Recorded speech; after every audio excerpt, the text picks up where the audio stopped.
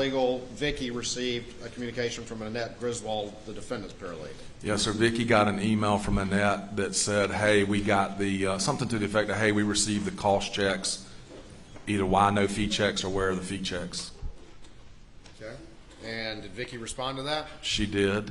And what did she respond? She responded to Annette that the reason the fee checks weren't included is because they had already been paid to Alex, that he had already received the fee checks. Was that on about May 19th, 2021? I'd have to look at the email, but I believe so, yes, sir. Did Vicky raise any issue with you at this point? Did you know anything about it at this point? No, sir. Okay. I was in trial the following week in Hampton, actually all week long, and I was preparing for that. Vicky sent that email back. She didn't notify me about that actually until all this blew up, and I turned all that over to SLED after we found it, after all this blew up in September. Moving into late May 2021, did this matter that Annette was raising with your firm come to your attention? It did. And it wasn't late May. It was the first part of June. I'm going to show you what's been marked as Exhibit 348, and let's take a look at that real quick before we move on. Sure. See if you recognize that. I do. Tell me what that is. So this is this is an email string that begins on May the 27th from Jeannie Seckinger, which is the bookkeeper or accountant in Alex Law Firm.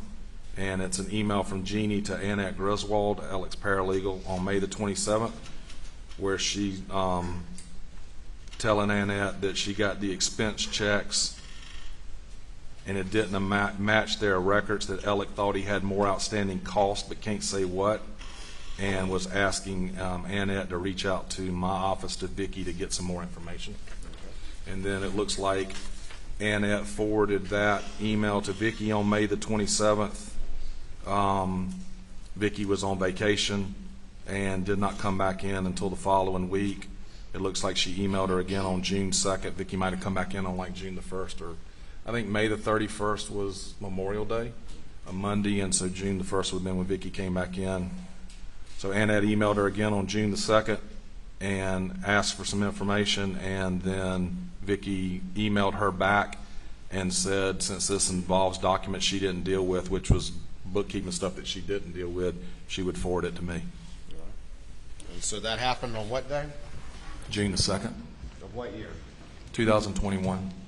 Your Honor, this time I'd offer Stage 348 into evidence.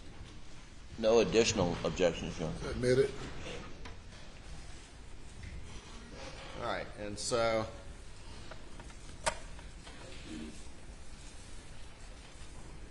this is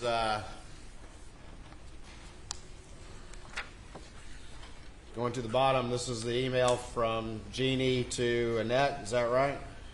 Yes, sir.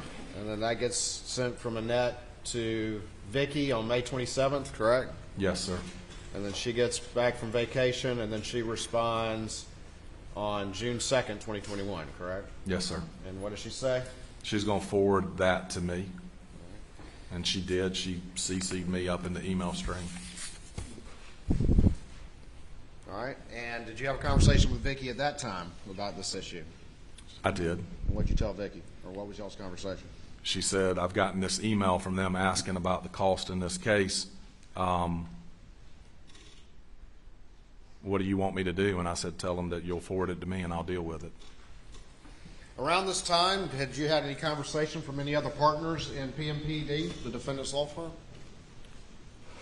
As best I recall, Mr. Waters, I was in Hampton the entire week before, and I was working out of their office. I was trying a case down there like the week of May the 24th, and I was working out of Alex Firm's office. Lee Cope approached me and said, hey, I need to talk with you about this back truck case. Has all the money been dispersed? I said, Lee, it hadn't all been dispersed. We've got some liens, some medical liens we're waiting on to deal with. We've got some costs that we're waiting on to come in, and it all hadn't been dispersed, but I don't know off the top of my head. I'll have to check on it. And I was stuck in trial through Friday of that, or through Thursday of that week. Did you reach out to the defendant after Lee had that conversation with you? I reached out to him after I got this email. All right. And tell me what your conversation was with him when you reached out to him, having received this email from Vicky asking about these fees. I called Alec. I said, Alec, I got this email from your firm. They're asking about issues with costs that you think you've got more costs that are owed to you. I put down on the settlement statement and wrote checks for the amount of costs that you gave me. But if there are more costs outstanding, just figure out what they are, because we've been holding some money back. And I think at that point we were waiting on a medical lien to resolve. And I don't think the client will have a problem paying the costs out of what we're holding back. Did you have any discussion about the disbursement of the fees at that point? I did. I said, tell me about that. I said, Alec, this is the case that you asked me to write the fee checks directly to you. Is everything all right? And he said, yeah, everything's fine. I just need to make sure my partners know that this is the same case, that you wrote the checks to me, and that it's already on the books. Did you believe him? Yes, sir.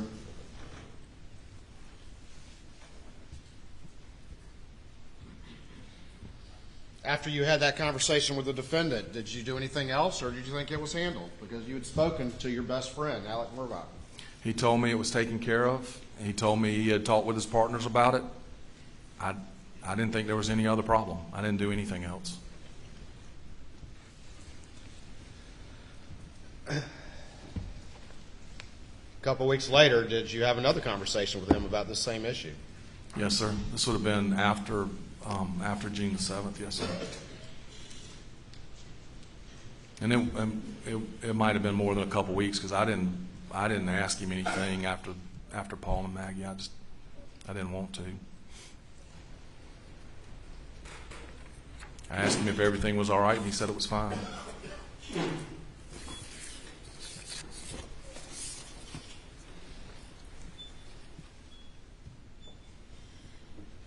When you got that email forwarded to you from Vicky on June the 2nd, did you call Alec that day? I think it was, I didn't mean to cut you off, but I think it was that day.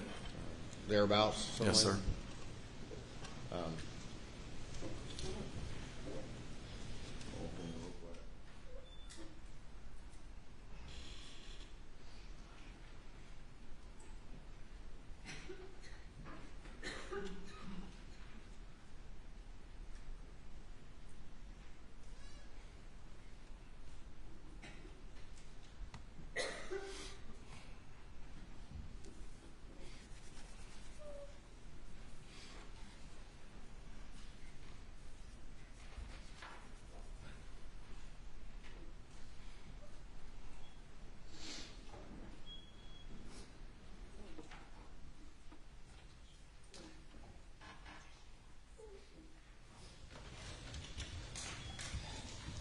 Remember June 7th, 2021?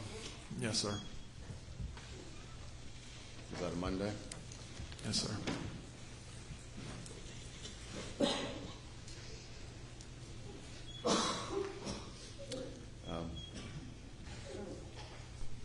Gamecocks had played some baseball that weekend. Yes, You'd sir. seen the defendant?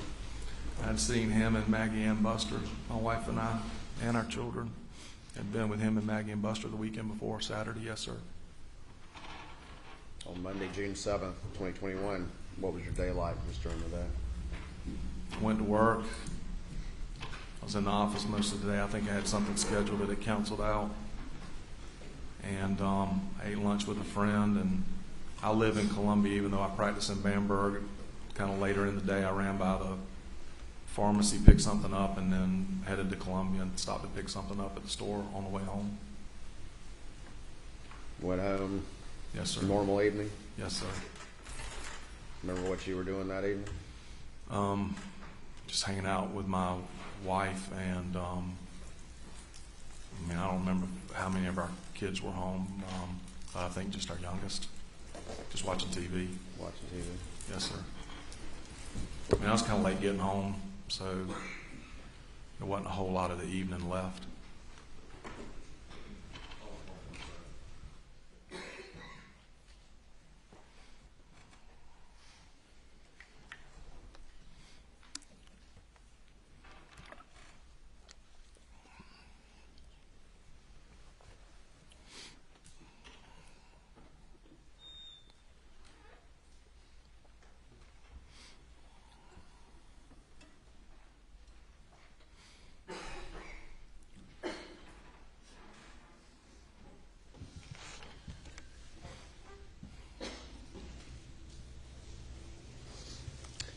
That evening, did the defendant call you? Yes, sir, he did. About what time did he call you? I don't remember exactly. I mean, I turned my phone records over, but I think it was around 9:20, 9:15, 9:20. Before we talk about that, I'm going to show you States 451. Do you recognize that? I do, yes, sir. What is that? This is my phone log that I turned over to SLED. Does that reflect calls from Alex Murdaugh on the night of June 7th, 2021? Yes, sir. Tell me. To and from, yes, sir. Well, tell me what you were doing when you first received a call from Alex Murdaugh that night. I remember my wife and I were sitting on the back porch. We have a TV on the back porch. We were sitting back there on the couch talking, watching The Bachelor. Can't believe I was watching that. The phone rang. It was Alex. I had actually stepped off the porch, and the pool pump is on the side of the porch, and I was trying to mess with something with the pool pump. Sounded like it was running funky, and so the phone rang, and it was Alex, and I answered the phone. What did he say? He said, hey, hey, Bo is normally how he would greet you, hey, Bo. And I don't remember if he said, what are you doing or what. I pretty quickly told him, hey, I've got my hands in the middle of this pool pump messing up. Can I call you right back? Did he sound normal to you? Sounded normal, yes, sir. So you said, hey, I'm busy right now. Let me call you back. I did, yes, sir. And what did he say? Said, that's fine, no problem. And having that exhibit, and Your Honor, I apologize, I'd move. States 451 into evidence at this time. Submitted. And having a chance to look at your phone records there, what time was that first call? Looks like it was at 9:11 p.m. incoming from his cell phone.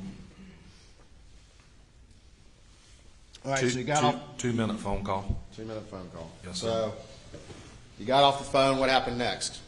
I finished trying to fix the pool pump, called Alex back.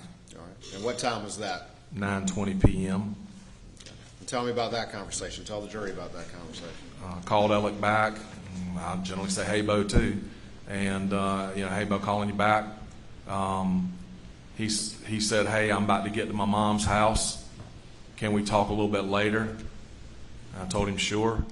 There were a couple of things I needed to talk with him about, cases that one case that we were working on and one case that I had going on. I wanted a little advice.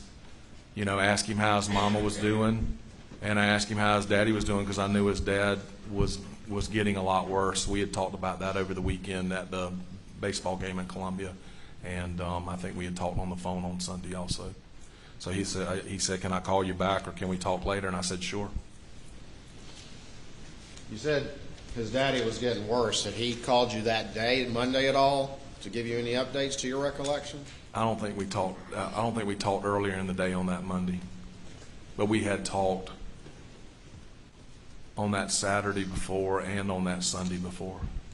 And so I knew his father was getting worse, and I think I knew that he was either going to or had already gone to the hospital.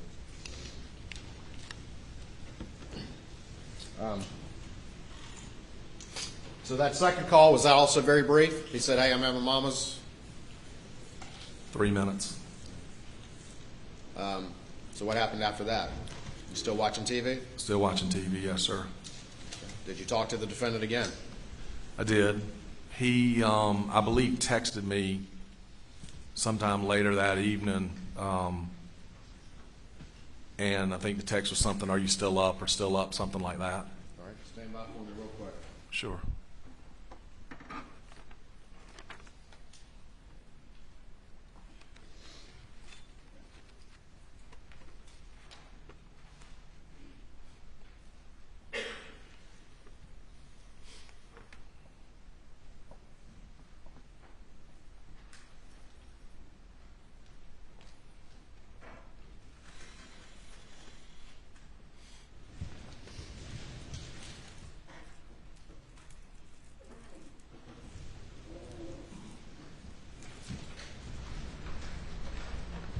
I'm going to show you what's been marked as States 452 and see if you recognize that document. Yes, sir. This is a snapshot of text communications between me and Alec that I snapshot and provided. All right. Your Honor, this time I'd move States 452 into evidence. No objection. Submit it. 452. This is a screenshot of the text that of your text that you provided. Is that correct? Yes, sir. All right. And we see down at the bottom, is that a text? Who is that text from? That's from Alec to me at 9:52 on June the 7th. It says, "Call me if you up." Okay. Did you receive that text? Were you still awake at that point? Yes, sir, I was. All right. And what did you do? Picked up the phone and gave him a call. Okay. And tell me about that conversation. Called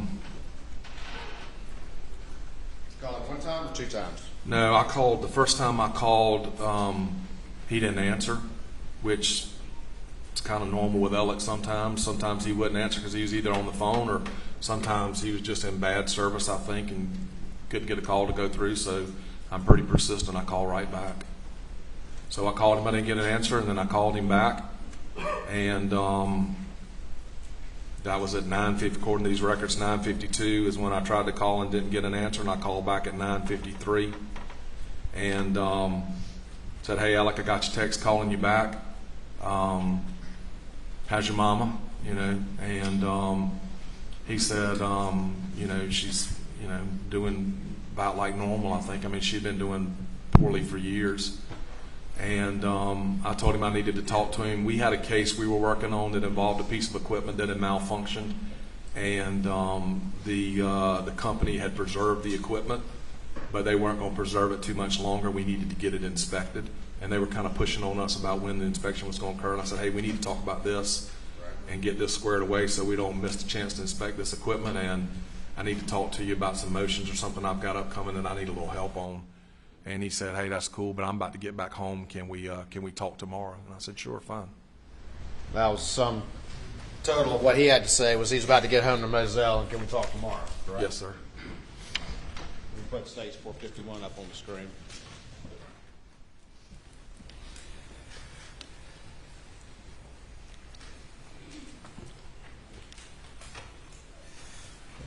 Right here, is that your writing right there? That's my handwriting, yes, sir. And that says Alex M., and those are the defendant's calls, is that right?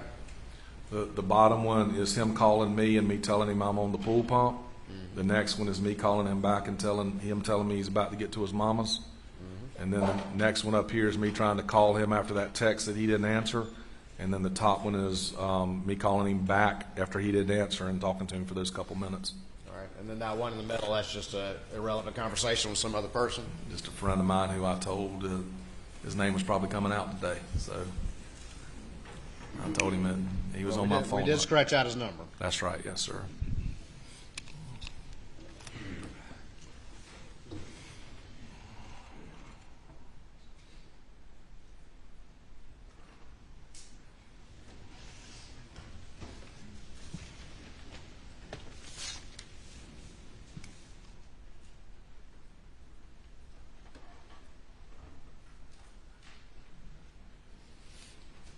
Now we did.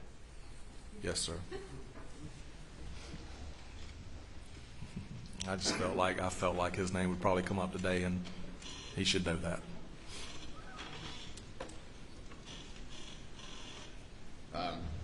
Just go about your evening after that? Did you just go about your evening after that? Pretty shortly after that, I went on to bed. My wife stayed up, but I went on to bed shortly after that. How'd you find out?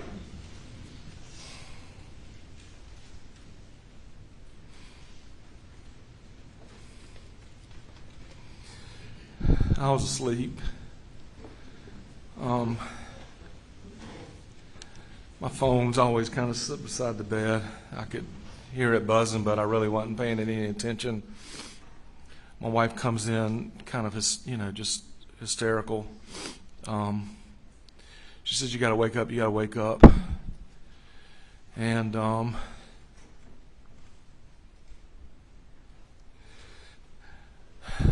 I don't remember if she was on the phone with Randy's wife or Randy himself. She's trying to tell me what's going on, and I'm looking at my phone, and I've got a text from a person I knew in Hampton that's texting me saying, "Hey, give me a call. I got to tell you something before you hear it somewhere else." It was a person that was in the county government down there that I knew that was just trying to get word to me before I heard it somewhere else. My wife, I don't think I respond to that person or her text immediately. My wife's telling me what's going on. I just told her, I said, I'll get some clothes. I got to go to Moselle. We started trying to call our daughter right at about 11 o'clock. Started trying to call our children, tell them what was going on. I don't even know how much my wife and I spoke about it. I mean, she knew I was leaving. I got in the car, I went straight to Moselle, grabbed some clothes and went straight to Moselle. How long does that take? From Columbia, about an hour and 40 minutes or so. I mean, I called some different people on the way that I thought needed to know. I mean, repeatedly tried to call my daughter. She was extremely close. She is and was extremely close to Buster and Paul. And, you know, we couldn't get her to answer, called her boyfriend, just repeatedly calling her. I think I talked to Randy on the way down, but I can't say for sure I did, but I know I talked to somebody in their family on the way down just to tell them I was on the way. About what time did you get to Moselle? About 1 o'clock in the morning. Other family and friends were arriving then too? Already had arrived, I believe, yes, sir. I mean, when I got there, I went through the main gates. I could see, I don't know that I knew at that point that this had occurred at the kennels, but I could see that there was tons of activity there as I passed by to go to the main gate, and when I turned in the main gate, I was on the road headed up to the house. You don't go very far and you can turn right to go to the kennels. I almost was going to turn and go down to the kennels, and I think John, Marvin, and Randy were walking out and kind of waved off and said, "Go to the house." Is that where you went? Yes, sir. Was the defendant there? He was, yes, sir. Yeah. You talked to him? I did. I walked in, hugged his neck, and cried. Didn't know what to say. Hugged his neck and cried. Yes, sir. A lot of people there coming out to support him as you would expect, correct? Yes, sir. There were a lot of the lawyers that he practices law with, several family members, you know, some friends of his that I knew. There were a lot of people already in the house, yes, sir. Did you stay there during the early morning hours as a friend, supporting your friend? Yes, sir, till 5:30 or so in the morning. 4:35, I don't know. I mean, everybody was shocked and destroyed, and I mean, times it felt like it stood still. So I don't know exactly what time it was, but sometime 4 or 5 o'clock that morning, everybody decided it would be best for Alec and Buster to go get some sleep, or at least try to, and not stay there that night. And so I went back to Bamberg and slept in my office. Did you return to Moselle the next day after getting some sleep? I did, about 9 o'clock that next morning. Were you there as much as you could be at Moselle or wherever you were needed over the next few days in the aftermath of all of this? Yes, sir. I was there almost entirely the next 2 days.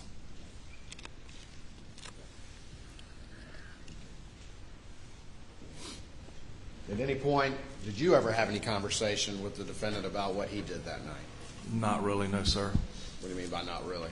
I mean, I didn't ask him. I didn't want to know what he found. I didn't want him to have to describe that to me. I didn't want him to have to relive it, so I didn't ask him about it. Didn't ask him. No, sir. It's only natural. Yes, sir. I mean, I was there as a friend, supporting him and his family. I didn't need to know the details. I knew all I needed to know is that two people that I loved were gone. Certainly we're going to ask him about the stupid issue with the fees in this time. No, sir. Not at all. Didn't know there was an issue with the fee. I mean, I did not know there was an issue with the fee at that time, so I didn't have anything to ask him.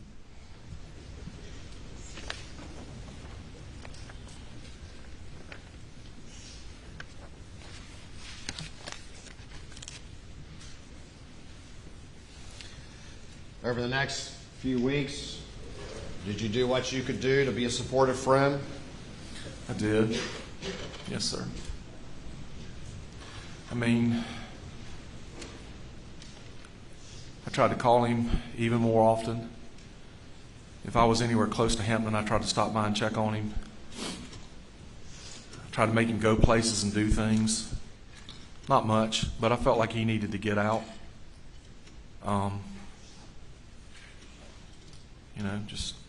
I was worried he was going to hurt himself. I was worried he was going to kill himself, just like I think a lot of people were, family and lawyers, his partners.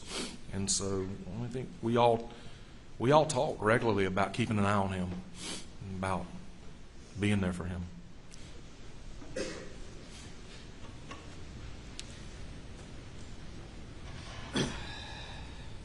After a few weeks go by, the shock starts to abate just a little bit.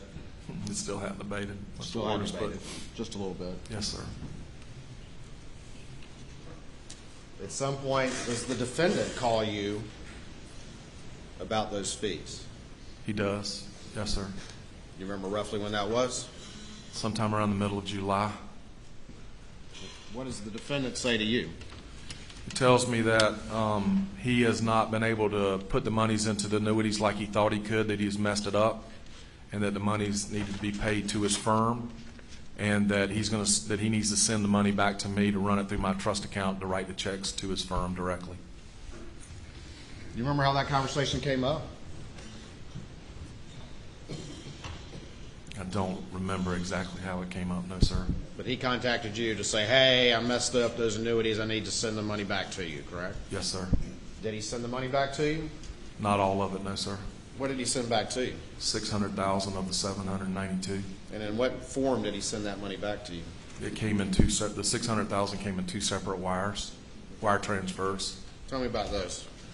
I don't remember the dates, but I think it was July 15, July 16, somewhere around in there. One came from Palmetto State Bank, and I think one came from Bank of America.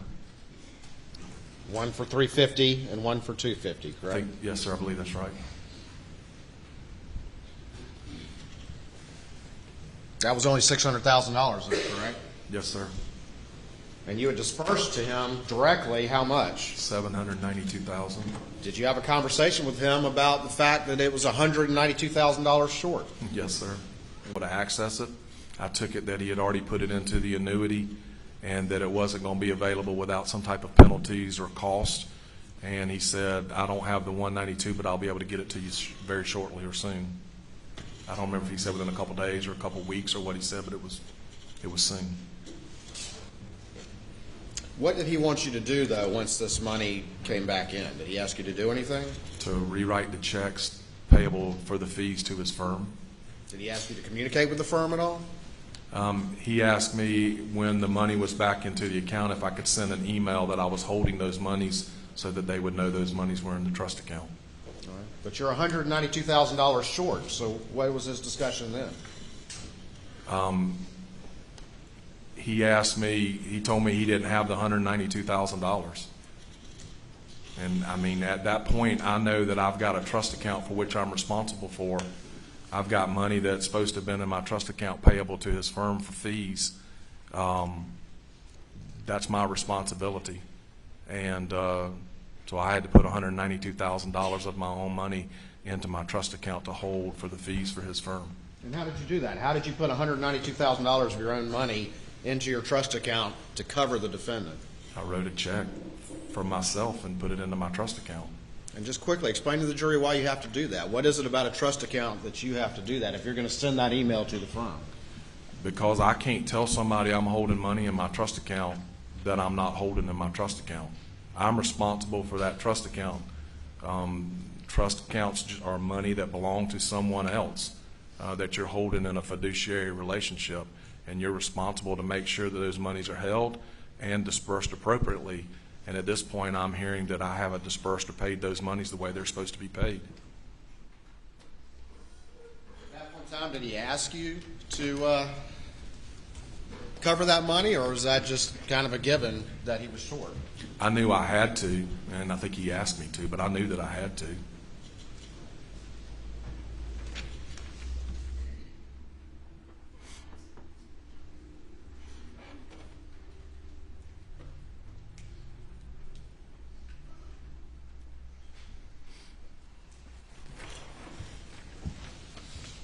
So you get the $600,000 from the two wires, and you write $192,000 of your own money, Yes, sir. and then you send an email to the law firm. Is that right? I sent an email to Alec, To Alec? yes, sir, that he tells me he's going to forward to his firm, which I, ultimately found out that he did forward to the bookkeeper and one of his partners. I'm going to show you States 349 and see if you recognize that. Yes, sir. This is an email I sent on Monday, July the 19th, 2021 to Alec. Is that the email you're talking about? Yes, sir. Your Honor, this time I'd move States 349 into evidence. No additional objection, Your Honor. Submit it.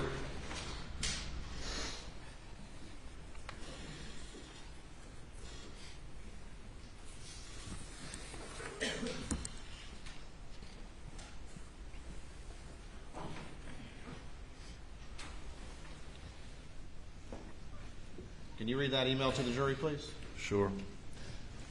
Alec, as discussed, I'm confirming that I am holding in trust $600,000 in the, and that's just redacted to take the gentleman's name out, the gentleman's case, and $192,000 in the, and that's redacted out to take out the wife's name, in the wife's case, which represent attorney's fees.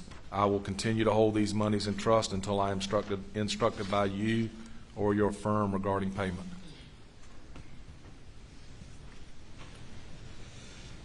After you sent that email, did the firm contact you? Did you have to disperse the money, or did that just kind of end the matter?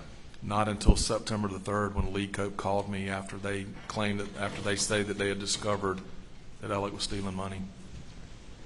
Well, let's talk about the interim. But at that point in time, you sent that email, and nobody's making any further inquiry at that point in time. Is that correct? No, sir. And that money's just sitting there, Sitting in my trust account. including your personal 192 that you wrote to cover Alec, correct? Yes, yes, sir. Did you ever have a conversation with Alec about when he was supposedly going to get you that money? Yes, sir. Tell me about that.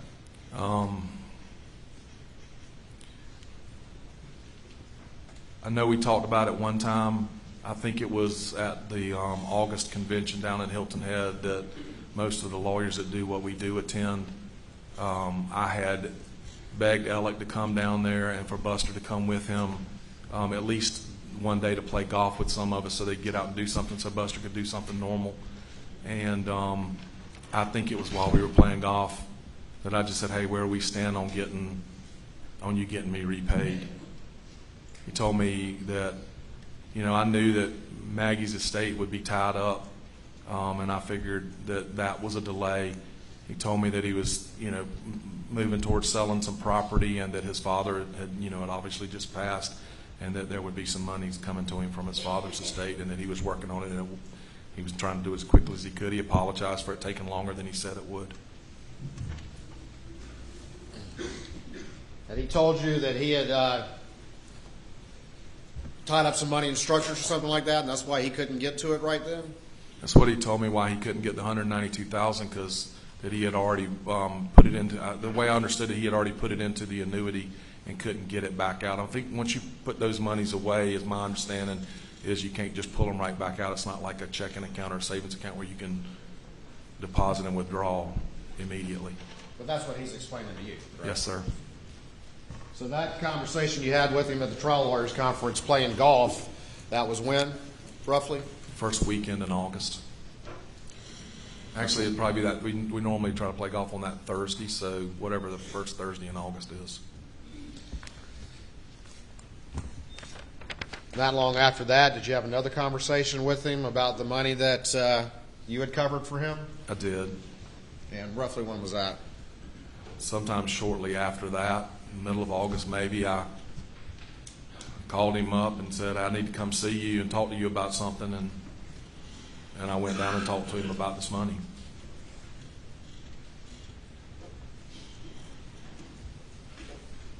But it wasn't it was about the money. I needed to be repaid. That's a lot of money to me, and I wanted to be repaid.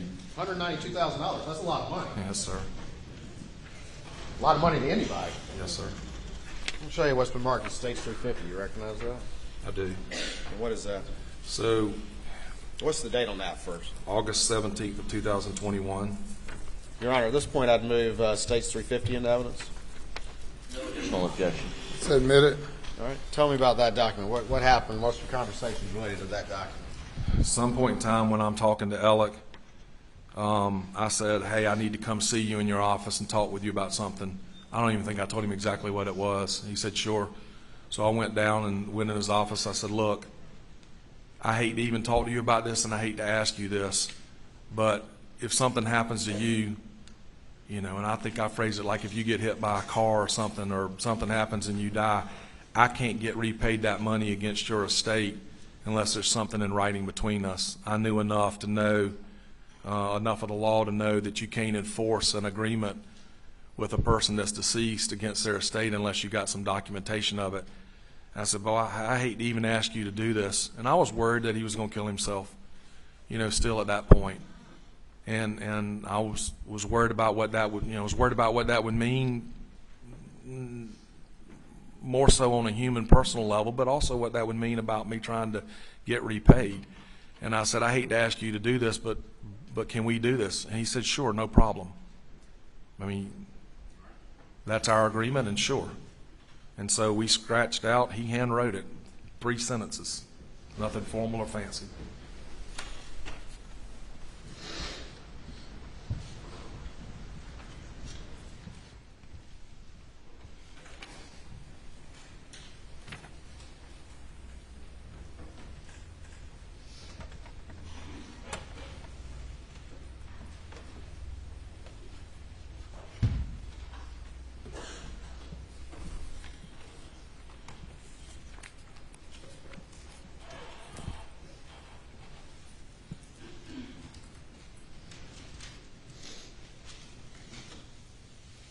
This is on what day? August the 17th. And I was in his office.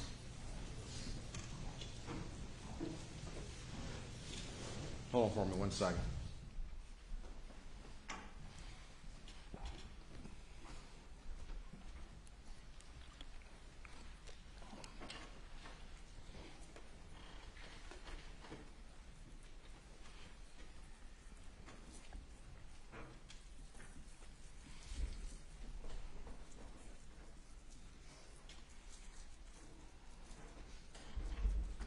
I'll stand for a moment.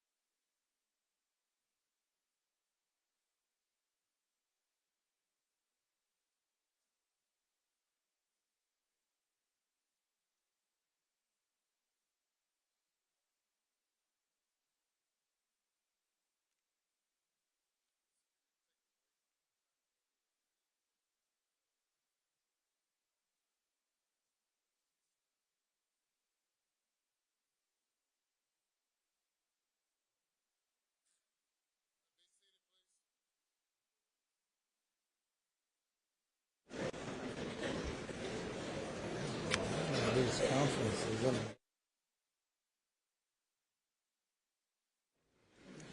Ladies and gentlemen, we have you go to the jury room for recess. Please do not discuss the case.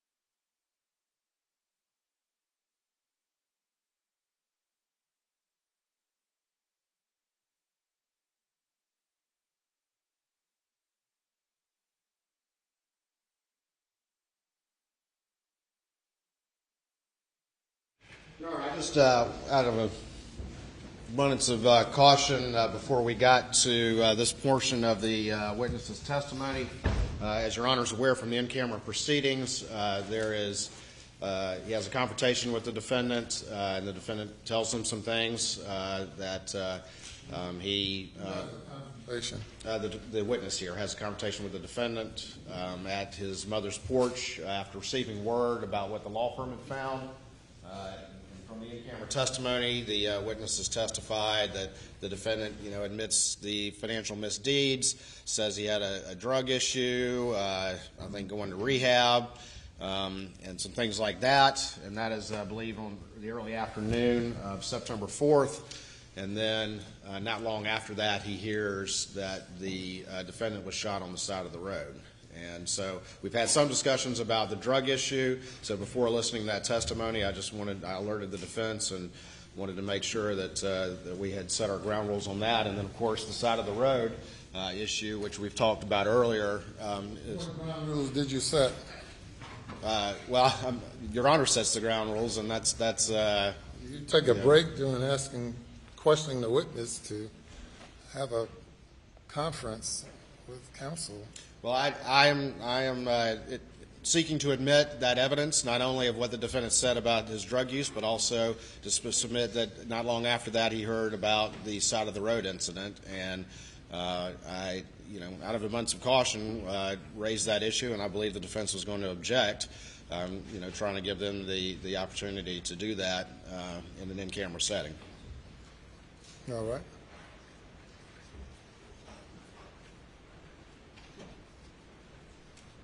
Which, Your Honor, for both of those, I think they are admissible. First of all, again, we're not offering any drug use, and we've had some discussion about that yesterday. We're not offering any drug use for the purposes of what's improper under 404. In this particular instance, the defendant himself identifies that as a reason for these alleged misdeeds. So not only is it not 404, it's just part of the res geste of his statement, which is part of what's been admitted. It was admitted yesterday, so we're beyond that issue as far as the court is concerned. All right. And then as far as the side of the road, particulars of which have not been disclosed, but the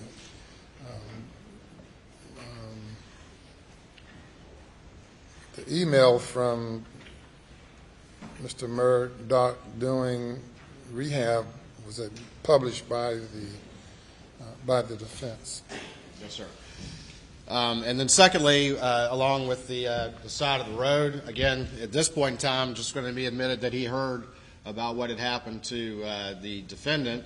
There are other circumstances that we talked about earlier that we would address at a later time about the side of the road, which we believe is admissible and admissible under 404.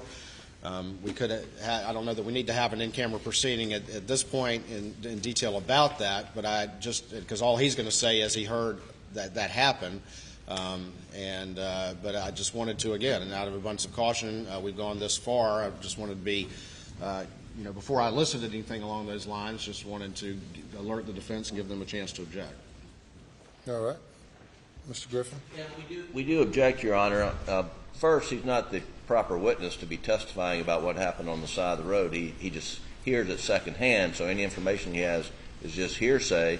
In the in-camera hearing, he also provided his opinion that Alec must have tried to commit suicide, and that's improper.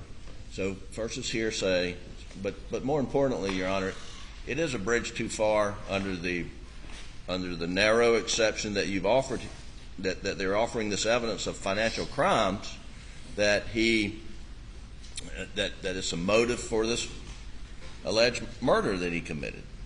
And so the fact that whether it was an assisted suicide or they want to go further and say it's part of the same scheme and that it's a sympathy ploy, which the court hasn't ruled upon, and we don't think it meets the standard there, and it violates Rule 403. So for all those reasons, we object to it coming into evidence. Do you want to proffer what Mr. Attorney Wilson is going to say about it? I believe during his prior testimony in the in-camera hearing, and I certainly can do that, he I testified. recall his prior testimony. Yes, sir. And Which did not involve anything about a roadside shooting. well, and so I'll go ahead and proffer, Your Honor. Yes, sir. So, Mr. Wilson, kind of jumping ahead, you had a confrontation with the defendant on September 4th when you drove to Hampton County to have a meeting with him on the porch of Alameda. Is that correct? Yes. All right. And pull the mic forward to you Yes. a little bit. And without getting into all that detail, after that conversation, he made some admissions to you at that time. Is that correct? Yes, sir. And just very quickly tell the court what he said. He admitted or said that he had a drug problem for 20 plus years, and that he was going to rehab. And then he said he admitted he had been stealing money. Okay. And did he say anything about the 192 with you? Did he have a phrase he used for that? Yes, sir. What did he say? You don't have to proffer this portion. You're indicating you're trying to go beyond this into something else. What time did this? Yes, sir. Thank you, Your Honor. What time did this conversation take place, roughly? Late morning, just before lunch. All right. And that's on September 4th. Saturday, September 4th. Yes, sir. After that confrontation, did you leave? I did. And where did you go? I went through Hardee's in Hampton, grabbed a bite of lunch at the drive-through, and then drove back towards Columbia. Did you hear about anything relating to the defendant within a couple hours? I did. I got a phone call from Lee Cope. Might have been Randy, but I think it was Lee Cope that called me and said Alec had been shot in the head and was being helicoptered. I thought he said to Savannah Hospital. I know he said to the hospital in a helicopter. That's as far as this witness would go. And I've sustained the objection as to this portion of the testimony. I agree with the defense's hearsay, and if it's and he's not the appropriate witness to testify on this issue. Thank you, Your Honor. And so obviously, yeah, all right. And you're a lawyer. You understand where to stop. Yes, sir. All right. We'll take a recess for about 10 minutes.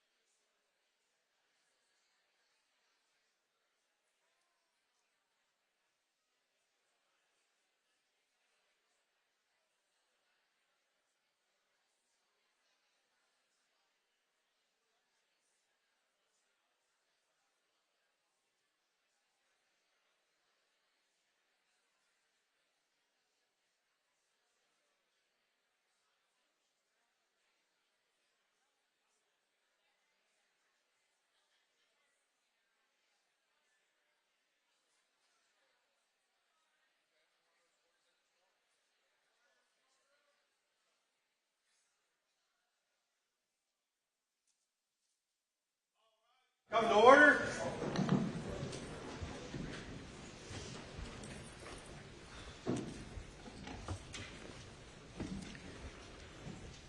Please be seated.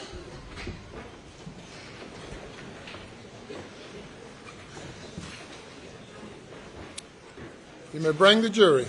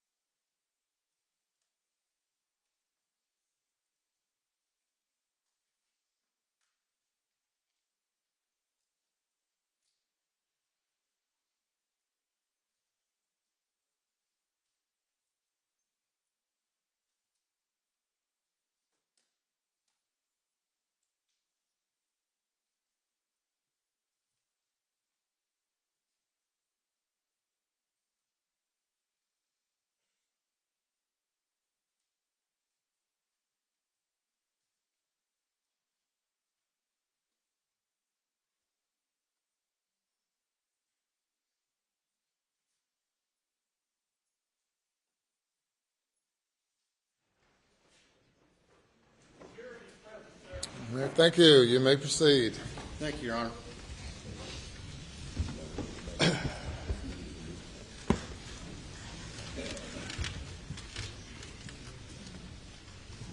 When we left off, we were talking about the $192,000 that you had put in your trust account to cover the defendant, correct? Yes, sir. And he had signed his promissory note up on the screen. Is that right? Yes, sir. Before I move on real quick, I want to show you what's been previously admitted into evidence of States 313 and see if you recognize that. I do, yes, sir. And what is that? Looks like the original of the $225,000 check payable to Richard Alexander Murdaugh, Esquire, from my trust account dated March 10th, 2021 on this case. All right, and that's your signature on there, is that right? Yes, sir.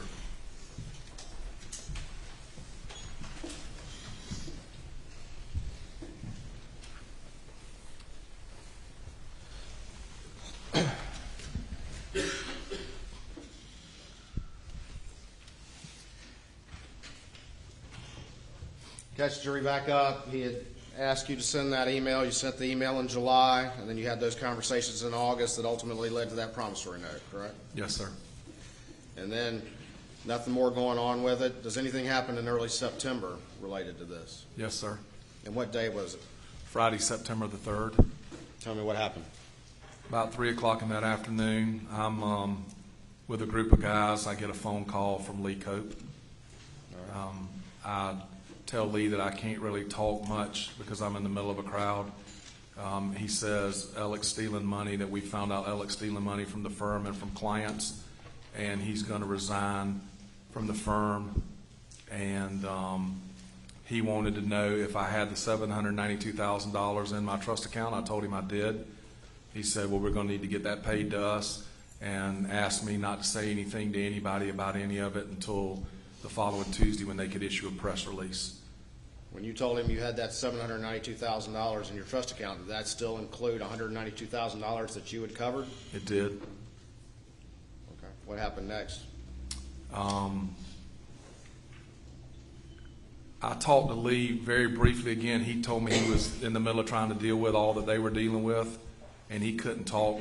That first phone call from him was like very brief, and then I think we talked again after I got away from the crowd. But he told me that he couldn't talk long, that they were in the middle of trying to deal with all that they were dealing with, and that we would talk later. And I mean, I had to kind of go back to the crowd that I was with and try to act as much as I could like normal, so that, you know, I mean, I think they realized that I'd stepped away and take a phone call that had bothered me, and I tried to pretend like things were as normal as they could be until I could get away from that crowd. Did this shock you to hear this? Yes, sir. Is that something you expected to hear about your friend, the defendant? Not at all. I mean, I didn't expect that to be the purpose of Lee's phone call to me when I took it. What happened next? Did you attempt to call the defendant? I think I texted him. I may have tried to call him after I got where I wasn't in the middle of a crowd of people. I think I may have called or texted him or both. And he texted me back something to the effect of that he couldn't talk right then. That I think he said he was meeting with probate attorneys or something to that effect, and that he couldn't talk right then and he would call later or we could talk later. When Lee Cope called you, did he say anything about this check that's up on the screen? He did. What did he say? He said that they had found a check in Alex's office from my firm that was made payable directly to him. I don't remember exactly how he described it, but he said, we found a check. We found out that Alex stealing money from the clients in the firm, and we found a check from your office, and I need to know if you've got that $792,000 in your account. We're going to need to get that paid to us, and I need you not to say anything until Tuesday when we can issue a press release. How long do you think after you got that call or those calls from Lee that you tried to reach out to your friend, the defendant? It probably took me an hour, maybe two, to finish what we were doing and get to where I could, where I felt like I could reach out to him without being in the middle of other people. And what was his response again? Something to the effect of he couldn't talk right then, that he was, I think it was something to do with the fact of meeting with probate attorneys or something like that, and that he would talk to me later. This is on September 3rd? Friday, September the 3rd. The phone call from Lee was about 3 o'clock in the afternoon or so. Did you talk to Alec later on that day? That night, yes, sir. And what was your conversation then? I don't remember if he called me or I called him and was able to get him. And I said, Alec, I need to know what's going on. You know, Lee has called me about this, and I need to talk to you, and it needs to be face-to-face. I need to know what's going on. And he was non-committal about meeting, said he had a number of things he had to deal with, and that he would try to meet with me the next day. Okay. So I what mean, happened? I was at home. My wife was there. You know, I mean, I was talking to him on the phone, but I wanted to talk to him face to face to find out what was going on. How were you feeling? Shocked, betrayed, mad. I mean, I don't know, numb. Just, I didn't. What happened the next morning? Was that Saturday? Saturday morning, September the 4th, What year? 2021. Did you try to get in touch with the defendant? I did. I woke up early that morning, told my wife. I mean, I had, you know, told her that evening that there was a problem. I didn't get into a lot of detail with her, just told her there was a problem. And woke up the next morning, told her I was going to drive down to Beaufort. I thought Alec was staying at his brother's house, and I was going to drive down and talk to him. And so I got in the car and took off driving towards Okatee. Were you trying to get in touch with him and Called not him a bunch. not getting in touch with him? No answer. No, sir. So you just decided to go on down there and find him. Yes, sir. So you drive where? I started driving down I-95 towards Okatee, and he called me before I was going to get off and go to John Marvin's place. But he got off. He called Let me me slow before. down. You say Okatee. What's Okatee? I mean, that's what I call the area where his brother John Marvin lives. It might not be technically correct, but that's what I call it. But that's where you thought he was? I was under the impression that's where he was staying. Yes, sir. So you were just going to show up? I was hoping that he would call me back on my way, but if not, I was just going to show up. Yes, sir. And so what happened along the way? He called me while I was on the road down there and told me that he was sorry he hadn't been able to take my calls and that he would meet me at his mother and father's house at Alameda. Did that meeting ultimately happen? It did. About what time did that happen? Kind of late mid-morning. I want to say around 11 o'clock or so, sometime before lunch. Okay. And so tell me about that meeting. I got there before he did. I think I waited in the car maybe out at the front of the driveway, and then when he pulled in, I followed him in. We got out, didn't say anything in the driveway. Went through the side door. I believe the caretaker was there. The lady that helped take care of, one of the ladies at least that helped take care of Miss Libby was there. She went kind of towards the back, and he and I went out on the front porch. Okay. What was your conversation with him on the front porch? About what time was this again? I don't know the exact time. Sometime between 10:30 and noon, but I want to say it was around 11 o'clock or so. Okay. It was about, I was there for about 20 minutes. All right. Tell me about the conversation that you had. We went out on the front porch. We still hadn't said anything to each other than he said, let's go out on the front porch and talk. We went out on the front porch, and I looked at him, and I said, Alec, and I'm sure I said F or H or something. I said, what the is going on? I need to know what's going on. Because I know about this thing that Lee's called me about, and I need to know if there's something else you've done that involves me that I don't know about. That's a problem for me. What is going on? What does he say? He didn't say anything. He broke down crying. Said, I can't talk. I can't right this second, Chris. He walked inside and grabbed a handful of paper towels and came back out on the porch and said, I'm sorry. I've had a drug problem. I'm addicted to opioids. And I don't remember if he said 20 years or exactly how many years, but he said, I've been addicted to opioids for something like 20 years, I think is what he said. And,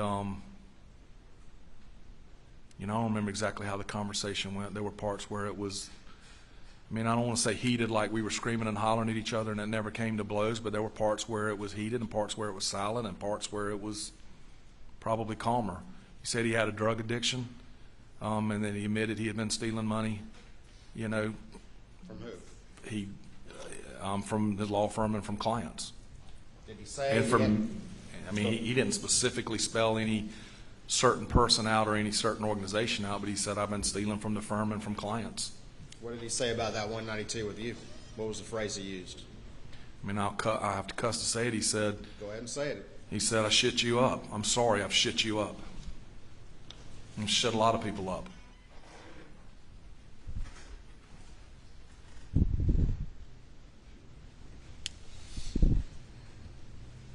I asked him, how long has this been going on? I couldn't believe that I didn't know it. Never saw it. Never suspected it. Drugs or money.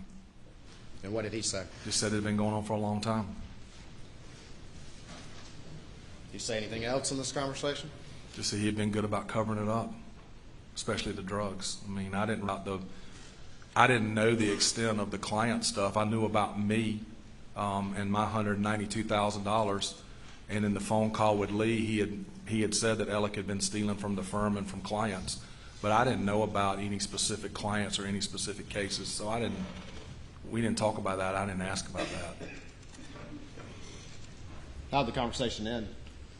I don't remember exactly how it ended. I know I left. I don't remember. Like I said, I know we didn't come to blows, and we weren't screaming and hollering at each other when I left, and I wasn't screaming and hollering at him. I was angry. I didn't know how to feel. But at some point I left. Where'd you go after that? I started driving back to Columbia and just went through the drive-through at Hardee's in Hampton to grab something for lunch on the way out. Since that conversation on September 4th, shortly before noon, have you had any conversation with the defendant since then? No verbal conversations. No, sir. Did you ever get a text from him? I've received one or two texts from him.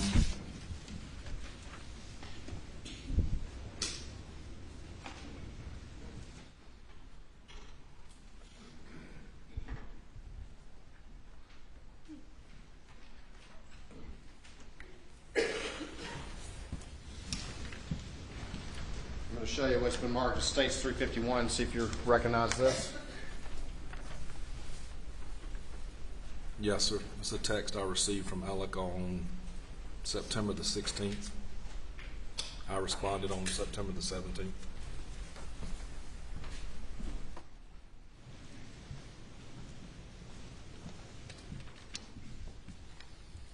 Put States 351 up on the screen. That's the text you received from Alec.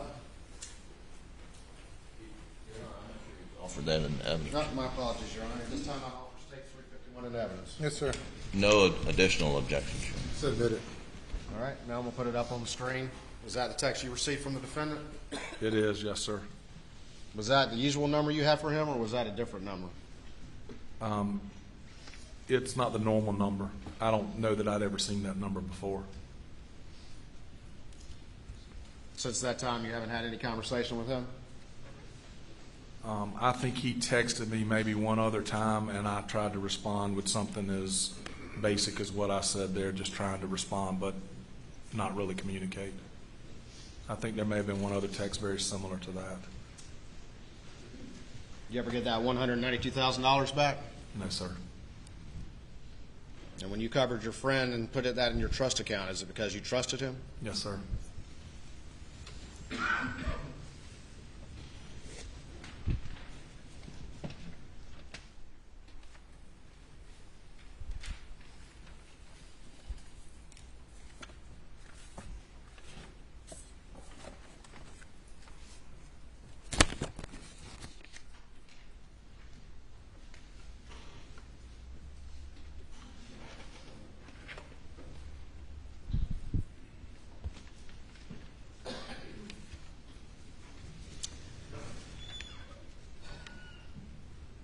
On June 7th, 2021, you're looking again at States 452. The defendant had texted you, call me if you up, correct? Yes, sir.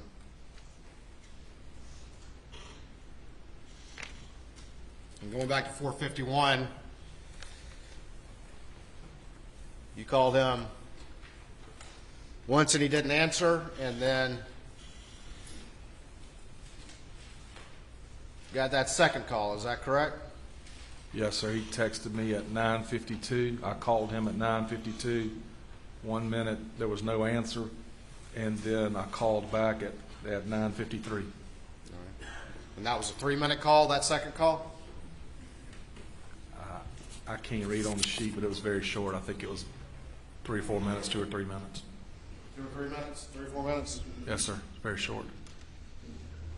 And you talked to him. I think you've testified. Mentioned a couple things, and he said that he was where and he needed to go? He said, I'm about to get back home. You know, service is always bad out here. Can we just talk tomorrow? Or he might have said, I'm about to get back to Moselle. I don't remember which phrase he used.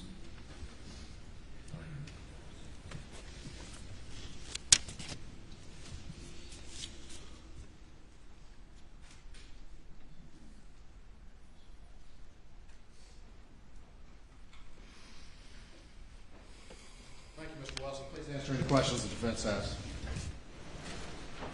Mr. Griffin?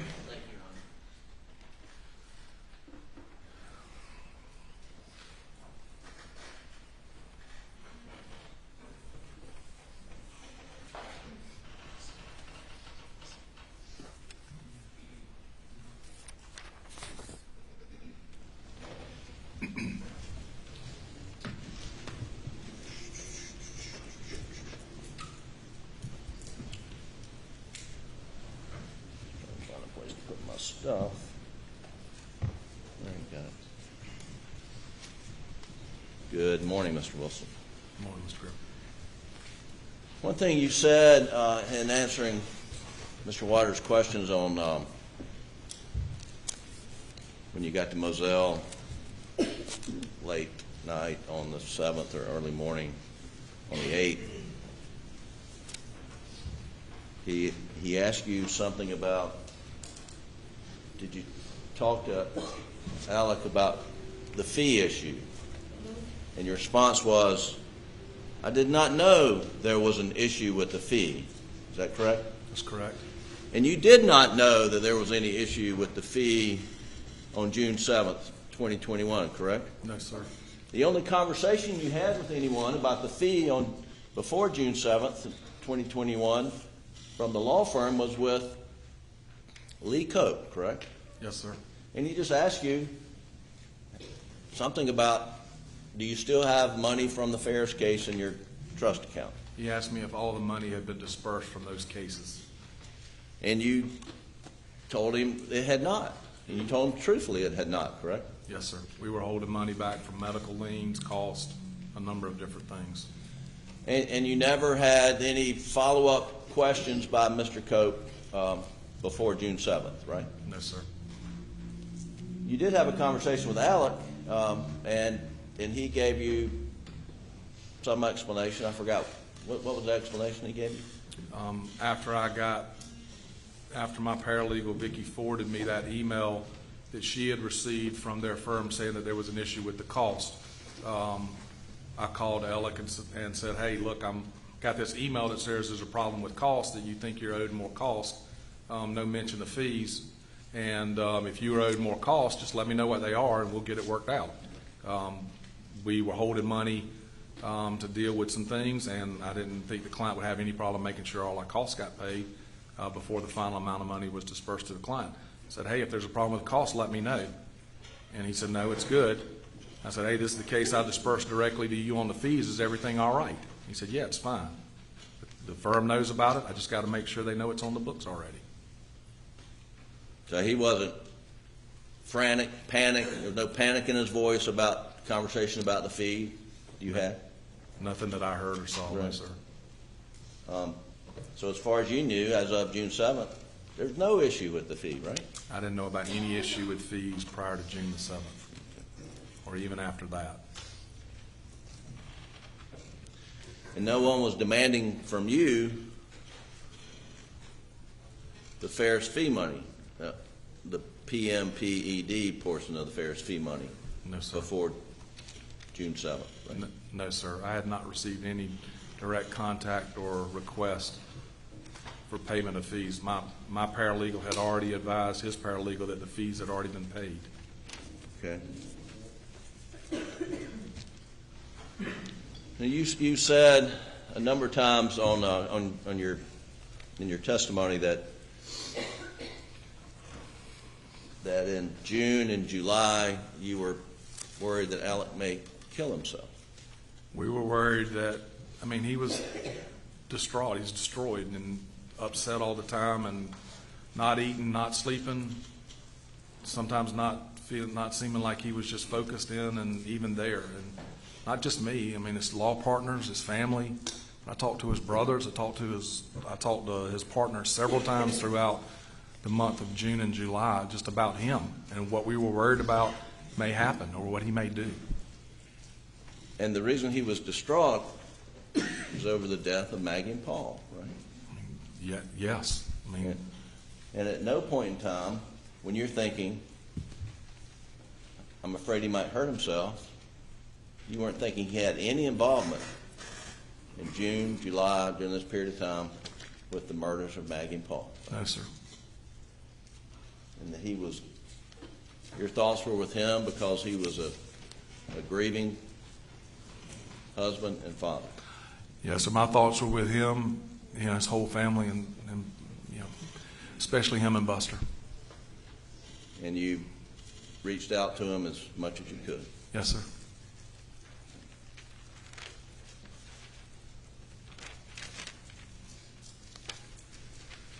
Now, there did come a time when you were a little worried about your $192,000 and you asked him to sign this handwritten promissory note. Yes, sir. You testified about that. And you had a conversation about how he's going to get you paid, right? Yes, sir. And in that conversation... Well, that conversation about how he was going to get me paid, I think, was prior to that. I don't think we talked about how I was going to get paid when he signed the $192,000. I just simply knew enough to know, or felt like I knew enough of probate law and law, that if something happened to him, whether he did it to himself or something else happened to him, and I couldn't make a claim against his estate without that piece of paper. So I don't think we talked about payment or how he might get me paid that day. He had mentioned previously that he was trying to deal with Maggie's estate, he was trying to deal with his father's estate, and he had some property he thought was going to sell. But he was telling you that he did not have the money at the time. Yes, sir. And that conversation was before the day of the promissory note, which I think is mid-August or something. August 17th, I think it was. And that he mentioned that Maggie's estate was tied up. His dad had died. You remember when his dad died? Very vividly, yes, sir. Very much. I mean, it was Thursday, June the 10th. June the 10th. It's like 3 days after Maggie and Paul were murdered, right? Yes, sir. And that wasn't unexpected, was it? His dad had been seriously ill. No, sir. I went by to see Mr. Randolph one of those days after June the 7th, but before June the 10th, my wife and I had gone down to see Buster and Alec, or she had come down while I was already there, and we rode over to Alameda to see, mostly to see Randolph, but to see Libby too. And I guess he died within a day or so of you visiting with him. So I think it was the next day. But Alec thought he was going to get some money from his dad's estate that maybe didn't go through probate that would enable him to quickly pay you back. That's what he said. Yes, sir. I don't think he said anything about it going directly through. He just said, you know, I've got some money that'll be coming to me from my father's estate also. And, you know, the difference between life insurance, beneficiaries of life insurance policies, the benefits do not go through the estate, do not get tied up in the estate. Just enough to be dangerous, probably, but yes, sir. Well, the point is, he never said to you, oh, I have this $1 million policy on Maggie's life, I have a $5 million policy on Maggie's life, or any life insurance that he was expecting to come into as a result of Maggie's death, right? No, sir, not at all. And after Maggie died and Paul died, he wasn't out spending lavishly with newfound money, was he? No, sir, not that I saw. In fact, you know, he didn't even go to Moselle to stay a single night after Maggie and Paul were murdered. You know that? I don't know that myself directly, but every time I spoke to him, he was either staying with his brothers or staying with his in-laws. I don't think he ever went back to Moselle. Now, you've known Alec for 1985, 86, however long that is. that's 37 years, I guess, if my math's right. your math's better than mine. 38, something like Right. that. And he said to you that he had had an opioid addiction for over 20 years. I don't remember exactly the number of years, but I mean, I believe it was, he said, I've been addicted to opioids for about 20 years or more than 20 years. Well, let's just say the last 5 years. Yes. So over the last 5 years, you've known him.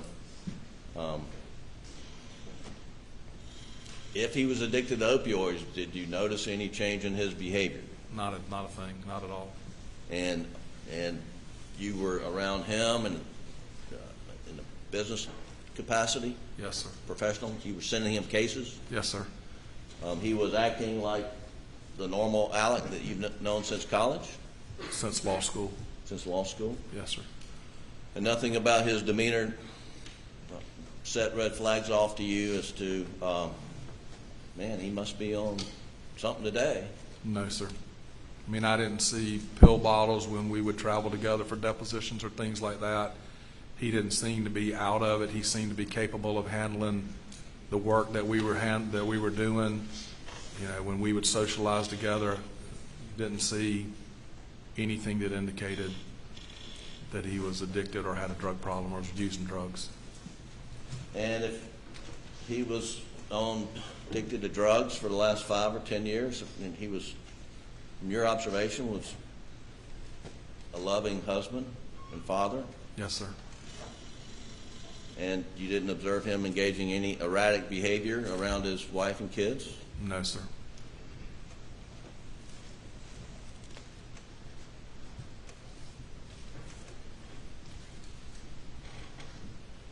Do you know anything about from your medical, well, from your legal career handling personal injury cases, do you know, have you learned information about building up tolerances to painkillers, patients and clients of yours who have built up tolerances? Not really enough to talk about it much or testify for sure. Sure.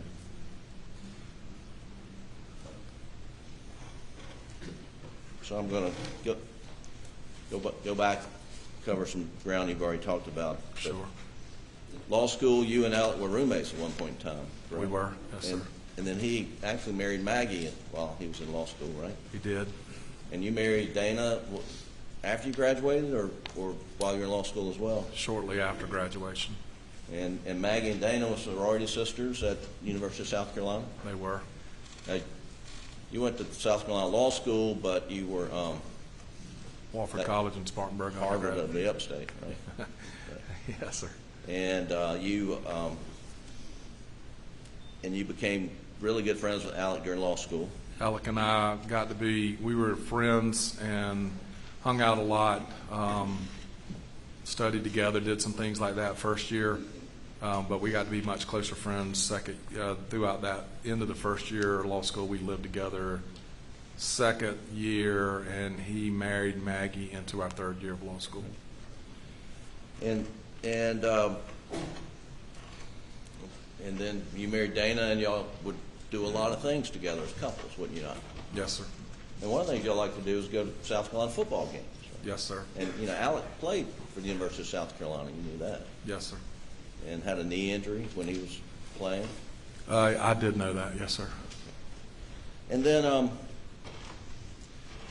then as you grow as married couples, you had children. He has children.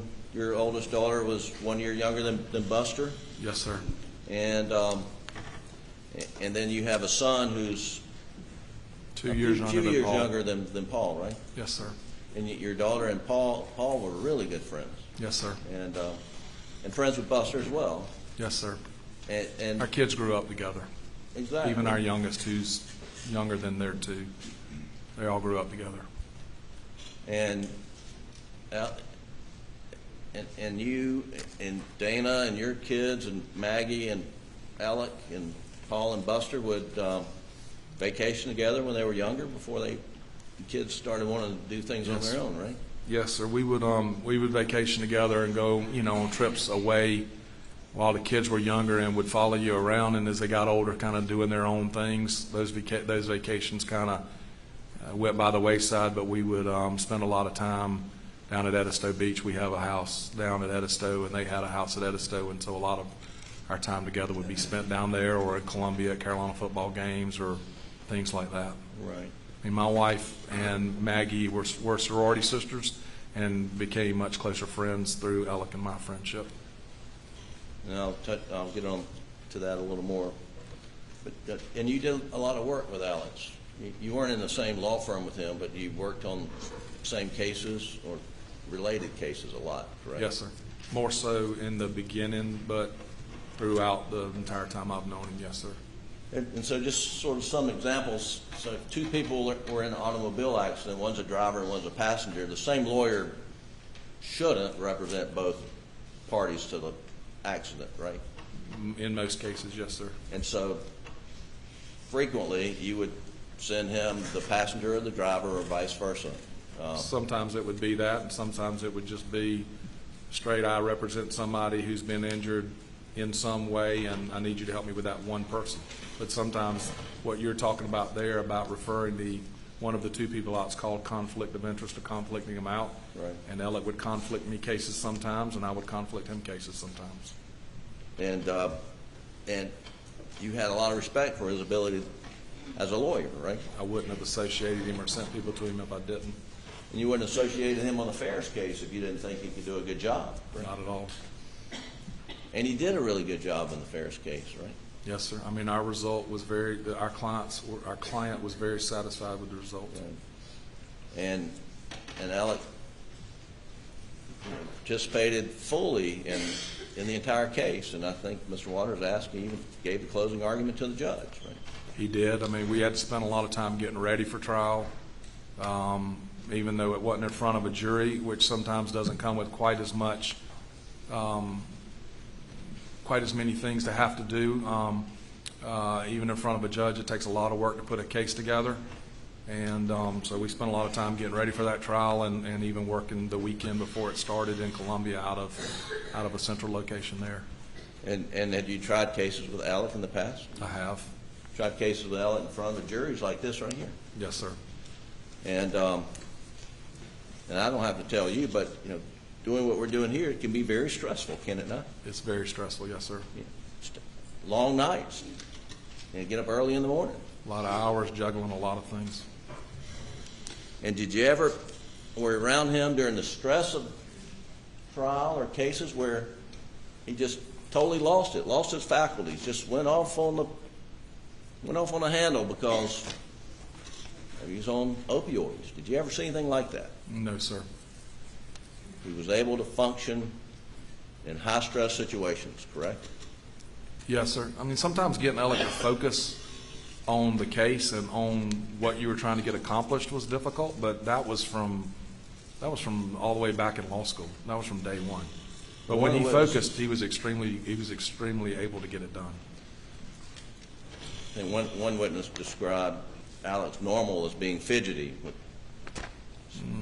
Just sometimes not as focused as you'd like for him to be.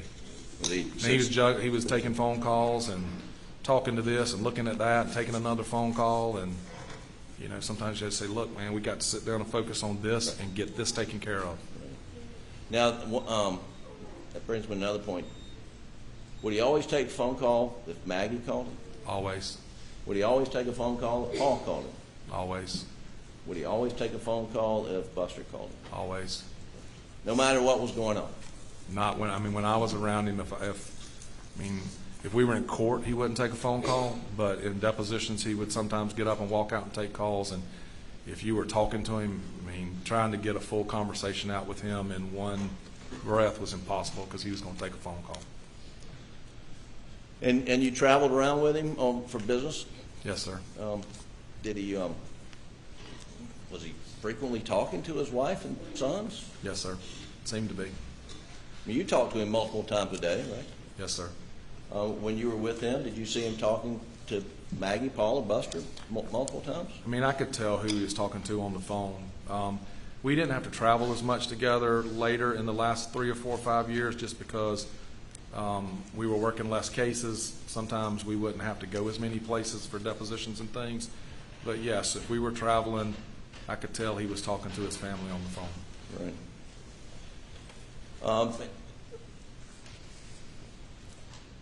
Was it hard to get Alec to go on guy trips?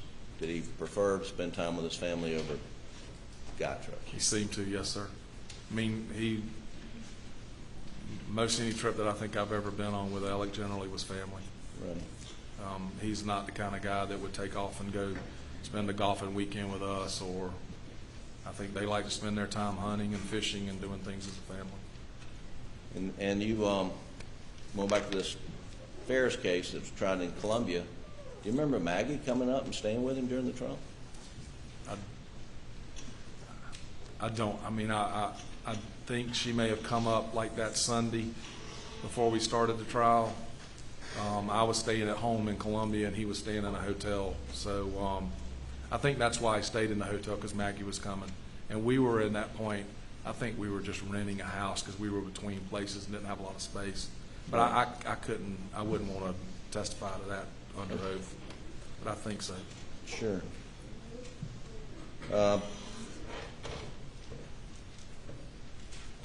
You would go to lawyer conventions with Alec? You would go to the same conventions. And Sure. And you mentioned the trial lawyers, one at Hilton Head, first weekend of every August. Yes, sir. And before the tragic events of June 7th, 2021, would he always go with Maggie and Paul and Buster? Most all the lawyers that go to that convention bring their families along. It's a big time that everybody gets to know each other, know each other's family, and Maggie and Paul and Buster would always be there. And during football season, South Carolina, did he and Maggie have season tickets? Yes, sir. He'd go to the games with his family? Yes, sir. And you would tailgate with them? Yes, sir. They would generally have a family tailgate that Miss Libby would put together.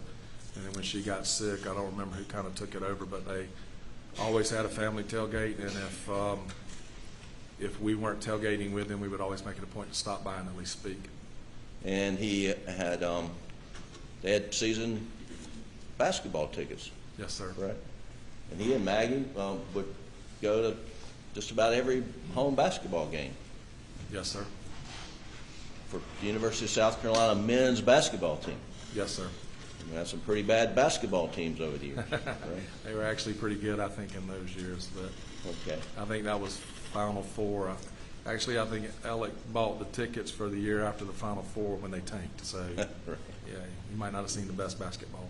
And then you went to baseball games together. Yes, sir. And I don't know how much baseball. We didn't do a lot of baseball ourselves, but I think they did some. And we'll get to this, but the weekend before June 7th, it would be June 6th and June 5th, you actually went to the Super Regionals with Maggie and Alec and Buster and his girlfriend Brooklyn, you and your wife, correct? Yes, sir. It was only on that Saturday that we were with them, which would be June the 5th. They had come up for the weekend Carolina baseball tournament, and my wife and two of our children met up with them on Saturday and went and hung out at some mutual friends' place for a while before we all went to the ball game, kind of separated and went to different seating areas at the ball game.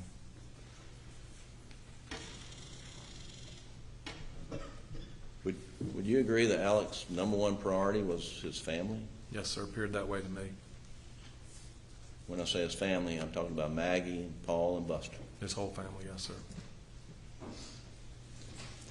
And you mentioned that you became good friends with Maggie's family, Mr. and Ms. Branstetter. Yes, sir. And her sister Marion, and Not so much with Marion and her husband Bart. I mean, I knew them and I was around them, but not so much friendly or close to them as with Maggie's mom and daddy. and what was Alex's relationship with Maggie's dad? Seemed to have a very good relationship with them. Spent a lot of time together. They would come to Moselle, or Maggie and Alec and their children would go visit them in Somerville, or Papa T would come up sometimes and try to hunt or do things like that. You knew him as Papa T as well? Yes, sir. And what did you know Miss Branstetter as? Miss Ken. I think they called her Grandma, but I called her Miss Ken. And they vacationed at Edisto, Mr. and Miss Branstetter, with Alec and Maggie and Buster and Paul, right? They would be at Edisto some, yes, sir. And can you tell the jury a little bit about Alex's relationship with Paul and Buster's friends? Alec and Maggie both seemed to welcome. I mean, they were great to my children and seemed to welcome my children into their house and into their lives, and did the same for Paul and Buster's other friends. And the and at Edisto was Alec and Maggie's home. Was that opened up to a lot of Paul and Buster's friends? They have a lot of people staying over, coming over and visiting. You know, it seemed to be that way. I mean, I wasn't over there all the time when there were children or kids around, but sometimes, yes, sir. And my kids would say, or especially my daughter would say, I'm going over to hang out with Paul and or Buster at their place. Right. And do you remember, sort of move forward, Memorial Day weekend of 2021? I do. Did you and your family go to Edisto that weekend? We did. And was Alec down there with Maggie and Paul and Buster and some of Paul's friends? They were. And do you remember getting together over at Alex, Maggie's home over that weekend? Yeah, we got together Saturday evening, I believe it was. We got together to cook out over at their house Saturday evening with them and a bunch of other people. And Maggie and Alex getting along as far as you knew? Yes, sir. Was it a fun time had by everyone, best you could tell? Yes, sir. I think it was right around about Alex's birthday. We not only were cooking out like a big shrimp bog, but also having some cake and kind of a little birthday celebration. Right. I want to play that right quick, Your Honor. I think it's Defendant's Exhibit 61 or 59, Doug? 61 is in evidence, Your Honor. Play it very briefly. Tell me if this is what you're referring to. Yes, sir.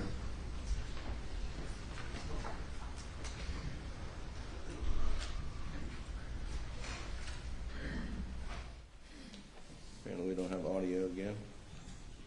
Just run it through. We don't have to have audio. Who's that? It's Paul. That Alec?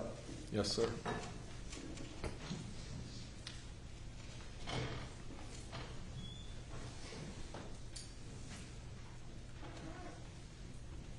And that's you. Yes, sir.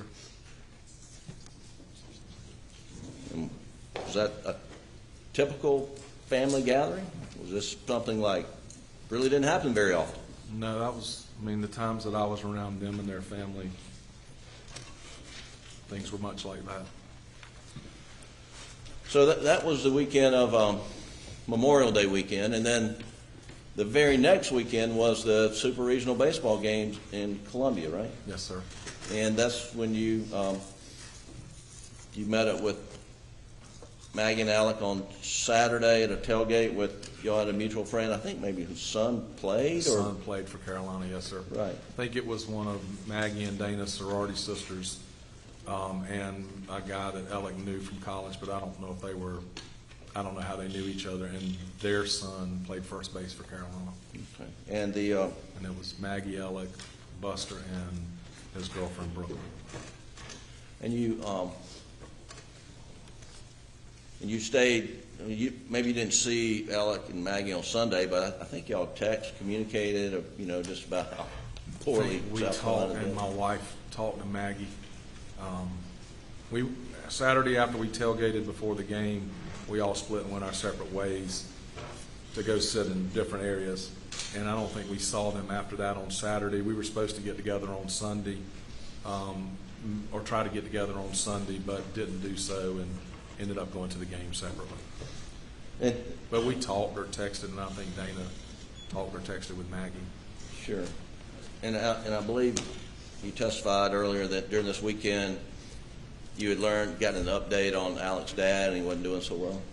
Yes, sir. I know on Sunday I talked to Alec when they were going home, or they were headed home, and we were talking about just how the Gamecocks had, blown a chance to move forward, and we talked about his dad, and that's when he told me things were getting much worse with Mr. Randolph.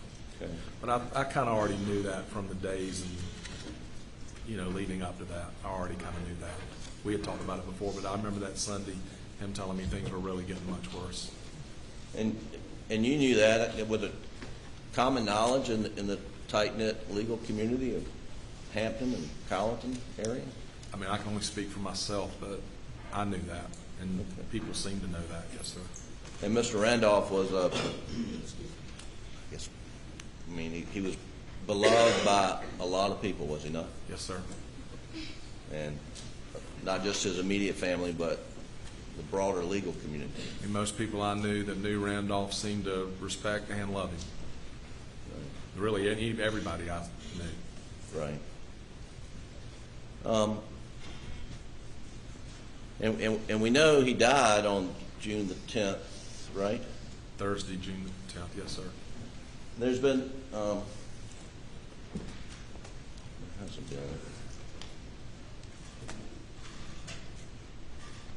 you mentioned something. I just want to go back to the Ferris case, and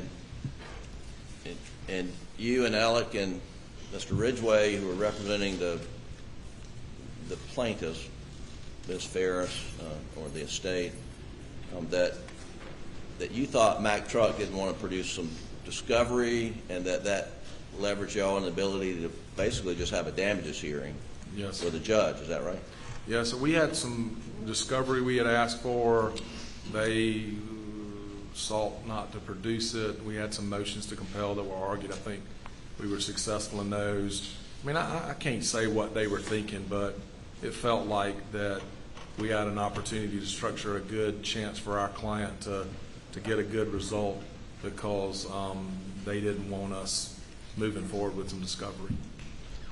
And so in the Ferris case, you succeeded in getting an order to produce the information you sought, yet y'all worked out a different way to resolve the case. Is that right? Just kind of, not to get too deep into it, but just to give you some context, this is like, there was only one prior reported case of something like this happening in the world that we could find, like in Australia or something. Right. And this was one of the only times that it had happened while the vehicle was actually in motion on a highway. I think it might have been the first time that it actually happened. So there was very little, there was very little chance we felt like that we were going to be able to make a punitive damage case out of it, because there had not been a lot of prior instances for Mack to be on notice on. So for us to waive that didn't feel like we were giving up much. And I think they did not want us to discover some things because there might be other cases that were coming from that defect. This was very early on in discovery of that defect and things starting to happen with it. And then moving back on track, I'm sorry for diverting, but Sure.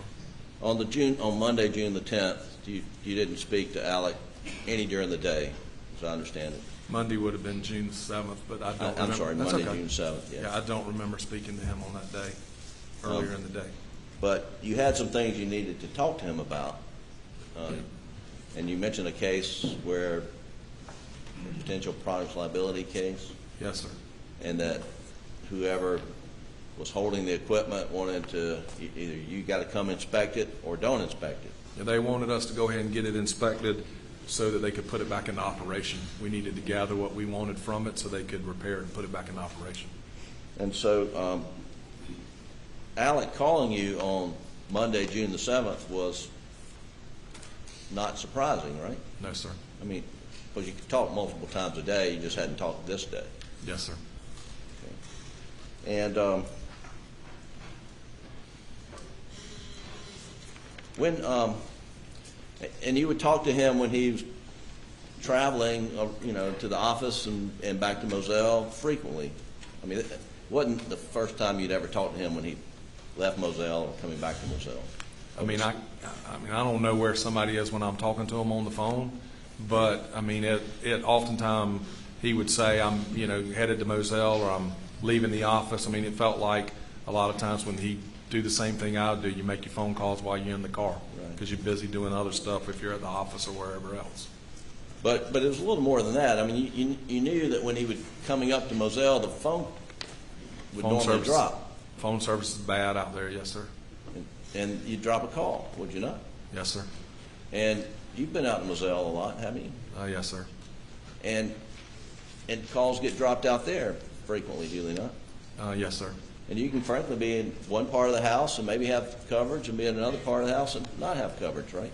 I don't really know about parts of the house, but I mean, there'd be times that I'd be on the phone that I would drop service or not be able to get on the internet or do things like that. And It's spotty.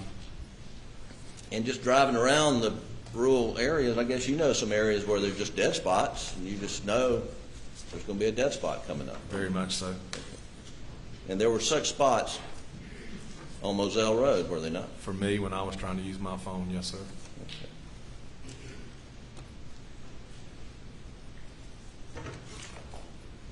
Now you went over your phone bill to get times for phone calls, and you went through them. But I want to go through some more detailed documents that are in evidence, reviewing your phone calls with Alec on the 7th, and Defense Exhibit 60 is in evidence. And Doug, if you'll go to page 3078, and let me give you your copy of your Verizon bill. I guess Verizon, was that the service provider? Yes, sir. 451. It's in evidence. I'm going to hand it to you and just compare along to some of this detailed information. And Doug, if you'll go down to the bottom entry, 91214.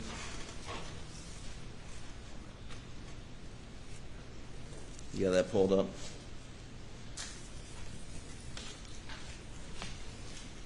Can you see this and compare it to your phone bill? But it says Alex Murdaugh calls Chris Wilson at 9:12 and 14 seconds, and it was a 42-second call. Does that sound about right? I don't know that your Verizon bill is that accurate on the time. Is this supposed to be June the 7th, Monday, June the 7th? Yes, sir. My phone bill that I pulled and provided, or my phone records that I pulled and provided to SLED say I had an incoming phone call from phone number ending 1227, which is Alex's cell phone number, at 9:11 p.m. that lasted 2 minutes. Okay. And So some of these extraction data that's in evidence says the call was 42 seconds long. You think you talked to him for 2 minutes, or and you may have been billed for 2 minutes, but when you got the call, you said, "I'm fixing the pump. Can I call you back?" Yeah. Is that a 2-minute call, or is that a 45-second call? Hey, Bo, how you doing? I'm doing all right. I got my hands in the middle of this. Can I call you back? Yeah, sure, no problem. I mean, probably shorter than 2 minutes. I don't know if that's the phone ringing and the talking. Right. I don't know how that works. Okay. And then, but that was the call, and there was nothing about Alex's demeanor that alarmed you during that conversation, right? No, sir. He wasn't breathing heavy, was he? No, sir. He didn't sound panicky in any way, did he? Not panicky, no, sir. Just a regular conversation with Alex? All conversations with Alec are a little bit scattered, but no, he didn't sound out of the ordinary. All right, and then you call him back. I did. Sometime around 9:20. What's your Verizon bill say? 9:20 p.m. A phone call from me that lasted 3 minutes. All right, and if you'll go to page 3082 of Exhibit 60, and if you'll, Doug, pull up the call at 9:20 with Mr. Wilson. You see it? Now, I mean, it really doesn't matter whether the Verizon bill says 2 to 3 minutes. This says 131 seconds, but this is you calling Alec back, correct? Yes, sir. And in that call, he is got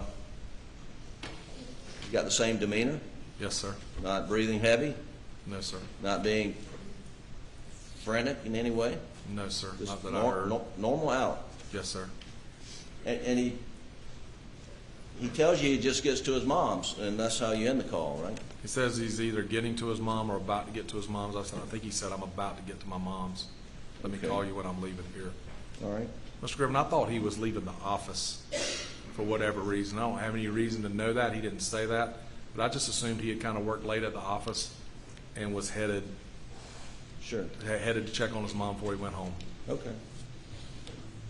He said, "I'm about to get to my mom's." He didn't even say where he had been earlier or anything like that. Just, "I'm about to get to my mom's. Well, Can I call you? Can I call you later?" would it strike you as odd that he'd be going to visit his mom at 9:20 in the evening? No, sir. I know he visited his mom often. I thought it was mostly during the day, like he'd swing over there for lunch, check on his mom and dad, but it didn't strike me as out of the ordinary for him to go in the evening. I knew sometimes he would go later. And were you aware that his dad had been put back in the hospital on that day? Yes, sir. Or I knew he was. I don't know that I knew for sure he was. I know on that Sunday, Alec told me he was either his daddy was being taken to the hospital or was taken to the hospital that day. And from your knowledge, how frequently would Alec go by and visit his mom and dad? Almost every day. Almost every day. Yes, sir. When he was in town. Yes, sir. And did Alec work odd hours, late hours? He would usually be somebody that was working later in the evening than a lot of other people would be. Yes, sir. So I don't think he got started as early as everybody else does. So I guess from what you're testifying, his demeanor would have been in his communications with you on this phone call at 9:20, same as if would have been any day he leaves the office. Nothing out of the ordinary. Nothing struck me as out of the ordinary, no, sir.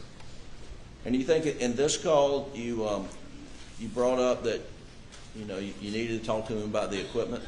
I know I did that because they were starting to get frustrated with us and said this thing needs to get inspected so we can put it back in service. So we were needing to get that scheduled. And he cut the call short before you finished your conversation about the equipment, saying he had pulled up to his mom or about to get to his mom. Is that right? Yes, sir. Yes? Yes. Okay, thank you. And then the next entry, which I'm not sure you it wouldn't show up on your Verizon bill, but if you'll go to page 3086, Doug, at the text at 952.15, which I believe that's in. Mr. Griffin, I don't think we talked about the equipment deal when he told me he was pulling up to his mom's house. Okay. I mean, I asked about how his mom was doing, and I asked about how his dad was doing. And I said, hey, I need to talk to you. I might have said, hey, I need to talk to you about this equipment case, and I got something else I need to talk to you about work. We didn't get into any details about it because he said, I'm about to pull up to mom's, or I'm pulling up to mom's. Let me call you back when I finish there. Okay. Well, one thing we know you didn't talk about is the Ferris fee, right? No, sir. Because there was no issue, as far as you knew, about the Ferris fee. I knew of no issue with that. No, sir. Okay. So, according to this exhibit that's in evidence, there's a text at 5:52:15 seconds. Just call me if you're up, and I think you put that text into evidence. I may have it here. And this states exhibit 452. Yes, sir.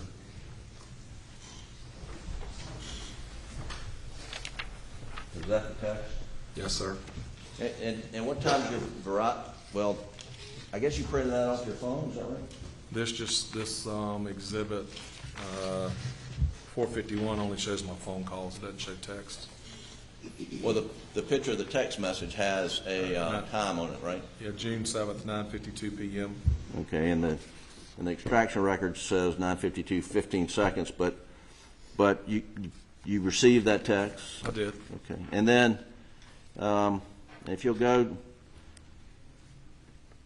right below that, there's a phone call that you made. You made to Alex at 9:52:59. On your Verizon bill, you see 9:52 phone call to Alex. Yes, sir.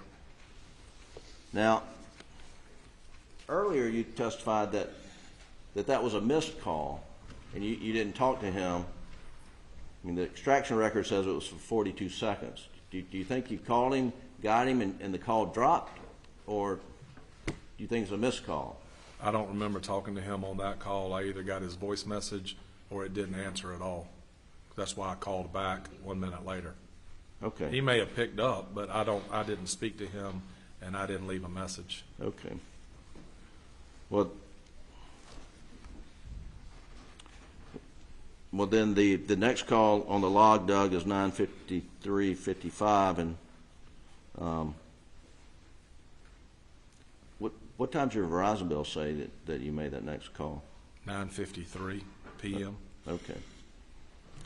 And so right after you tried, I mean, according to this exhibit, it was like 42 seconds after you tried the first call. Yes, sir. You tried him back. Yes, sir.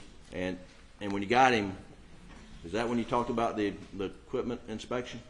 That's when I would have said, how's your mama doing? You know, how's your dad? We need to talk about this piece of equipment. We got to deal with this inspection that's upcoming.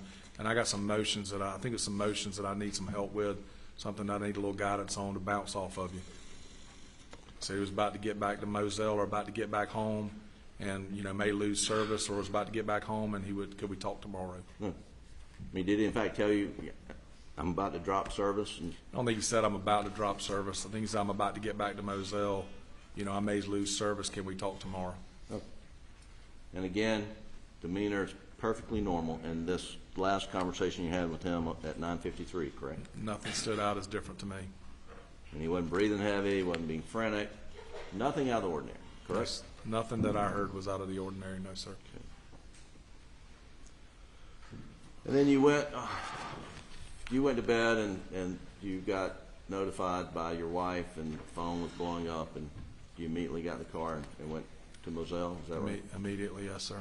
And you got there roughly about 1 in the morning, is that right? About 1 in the morning, yes, sir. And you were directed to the main house? Yes, sir. And there you think Alex was already in the main house? I know he was already there because I walked in. The first thing I did was walked over. He was crying, and I was crying, and I just walked over and hugged his neck. We didn't say a word. You remember what he was wearing? I don't. Who was in the... I mean, I think I remember a white shirt, but I don't remember for sure. Well, when you were there, did SLED agents come and take his clothes? I was not there that I remember seeing SLED agents take his clothes or anything like that. If they did, I was somewhere else in the house. Okay. I did not see any of that take place. I was told that they did, but I did not see that. Well, you were told that when you were in the house? Yes, sir. Okay. Did it appear that they had already taken his clothes when you saw Alec? I have no idea. Well, did you see him change clothes during the period of time you were with him? Not while I was there, no, sir. So while you were there, he had the same clothes on from when you got there to when you left? As far as I remember, yes, sir.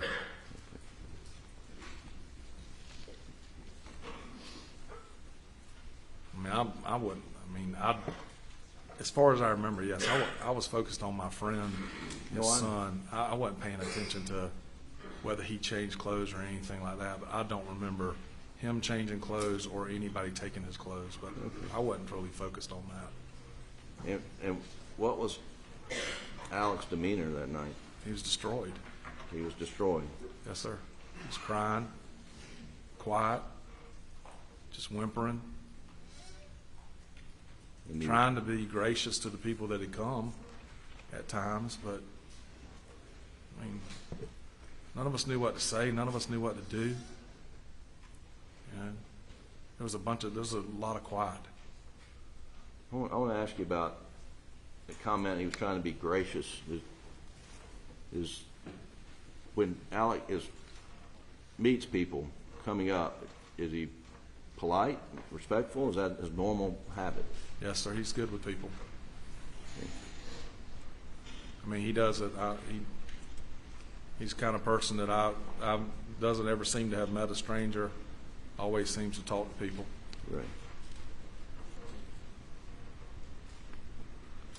One of the things that was just, well, let's set the table. You were there, and a number of his law partners were there. Is that right? As I recall, yes, sir. You remember Mark Ball being there? I don't remember Mark. I remember Mark being there at points and times, but I'm not sure about that night when I walked in. Well, let's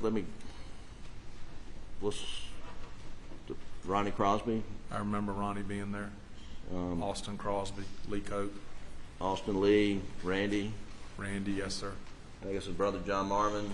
John Marvin was already there. Okay.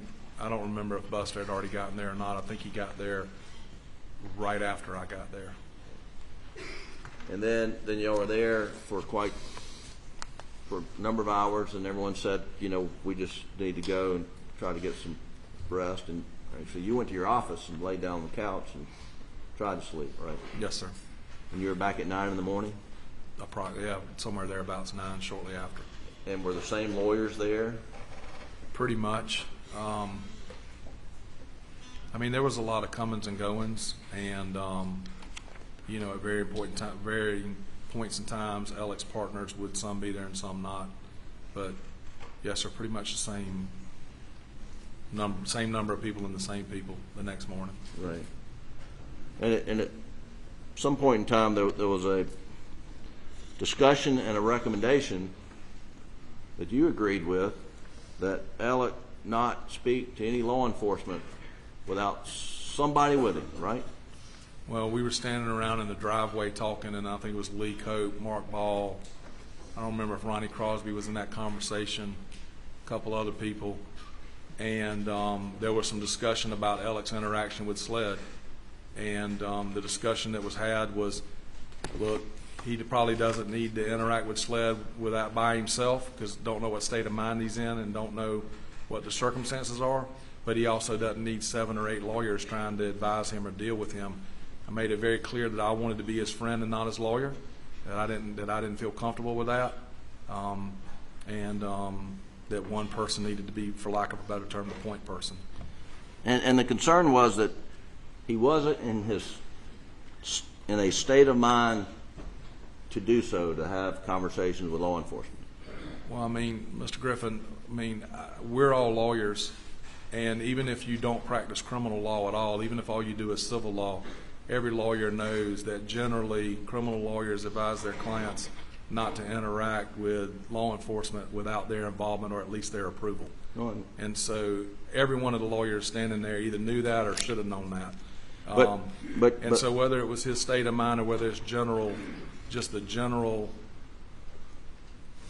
what we're all taught and trained, but yeah, we all felt like that Alec wasn't in a position where he needed to or maybe was even able to talk to SLED by himself. And I felt that way, and everybody else expressed the same thing. And then that gets to my point. You didn't believe he was able to talk to SLED because he was so distraught and destroyed over the murder of his wife and son. That wasn't I'm not trying to argue with you. That wasn't a decision for me to make. That's why I did not want to be acting as his attorney. I wanted to be his friend. That's what I was there for. That would be a decision for whoever was going to be representing for him and his representation. Whoever it was going to be at that point in time, whoever was chosen as the point person, that was a decision for them to make about how he would interact with SLED. Well, I understand. But you agreed with the recommendation that he was in a state of mind to sit down and talk to SLED by himself. I agreed that he did not need to interact with SLED by himself. Yes, sir. Based on his state of mind. I can't. He was destroyed. He was upset. And I don't know whether he was able to talk with SLED at that point in time by himself or not. But I knew that that's not something that somebody should do. Do you remember testifying for the state? I've done criminal work in my past, way back in the past, and that's the advice that I would give every one of my clients. Do you remember testifying before the state grand jury, stating he, Alec, wasn't in the state of mind to do so, and that we all didn't need to be his lawyer? I don't remember specifically saying that. I'll show you page 152, lines 22 through 25. Sure. See if it refreshes your recollection. Sure. He was not in a good state of mind, I will tell you that. 152 down to the bottom.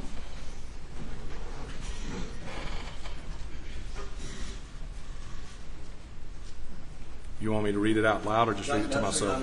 Refresh your recollection that was your testimony.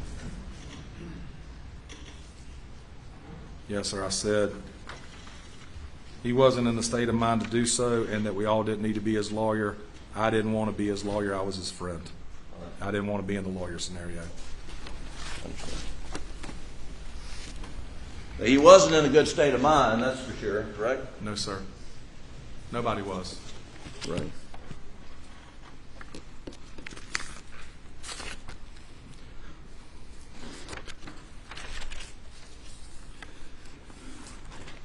Now, you got there about 1 in the morning, and there were a lot of people around Alec at that point in time? There were already people inside the house around him, yes, sir. And then when you left, Alec was with Randy, John Marvin, Buster by that time? I think the decision was made they would go to that at least Buster and Alec would go to Alameda and spend the night. And I don't remember whether John Marvin or Randy went with them, but they were leaving as a family. And as far as you know, that they left as a family and they came back as a family the next day? Yes, sir. And when you got there the next day, the more people showed up around Alec. Yes, correct? sir. And I think the Branstetters showed up eventually. I don't remember. Yeah, I think Papa T and Miss Kim were there the next day. Now,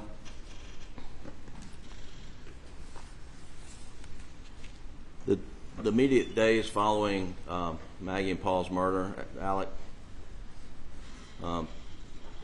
spent a lot of time down in Somerville. Do you recall that? Yes, sir. And that's where Papa T and Where Maggie's parents lived. Miss Kennedy, and spent a lot of time with them. Seemed to, yes, sir. And then he would stay with John Marvin down at Okatee. You mentioned that. That's where I'm sorry. That's where I thought he was staying a lot. Yes, sir. And he would stay with his brother Randy. Yes, sir. And then they would go to Edisto, he and Buster sometimes. There were several times that he and Buster would go to Edisto, and I'd try to go down and just see them there. I think they were just, I know Buster, and I think they were just trying to kind of go somewhere where there weren't quite as many people around. And you begged him, I think you said, or encouraged him to come to the trial lawyers convention at Hilton Head so that maybe, he and Buster could have some normal time. At least to play golf with us one day. I told him he at least should do that. And you were concerned he had lost a lot of weight, had he not? Or He didn't seem to be sleeping or eating very well. and he was, and as his friend, you tried to give him a shoulder to lean on and an ear to talk to, right? Yes, sir. And he asked you rhetorically, what are we going to do without Maggie and Paul? You remember that? I don't remember those exact words, but I mean, he said he didn't know what he was going to do without them. Yes, sir. I don't know if he said what are we going to do. And he told you that he just couldn't go back to Moselle, that he was going to have to sell it because he just can't go back out there. Do you remember He that? talked to me about he and Buster were going to talk about selling Moselle. He didn't. I mean, that was Paul's thing. Paul loved that property and being on that property. And I don't know that Buster loved it as much. He did, but I don't know that he loved it as much as Paul. And I don't know that they, that Ellie just talked to me about he didn't know that he was going to want to keep it, and that he didn't go. I don't think he ever went back out there and spent another night. Don't know that for sure, but I never talked to him when he was there. And you advised him just take it one day at a time? Yes, sir.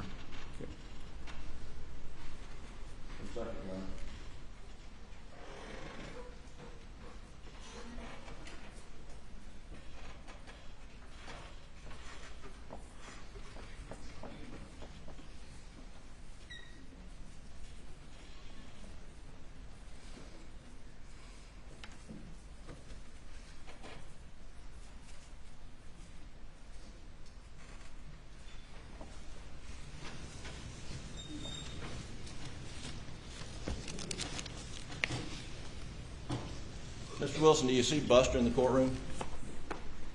Stand up, Buster. I do. Is that Buster? Yes, sir. And is Brooklyn seated next to him? Can you stand up, Brooklyn? Is that Brooklyn? Yes, sir. All right.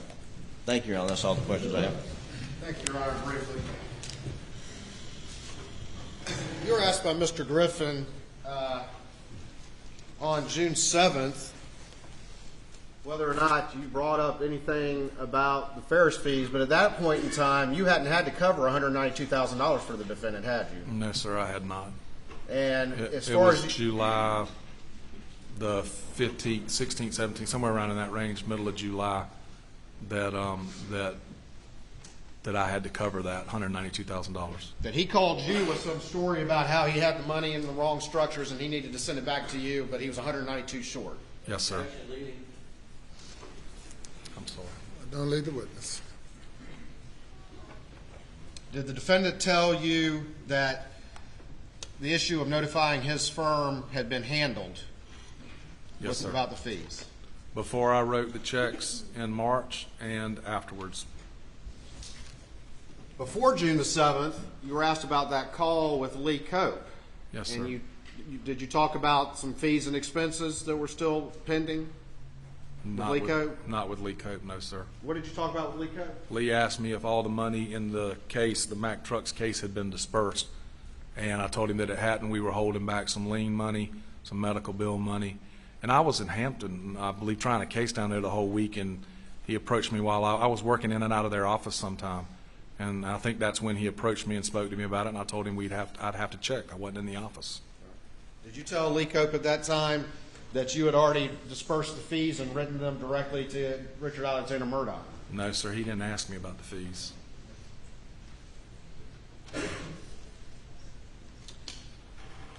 You were asked about the phone call that took place, or the phone calls, series of phone calls that you had with the defendant on the night of the murders, correct? Yes, sir. And he called you first, correct? Yes, sir. And then he sent you a text saying you up? Yes, sir. But in those phone calls, you were the one who raised the issue about the equipment issue, correct? Yes, sir. Were you the one who raised the issue about the equipment? I did. I mean, I kept up with our deadlines and things that needed to be dealt with.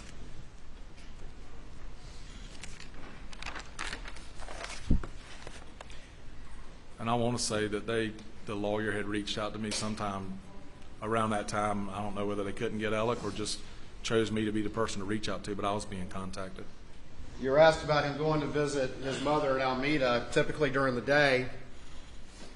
And were you aware that he didn't go visit his father that day, despite the news that he had been put in the hospital? I don't know. I don't think we talked about that night on those phone calls whether he had gone to see his father or not. I asked how his father was, but I don't think he told me whether he had gone to see his father or not. You were asked about your conversations that night with him, and I think you said he was acting like the normal Alex. Yes, sir. And you were asked about the fact of your observations of him as a husband, Yes, sir. as a father. Yes, sir. You said you saw no erratic behavior over the years that you've known him. No, sir. Saw no evidence of opioid use over the years that you've known him. No, sir. You said that he came from a prominent law firm, Yes, sir. prominent family, Yes, sir. that you respected him as a lawyer, Yes, sir. that his clients trusted him. Yes, sir. Object. Sustain. Was the defendant effective in closing argument? Yes, sir. Very. Did the defendant show emotion in closing argument? I mean, yes, sir, he did.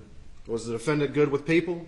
Very good with people. That's one of Alex's strengths is with clients and people he met, connecting to people that he, didn't know quite as personally. He could make connections with people. He seemed to know what made people tick. He knew what was important to people. He could spot issues and address issues in a case. When you got him to focus, he could handle those things. Did your kids grow up together? They did. Did you try cases with him? We did. You've done business with him over the years? Have you done business with him over the years? Yes, sir, lots. Have you been roommates with him? Yes, sir. When you covered $192,000 for him, did you trust him and believe him when what he was telling you? I believe that he would pay me back and that what he had told me had happened. On September 4th, And I knew I had to cover that money with my trust account. So, yes, sir. on September 4th, 2021, did he confess to you the truth of his life that those of whom were close to him, no one knew? He confessed to me things about him that I didn't know. And you had no idea about any of that. No, sir. And he said it had been going on for years, the reality of his life. He told me that he had been addicted to opioids, and I think he said either for 20 or over 20 years. And also, And that he had been stealing money from his clients in the firm. and that was a lightning bolt because you had no idea, despite being his best friend. Objection leading. Argument. Were you one of his best friends? Yes, sir. Did you have any idea about any of that had been going on for a decade? I had been told by Lee Cope the day before in that phone call that Alec had been stealing from his firm and from clients, and that he had a drug problem and was going into rehab, and that's the first I would have ever known that. September 4th, 2021. That was Friday, September the 3rd, when I talked to Lee Cope. And then again when I talked to Alec on Saturday, September the 4th. Hit you out of the blue. Like a ton of bricks. I mean, it floored me when Lee called me, and I never expected that. Thank you. Nothing further. Further questions? You may step down. Thank you.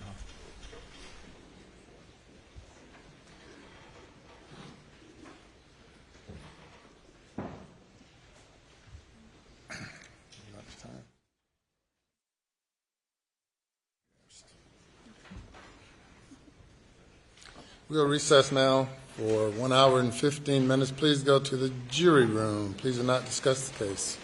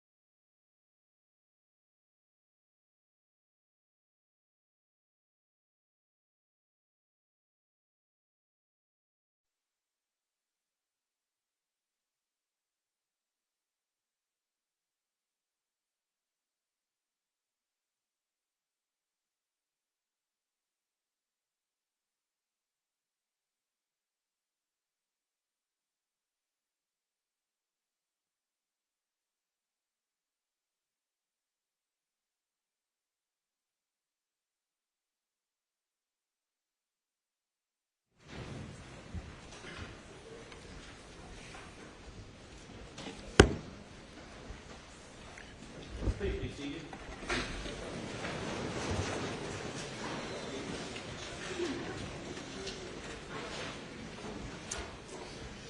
Anything before the jury comes in? Yes, sir. Yes, sir. Please, the court, Your Honor, Mr. Waters has informed me that he is going to call a young man named Satterfield, who was one of the heirs of the Satterfield estate. Allegation is that Mr. Murdaugh converted those proceeds as like all the other conversions we've heard about. The difference is, in this case, he is the victim, and you know, Mr. Waters used the term gilding the lily the other day. And he told us it meant piling on. Under the 403 analysis, and again, this is being allowed for the limited purpose of motive, we believe and would submit to the court that this is more prejudicial than it is probative. They've got records they put in of millions of dollars of theft, and you know, we would offer that if he has some summary chart, or we would, pursuant to our previous objections, stipulate to it as to the loss involved in this case for purposes of what Your Honor's already allowed, with obviously that stipulation be subject to our previous objections, rather than calling, you know, witnesses who are victims that add nothing to the evidence that Your Honor's allowed. And we would, under Rule 403, object to the prejudicial being more outweighed, the prejudicials outweighed by any probative value. All right, yes, sir. Mr. Waters? Your Honor, again, Mr. Satterfield testified in camera. There has already been testimony admitted again about him stealing through the fake forge from his clients, stealing from his law firm. But this is something different. This is where a situation where he was actually a civil defendant and still managed to misappropriate that money as well. And additionally, the amount of money is extremely significant. It's millions of dollars. And the other thing about this is that, as you heard from Mr. Satterfield, you know, the fact of this being out there was kind of percolating out in the world, and he had conversations with Mr. Murdaugh as time was approaching, and Mr. Murdaugh's telling him, oh, everything's okay with the case and all the rest of it, when the money had long been misappropriated and spent by Mr. Murdaugh. So this is a different type, and it also has a connection with the overriding situation that Mr. Murdaugh found himself in. And so we believe that it still is fair game, and is not its probative value is not substantially outweighed by the danger of any unfair prejudice. What is the timeline with regard to Satterfield? So Mr. Satterfield, as far as the communications with the defendant, the money actually, the first settlement I believe was misappropriated not long after the boat case in March of 19, which is actually another aspect that's going on as well. There's been testimony about how the boat case changed things and created some very significant difficulties for the defendant that was coming to a head at that time. The subsequent recovery, which was much larger, of about $3.8 million, was at some point after that. However, there are, in fact, communications, and you heard from Mr. Satterfield, there are communications, text messages, which I provided to the defense in April of 2021, in which the defendant is assuring him that they're working hard on the case and everything is fine and all the rest of it. And so that is, again, this is part and parcel of the things that are in these hidden aspects of this whole other life that the defendant had that are percolating as everyone moves to June of 2021.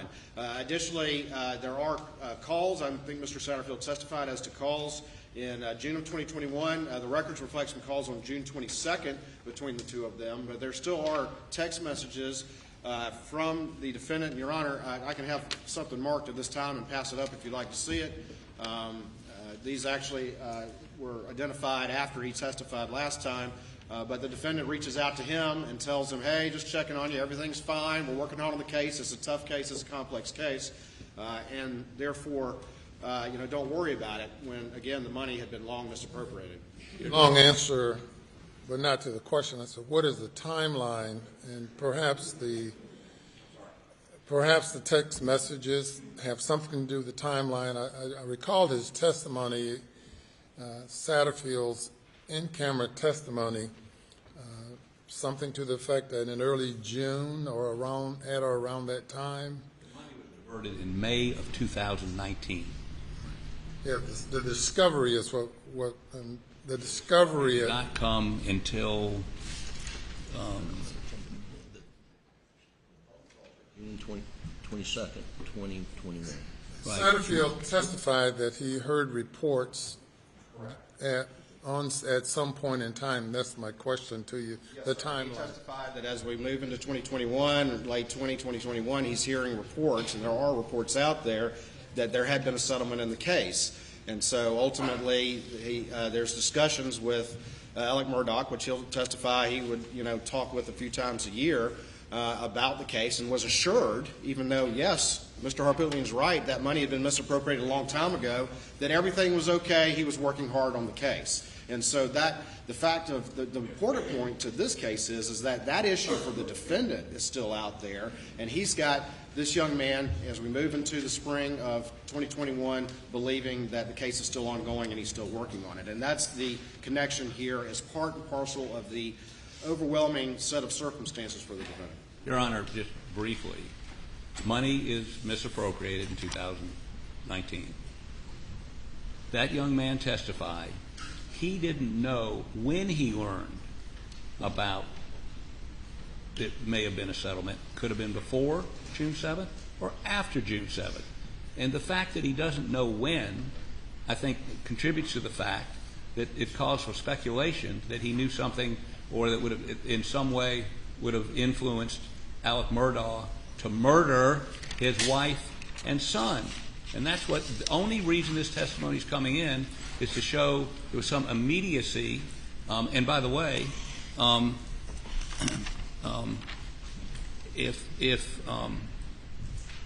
if you look at the phone records, the only calls between these folks began on June 22nd, 2 weeks after the murders. So it's not temporal, and he can't say whether he had any knowledge of the misappropriation of the settlement. Actually, all he know about would be the settlement. That again, there was nothing immediate about this on June 7th from this particular witness. Now, again, we'd be more than willing to some sort of stipulation that that's the timeline, subject to our previous objections, rather than putting a witness up who's going to testify. He doesn't know when he found out about it. Could have been before June 7th, could have been after, and they don't even begin phone calls about it till June 22nd, and there's nothing that no actions begun, nothing coming forward after or prior to June 22nd, and these emails all occur after June 7th. So again, this is a prejudicial versus probative, and this is gilding the lily. This is piling on. This is just more trying to prejudice the jury into believing that somehow someone who steals a bunch of money in any way whatsoever would commit a murder. This is character evidence, pure and simple.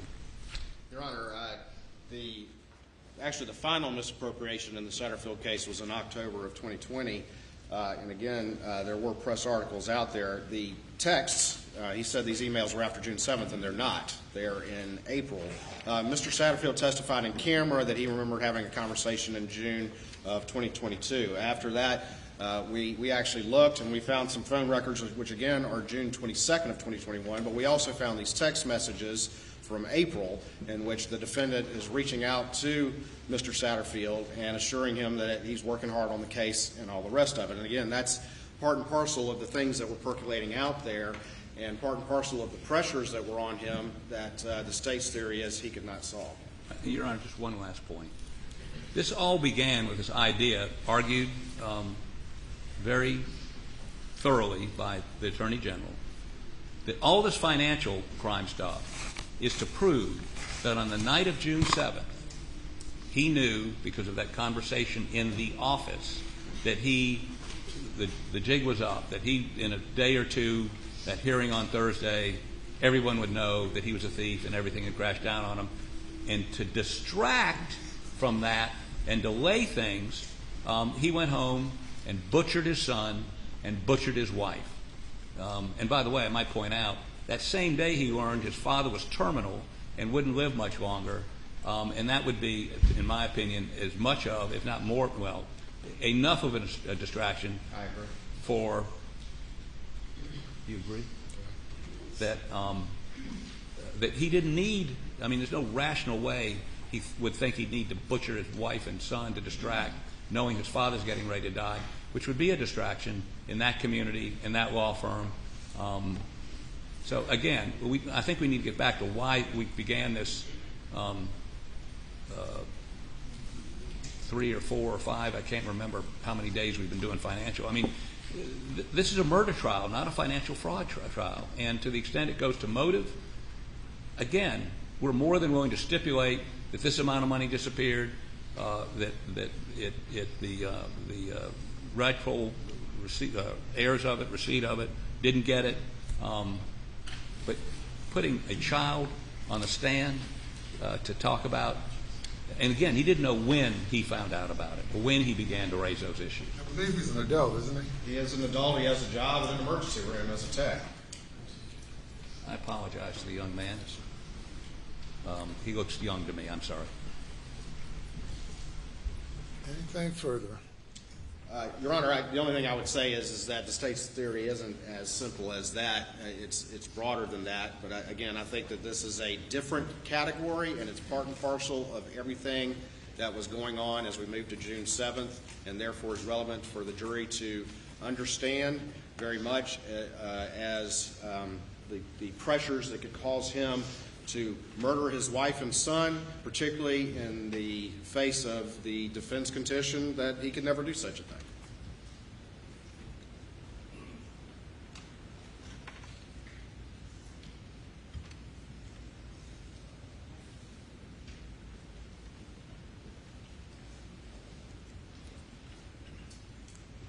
Satterfield testified in camera that in June of 2021 he made a call to Mr. Murdaugh asking about the status of the case. He made that call, he testified to, because he had heard reports that that there was some concern about the status of the case sufficient to cause him to call Mr. Murdaugh to ask about the status of it. And he testified that he could not remember if he called Mr. Murdaugh or if Mr. Murdaugh called him. But yes, I talked to him in June of 2021. That's according to the rough draft of the transcript that has been provided to the court.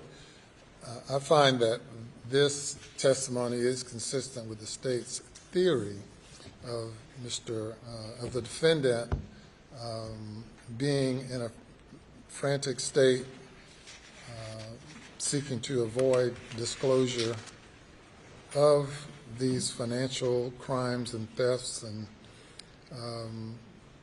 that this testimony is consistent with the state's theory. The court has granted the state's motion to allow evidence of other crimes, and this is additional evidence that that is close in point in time and is admissible, and I deny the motion to exclude it. Yes, sir. Bring to your attention one factual issue. The Attorney General Now, of course, I asked, is there anything else? But go ahead. I apologize, Your Honor. I'm trying to hurry if I can because there may be an ending to this case someday, but I'm not trying to delay it. The phone records the Attorney General is going to present through this witness indicate the only calls between the two of them were on June 22nd, 2 weeks after the murder. So if there's some phone call, there's no mystery about when the phone call came. After June 7th, 2 weeks later. So in terms of him putting Mr. Murdaugh on alert that something imminent was going to happen, it's 2 weeks later. Well, it's impossible for anyone to know what's on one's mind or state of mind at any given point in time. But the magnitude of this case almost morphs all the others in the amount, and it is something that I would, if one is being concerned and attempting to prevent disclosure and seeking to divert attention from the impending disclosure of information, and that disclosure would likely have taken place not only for some of the others that we've had testimony concerning, but most definitely this particular one. So I understand your objection. That's a fact and issue, but I find that it's more probative than prejudicial for all of the reasons I previously explained. Yes, sir. So, and I don't think whether it's June 1st, 2nd, 3rd, 20th, 21st, 25th, I don't think it's of any significant difference. well, Your Honor, as you said just a moment ago, and if you charge a jury with this, maybe I'll sit down, which is no one knows what's going on in somebody's mind. Right. And maybe that's something you can tell the jury at the end of this case. Secondly, since this is specific charge on that intent. Right. Moving on, we would ask two things. One, I would accept your ruling. I'm not sure I have to do that, but I'm from the old school. If you didn't preserve it, yes, sir, it was gone. Secondly, we would ask you to, and I know you said yesterday you weren't going to do this again, but this is, as he's just pointed out, a horse of a different color. It's a different character kind of witness. I would ask you to read your charge on this testimony once again. And hopefully, I think that we're close to the end of this financial testimony, so it may be the last time I would request you to read it. Yes, sir. Thank you. Yes, sir. Obviously, leave that to the court's discretion. Yes, sir. I have it right here. I will give it one more time. Thank you. Let's bring the jury.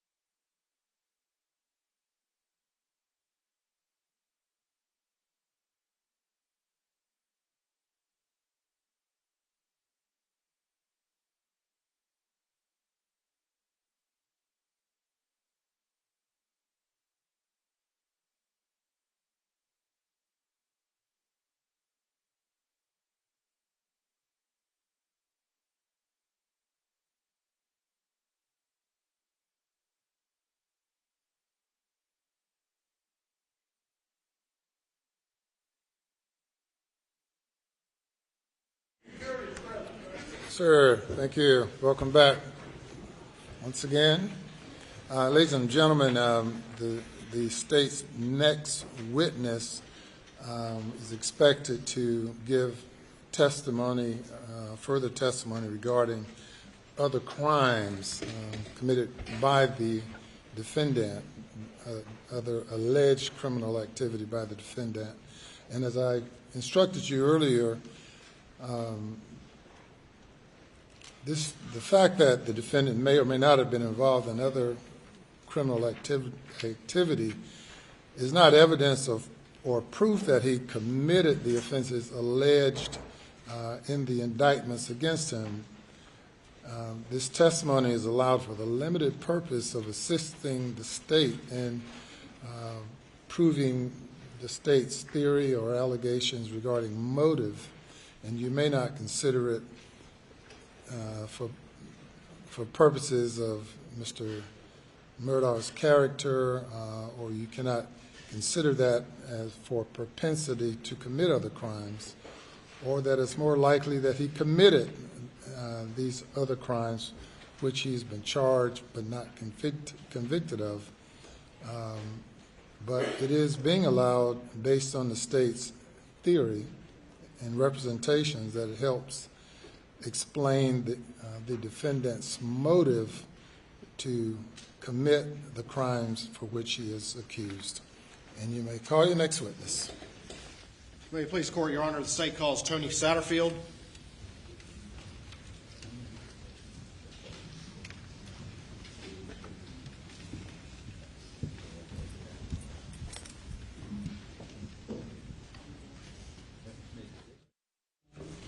Left hand on the Bible. Do you affirm the testimony about to give the court shall be the truth, so help you God? State your name again for the record. Spell your last name after you sit down. And pull your chair up so we can hear you, okay?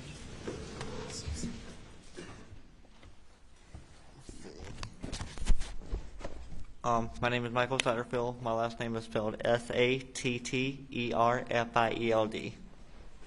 Mr. Satterfield, how are you doing today? Good, how are you? Good.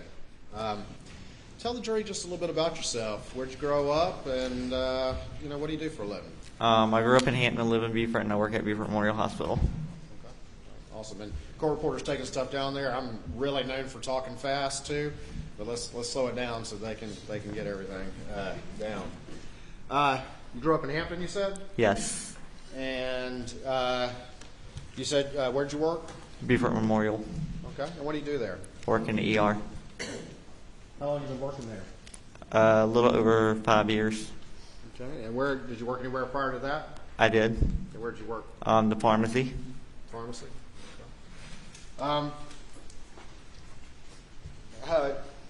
Who's your mom? Gloria Satterfield. Gloria Satterfield. And is your mom still with us? She's not. And when did she pass? February 26, 2018. And do you have a sibling? I do. And what's his name? Brian. Where'd your mom pass? In the hospital. Did something happen to her? Yes. Tell the jury what happened to her. She had a trip and fall. And where did that occur? I'm not sure the exact date that occurred. But where? I'm sorry. At Moselle in Colleton County. Okay. Was she working for the Murdaugh family? She was. And what did she do for them? She was their housekeeper, babysat for them, and anything else they needed. Babysat, whatever they needed? Yes. Housekeeper? How long did she work for them? A little over 20 years. I'm not sure the exact amount. 20 years. During that time, did you get to know the Murdaugh family? I did. Did you get to know the defendant, Alex Murdaugh? I did. Do you see him here in the courtroom today? I do. Can you point him out to the for the jury? Can the record reflect he's identified the defendant? Your mom worked for this family for 20 years, babysitting. She helped raise the children. Yes. Did you get to know Maggie? A little bit, yes. Did you get to know Paul or Buster at all? A little bit, yes. And you got to know Alec? Right? Yes. You said your mom had a trip and fall at Moselle at their property? Yes. And she go to the hospital? Yes. Was she ever able to tell you how she tripped or anything like that? No. How long was she in the hospital before she passed away? Give and take 4 or 5 weeks, somewhere up in there. After she passed away, did you, was there a funeral? Yes. And after the funeral, did people go to somebody's house and visit like people do? Yes. At any point in time during that funeral or thereabouts, did you have a conversation with the defendant over there? Yes. And what? Objecting to questions by Mr. Water that respond with a yes or no. Those are typically leading questions. Not that I'm concerned about these questions. I just don't want my lack of objection to lead to somebody's belief that he can ask questions that respond with a yes or a no. Mr. Waters? I think my question did not suggest the answer. It said, did you have a conversation? And my next question was, what was that conversation? So what was that question, what was that conversation you had with the defendant at the funeral or thereabouts? If I remember correctly, I'm going to kind of take care of you boys and kind of, He was going to do what? I'm sorry? take care of you boys. All right. Did he say how he was going to do that? Partially, yes. And what did he say? He was going to file a claim against his insurance company. He was going to what? File a claim against his insurance company. His insurance company? Yes. Did he say how much coverage there was? Like $505,000, I believe. $505,000? Yes. And did he say anything about how much money you may receive? The goal was to get me and my brother Brian at least $100,000 apiece. And did any other bills need to be taken care of? The medical bills. For who? My mom. When he told you that, did you agree to do that? Yes.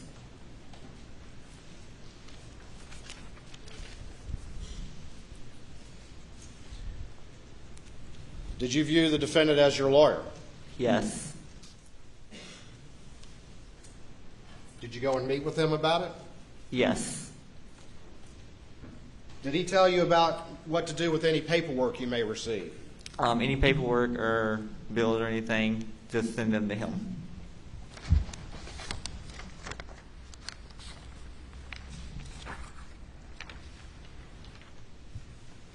Can I have the Elmo, please?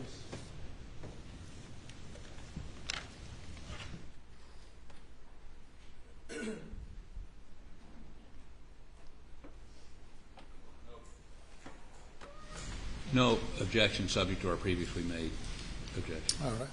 Is that something you're offering into evidence? I'm going to show it to the witness, but yes, sir. Yeah, I'll offer States 372 in evidence.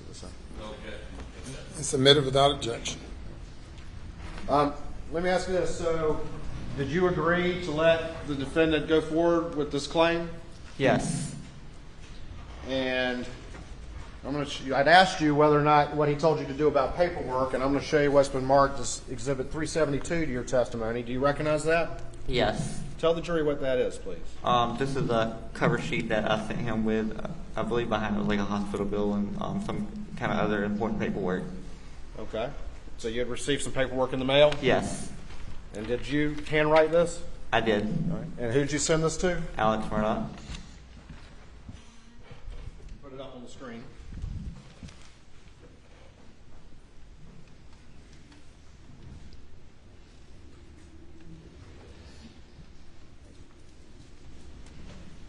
And tell the jury quickly what this is about. Can you see it on the screen? I can bring it back to you if you need. Okay. So this is a cover sheet that I attached to the documents that I sent Alex. Okay. And what kind of documents? Do you remember what kind they were? One was a hospital bill, and one was from the trailer company, I believe. I don't recall exactly what it was. The trailer company for who? My mom. For your mom. And the hospital bill for who? Yes, my mom. Your mom? Okay. And you sent these to him because they were relevant to the case? Yes.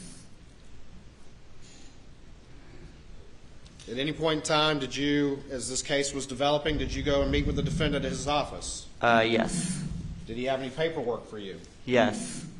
Did he get you to sign some paperwork? Yes. Did you become the personal representative of your mom's estate? I did. And who gave you the paperwork to sign for that? Alex. When you signed that paperwork, were you aware that there had already been a... Your Honor, leading. Can't leave the witness. I'll rephrase. At some point in time, did Alex say he wanted to involve another lawyer? Yes. And who was that? Corey Fleming. And what did he tell you about that? If I understood it correctly, I'm going to send you to Corey Fleming, my friend, because I can't do it against, do the claim against myself because it would be a conflict of interest. That's how I understood it. And did you ultimately meet with Corey Fleming? Yes. How many times did you meet with him? If I recall correctly, maybe once or twice. Over the course of this case, if you had a question, who would you call? Alex.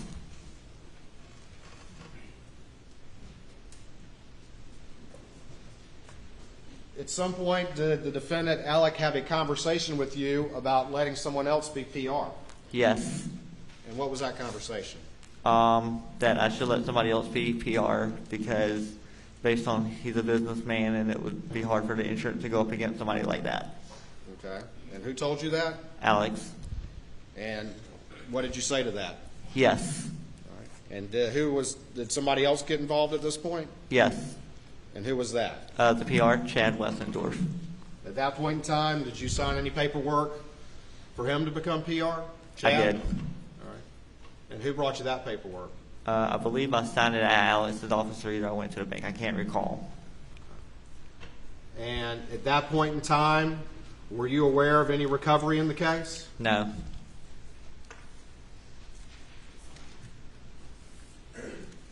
Were you aware a recovery had already been received in the case? No. Did anyone at that time tell you there was already $505,000 that had been recovered? No. That's not in evidence. I mean, he's just throwing these numbers and times out. There's nothing in the record to indicate when it was received or how it was dispersed. I object. I asked him, Your Honor, I'm sorry. I asked him if he was aware of that. I think that's relevant. Aware of something that no one's said happened? I mean, I would object. You rephrase your question, please.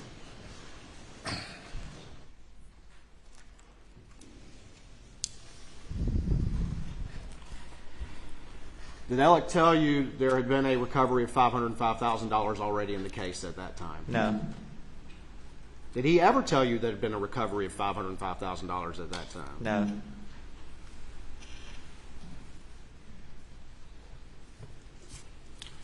Was there a recovery at that time of $505,000 as you come to find out? Later on. Later on you found out? Yes. And did he ever pay you one dime? No.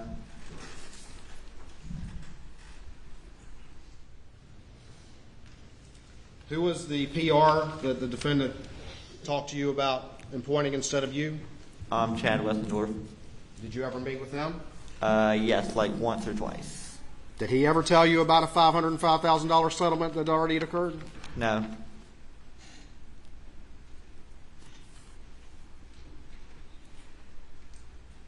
Did the defendant ever tell you that he also had a $5 million umbrella policy? No. Did he ever tell you that there had been a recovery against that? No. Did he ever tell you that there had been a recovery for $3.8 million against that? No. Did he ever pay you one penny of $3.8 million? No.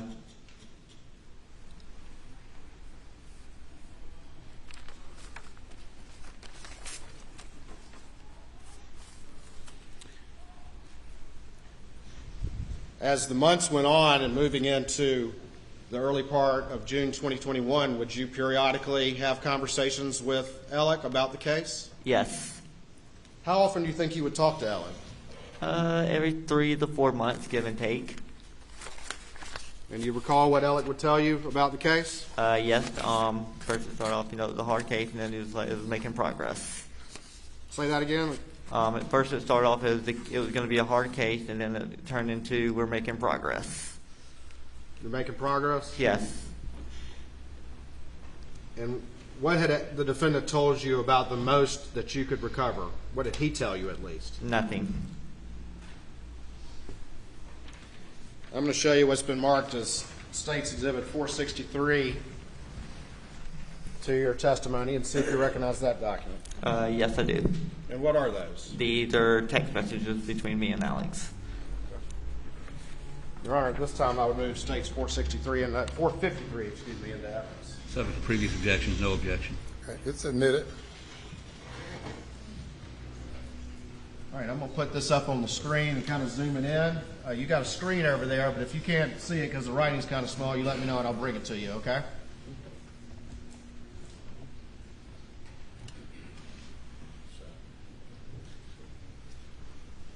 Do you recognize that's on the screen right now? Yes. And who is that text from? Alex. And who is it to? Me. And can you read to the jury what that text says? It says, "Hey man, just checking in, been working on case and made me think about you. Hope all is good. Call me anytime I can help." And what was the date of that text? April 12th, 2021 at 12:47. All right. I'm going to go to this next one. Do you recognize that text? Yes. And who is that from? That is from me to Alex responding to his text. All right. And read that text to the jury once you sent. That text says, "Hey man, I'm doing good. By the way, how's the case going? Just curious. But how are you?" I'll show you this next text. Do you recognize that? Yes. And who is that from? That is from Alex to me. All right. And can you read that to the jury? "Finally getting some movement. Still a ways to go. Doing good. Was just thinking about and thought I'd check in. Hope to see you soon." Still a ways to go is what he said? Yes. At that point in time, did he tell you there had already been 2 recoveries in the case? No.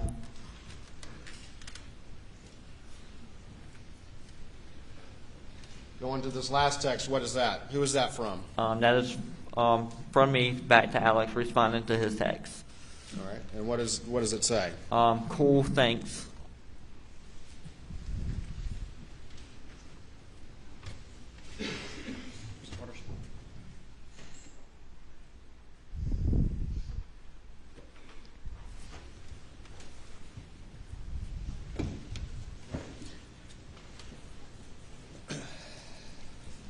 Hold on for me just one second.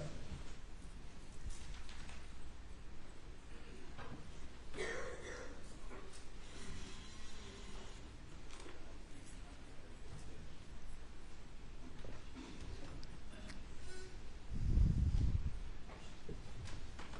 Honor, I believe without objection, I'm going to strike out one of the phone numbers on here so it can't be viewed. That's correct, Your Honor.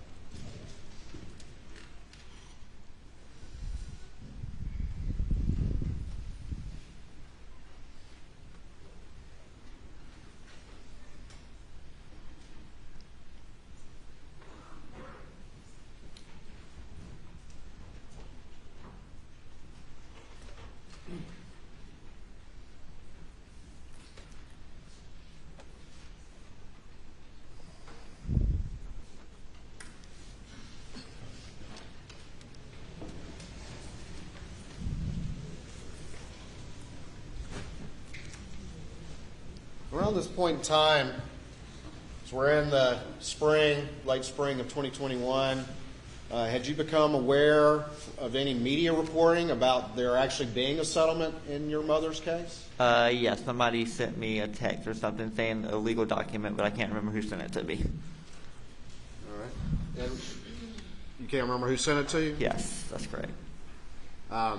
Did that cause you to reach out to the defendant and ask the status of the case? Yes.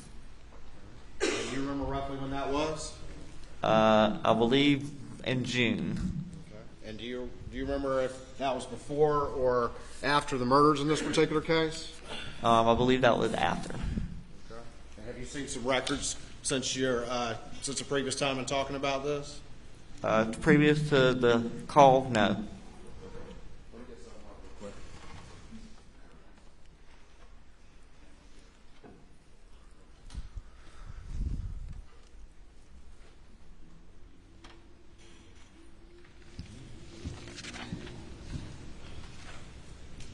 I'll show you what's been marked as 454 to your testimony. Is that some records you've been provided? Yes. And there's just some records of phone calls between you and Alec Yes. on June 22nd? Yes.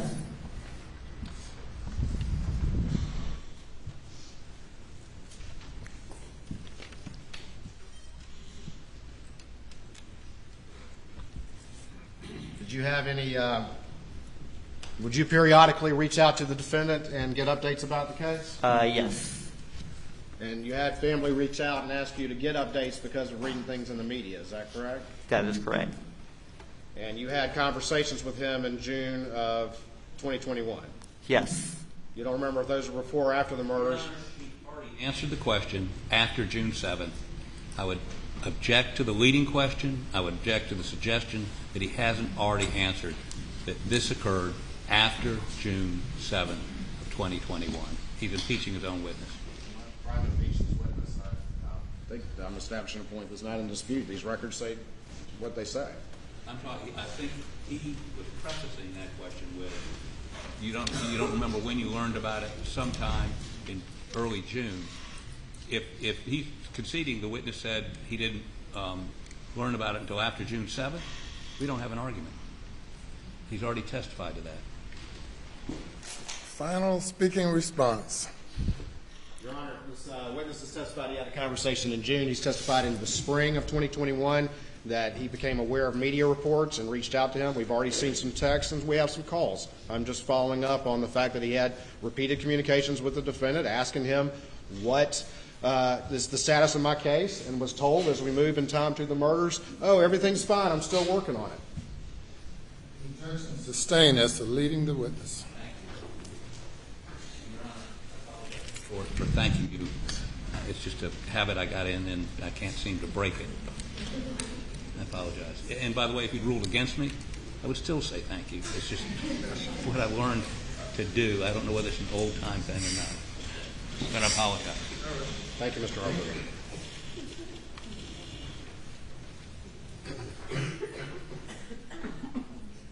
Just to clear this up, how often would you talk to the defendant?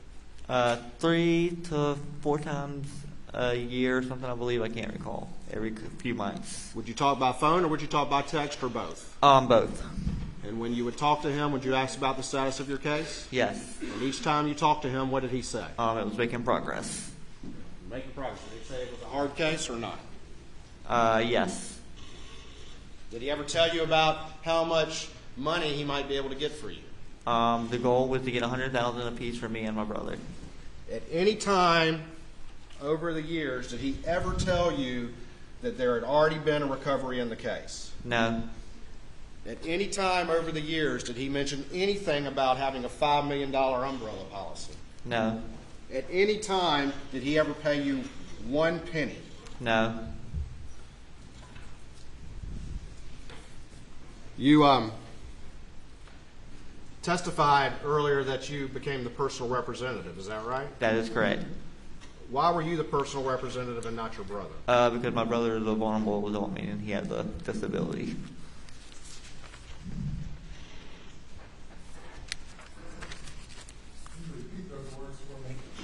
That my brother, he's a vulnerable adult, so he's not able to function as a normal human being to be doing stuff like that. He's a vulnerable adult. Yes.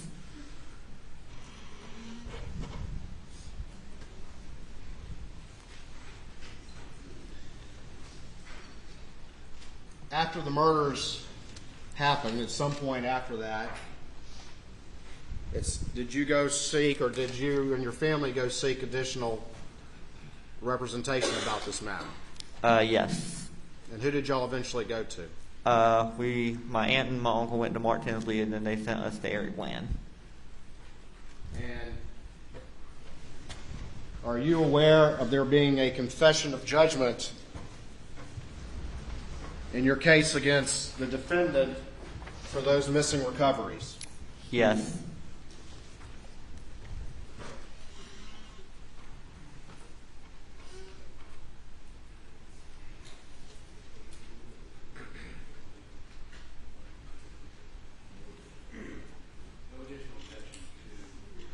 This document. Sir. Your Honor, in office states 352.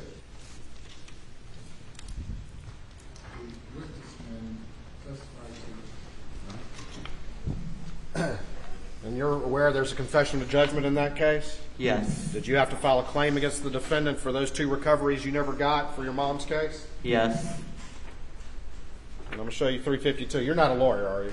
No. And have you read all that legal stuff in there?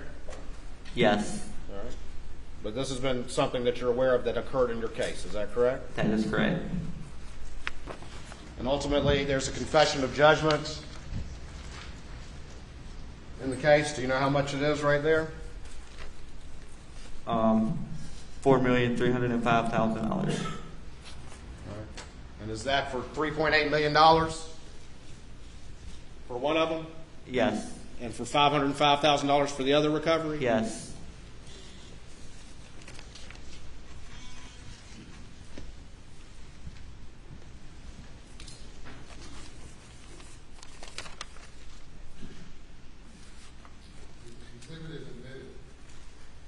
Thank you, Your Honor. Oh, I just did it.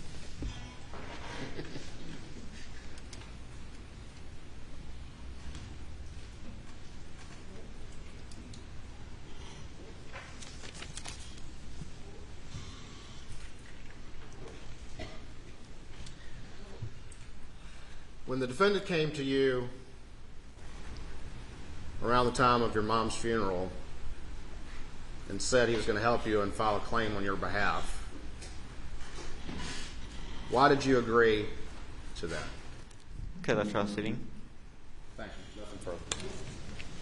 Examination. Please support, Your Honor. Yes.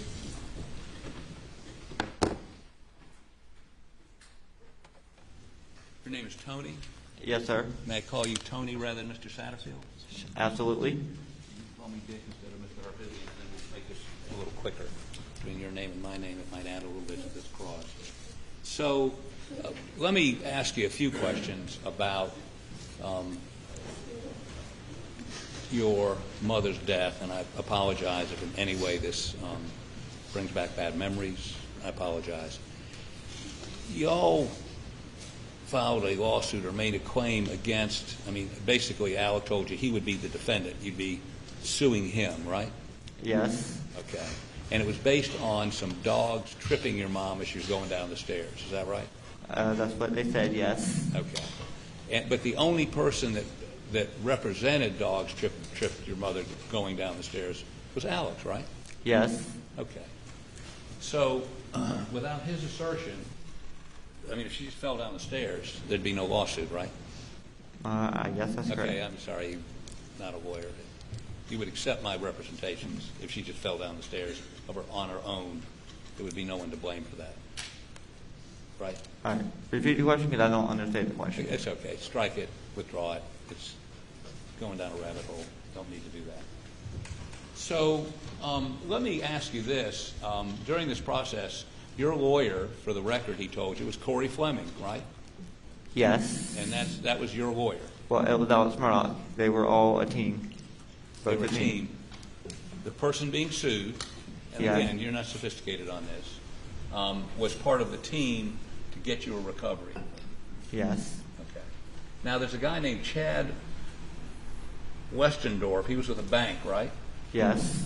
And he was actually the PR. He took over, and it was his job to make sure y'all got your money, right? Yes. Did you ever meet with him? And what did he say? Well, just assigned him to be PR. Right. And did you ever call him and say, what's going on with my case? Call Corey Fleming and ask what's going on. And let me make sure I understand your testimony. You got some notice of something in the paper, and at some point after June 7th, you had either a phone call or a text or an email with Alex Murdaugh asking him what's going on, right? Yes. Now, and again, we see a series of phone calls on June 22nd. Yes. Is Yes. that right? Where y'all are talking about this. Yes. But was there anything on June 7th or prior to June 7th where you accused him of anything? Prior to June 7th, no. Okay. Now, after you became aware of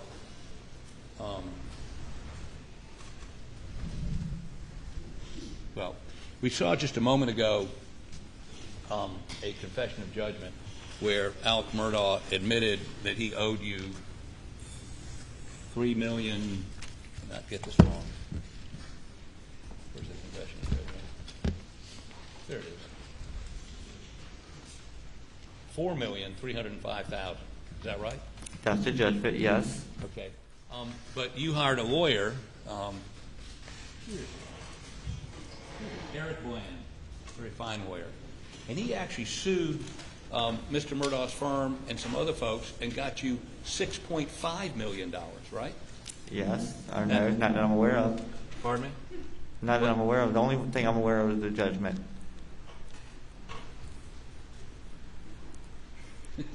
So Mr. Bland didn't tell you about the $6.5 million? Yes. Okay, I'm sorry. I just want to make sure history's not repeating itself here.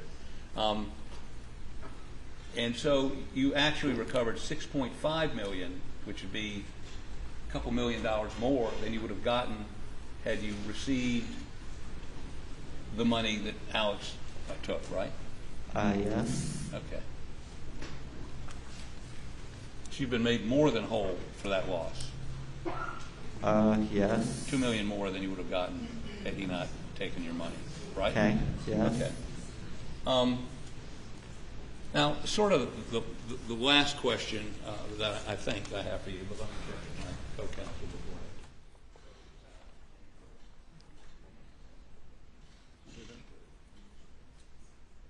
Well, one last question is this.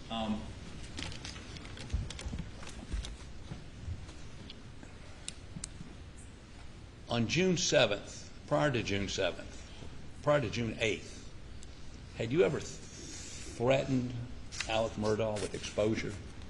All right, could you repeat the question again? Prior to June 8th, 2021, did you ever threaten Alex Murdaugh saying, I know you stole my money, where's my money? You know, I know. Okay.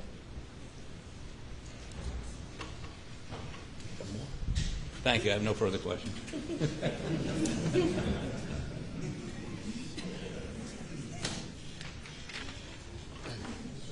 Thank you. Going back to, excuse me, get the right exhibit.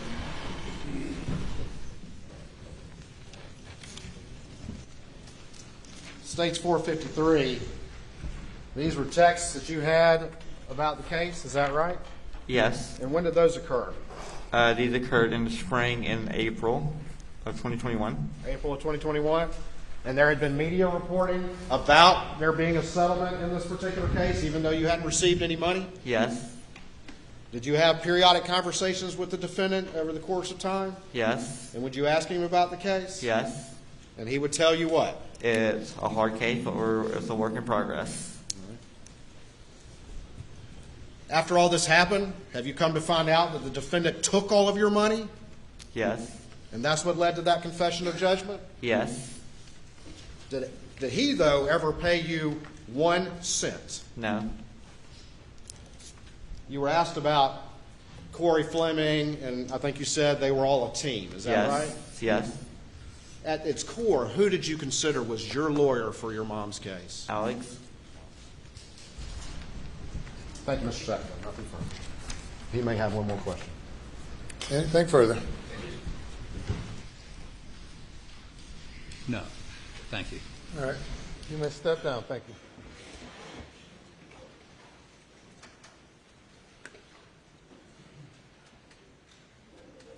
Let me call your next witness. The state calls Jan Malinowski.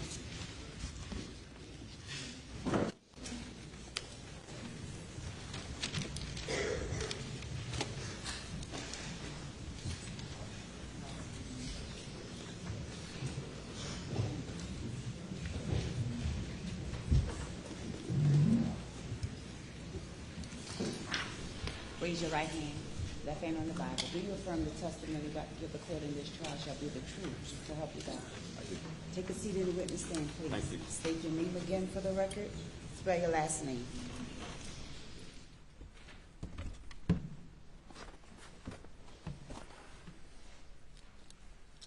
My name's Jan Malinowski, M-A-L-I-N-O-W-S-K-I. Mr. Malinowski, how are you doing today? Doing well, thank you. Good. Introduce yourself to the jury a little bit. Just tell them a little bit about yourself, kind of a little bit about your background and your career, and ultimately where you are now. I am currently the CEO of Palmetto State Bank, headquartered in Hampton. I work in the Beaufort office. Started banking career out of the Citadel in the late 70s. Went to graduate school at the University of South Carolina. Had a progression of jobs at larger banks, Wachovia Bank and Trust, Barnett Banks of Florida, First Union Bank, and then in February of 1991, I joined Palmetto State Bank. Okay. And Palmetto State Bank, so you've been there since 1991? Yes, sir. And what roles have you served at Palmetto State Bank over the years?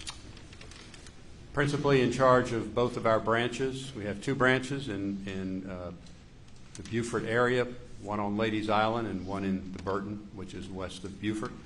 And that's been primarily my focus on a day-to-day basis, but I do have other responsibilities inside the company. Okay. And your primary focus has been on Beaufort. Here recently, has your duties or your role expanded? It has. And what is your current duty right now, or what your I'm current the title? Chief Executive Officer. The CEO. Okay. And when did you become the CEO of Palmetto State Bank? April of last year. April of last year? Yes. Would that be 2022? Excuse me, August of last year. August of last year. 2022. Yes, sir. Who was the CEO prior to that? Russell Lafitte. We'll talk more about that in a bit. Tell me a little bit more about the governance of the bank. Is there a board of directors? There is And how many people are on the board of directors? currently 8. And is there a executive committee of board of directors and other senior leadership at the bank? There is. And can you describe that for the jury, please? The executive committee today consists of our chairman, Becky Lafitte, Norris Lafitte, Liz Malinowski. I'm on the executive committee, and Gray Henderson is on the executive committee. All right, but describe to me how that works. What's the purpose of the executive committee? The executive committee is charged with typically making the senior decisions, upper management decisions that affect the day-to-day operations of the bank. And let me ask you this. As far as giving loans, are there levels of authority for different officials in the bank, and does that sort of graduate depending on the amount? That's correct. Can you explain that to the jury? Throughout the bank, we have a number of loan officers, each of whom is granted a certain level of lending authority, which is approved annually by the board of directors. Any loans made, single loans above their lending authority or above their limits would then go to 2 executive officers, either myself or Ms. Henderson, to be approved or denied within our level of authority, which is up to $1 million. And then if for any loan, single loan or relationship from $1 million to $1.5 million, both she and I would have the approval authority, and anything above $1.5 million up to $8 million currently goes to the executive committee for approval. With those levels of authority, still, if you have large loans with a particular customer or typical client, are those the kind of things that might be discussed and updated in board meetings and executive committee meetings? Executive committee meetings first, and those would be minuted in the executive committee minutes, and then elevated to the board, and periodically there would be board discussions, yes. Let's talk a little bit, and going back to September 2021 and before, and just want to talk a little bit about the bank then. Your primary focus in the bank was where at that period of time? Beaufort. All right. And was there another sort of hub of focus in the institution? Well, Hampton is our main office. Okay. It's the largest branch among the 7 branches. Back at that period of time, September 2021 and prior, explain to me how those 2 hubs work and just generally how the bank operated in practice in that regard. Well, Hampton, being the largest office, had the most business. It was also a location where Russell Lafitte had his office, his father Charlie had his office, and Sister Gray Henderson had her office. Largely, I was focused on the activities in Beaufort, as I said earlier. Did the bank have kind of a decentralized functioning that Hampton kind of did its thing and Beaufort did its thing to some extent? Yes, sir, to some extent. And was the defendant a customer of the bank? Yes, he was. And was he more in the Hampton side of things or the Beaufort side of things? Hampton. Did the defendant have a particular banking relationship with one particular official at the bank or former official? Yes, Russell Lafitte. Russell Lafitte?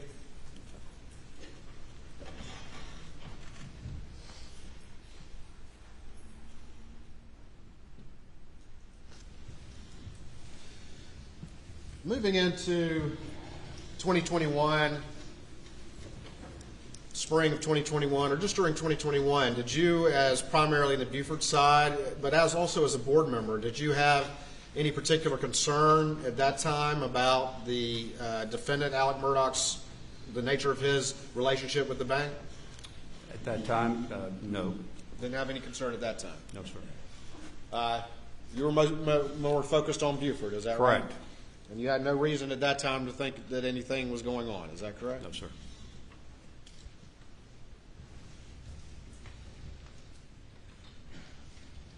At some point in time, did you become aware, obviously, of the murders of Maggie and Paul Murdaugh? Yes, sir.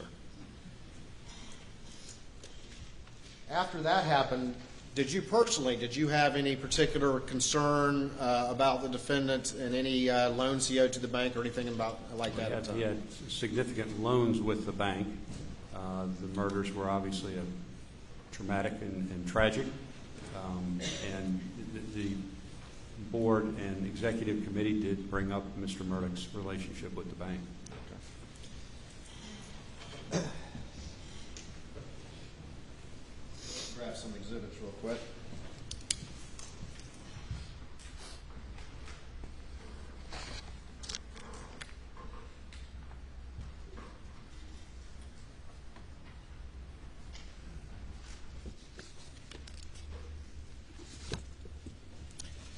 We'll show you what's been marked as Exhibit 355 to your testimony. Let me show the defense counsel real quick.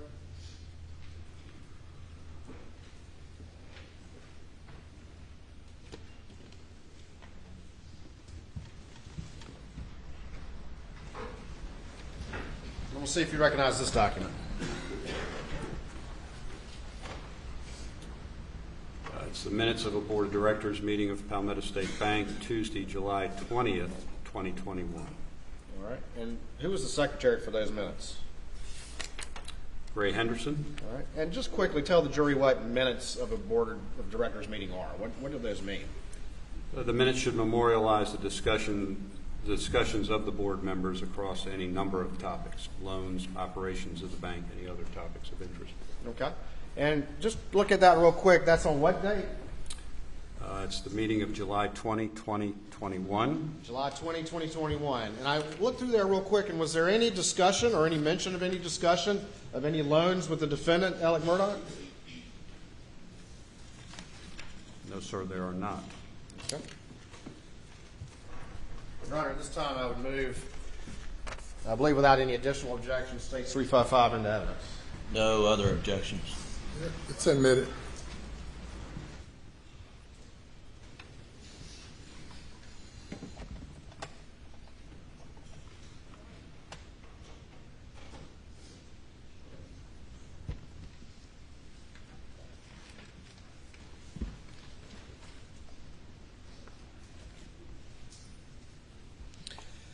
Moving on from July, I just want to be clear. Were you aware in July of 2021 of any additional loan being made to Alex Murdaugh? No, I was not. Moving on into August 2021, did you at some point become aware, or was there some event occurring at the bank where any loans to Alex Murdaugh came to the Board of Directors' attention? Yes, on August 9th. Go ahead, describe that to the jury. On August 9th, our board member, Norris Lafitte, emailed the board and the executive committee asking for a complete accounting of Alex Murdaugh's loan relationship with Palmetto State Bank. All right, and did any events start to happen as a result of that? Yes, there were. All right, let's take them in order, and let's go nice and slow so I can follow along. What was the first thing that happened? A deposit of $400,000 was made to one of Mr. Murdaugh's account. A deposit of $400,000. Who caused that deposit to be made? Russell Lafitte. At that time, on August 9th, do you know what the balance was in that particular account that money was in? It was overdrawn significantly, I believe, above $367,000. All right, and I'm going to hold on for me real quick.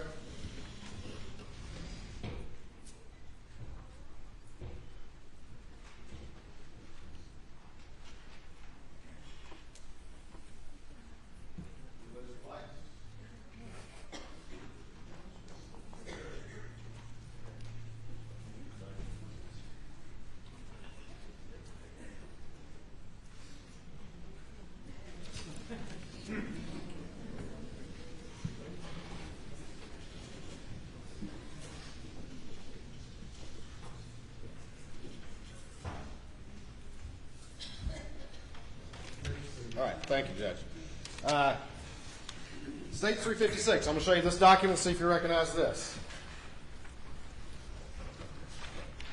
This is a copy of an account statement, page 2 of an account statement, of account number ending in the 4 digits 6092 of Richard Alexander Murdaugh. All right. And can you tell me on August 6, 2021, what the balance was in the defendant's account at Palmetto State Bank? On August 6, 2021, the balance was a negative $347,784.67. Had the bank continued paying expenses for Alex Murdaugh from June 7th to this date to the tune of $347,000 in money he did not have? Correct.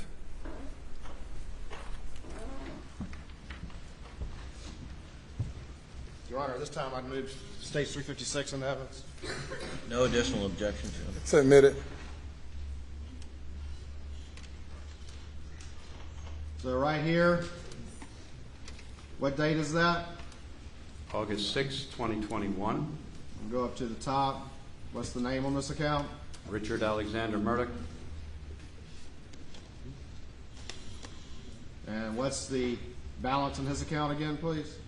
A negative $347,784.67. What is that right there? Overdraft charge, How much is the overdraft charge? $5. $5.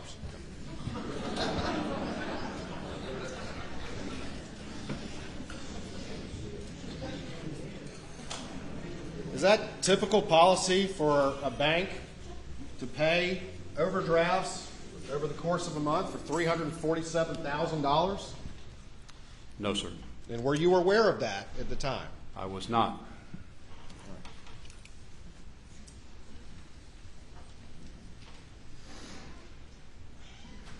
What is this right here? This transaction, what's the date on it? August 9th, 2021. And what is that right there? That's a deposit of $400,000. Okay. And is that what you were describing was the first action as a result of one of the board members inquiring about the status of Richard Alexander Murdaugh's accounts with the bank? Yes, sir. And who caused that deposit to be made? Russell Lafitte. And what was the source of those funds of $400,000? It was a debit to an account or general ledger account called Loans Not on System. What does that mean? Where is that money coming from? Did that belong to any entity? Where did it come from? It came from the bank. From the bank. At that period in time, was there any loan application in existence or any sort of paperwork to justify that $400,000? No.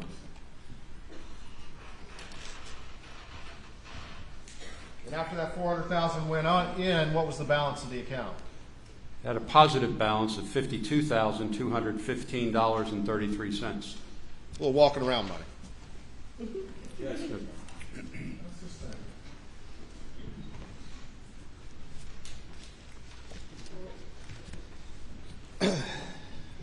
When that deposit went in, were you aware of a deposit of $400,000 going in at that time? At that time, no. And you're a board member, correct? Yes, sir. All right, that was the first action. What else occurred, if anything, as a result of an inquiry being made about the defendant's finances? There was a flurry of activity inside the Hampton office to create loan documents. To create loan documents? Yes, sir. To create loan documents after the fact? Yes, sir.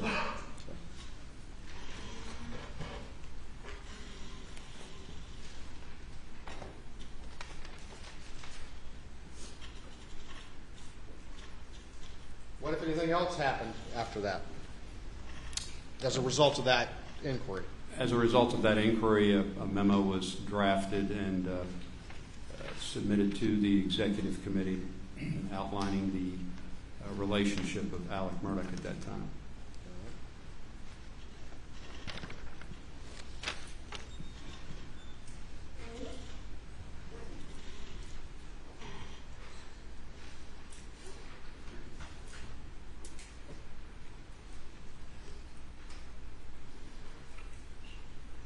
One second, I'll try to knock out two at once.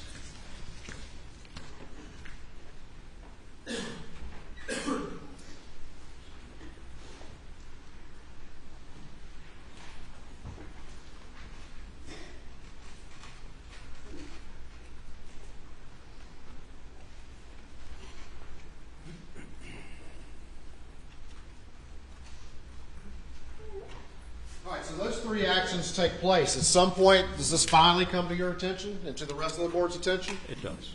And you recall about what date that was? I believe it would have been the date of the executive committee on the 12th. All right. And I'm going to show you what's been marked as Exhibit, State's Exhibit 354 to your testimony and see if you recognize that. These are minutes of the executive committee that took place August 12th, 21. Reviewing those, are they generally accurately reflect what y'all talked about at that executive committee meeting? Yes, sir. And is there any reference or discussion of the defendant, Richard Alexander Murdaugh? There is. All right. And again, was this the first time that you were aware of the true nature of his financial condition and the fact of any further monies being expended to him from the bank? This was, again, the formal summary of his banking relationship at that time. Yes. Your Honor, this time I'd offer State's 356 in evidence. 354, my apologies. It's 354, correct? 354. And no additional objection. Submitted. All right. And the first sentence is, what does that say right there? It says, Gray Henderson distributed a memo to the members outlining the bank's current relationship. Okay. And what's the second sentence right there? Indebtedness totals $4.2 million, consisting of various unsecured and secured notes, a co-borrowing, and guaranteed loans. So he owes the bank how much at that point in time? At that time, $4.2 million. You also got that too, correct? Yes, sir. I'll show you what's been marked as 365 to your testimony or to this trial and see if you recognize that. This is a copy of the memo that was presented to the executive committee on the 12th of August. All right. And Your Honor, this time I'd offer State's 365 in evidence. No additional objection, Your Honor. Submitted.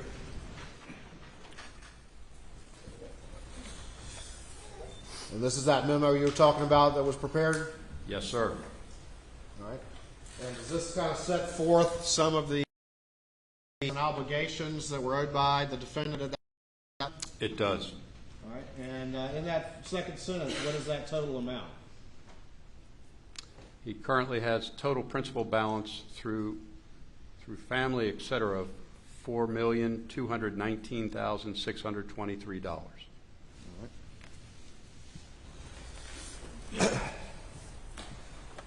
This list right here, what does that reflect? It lists all the loan numbers, the principal balances, and the collateral if they were secured.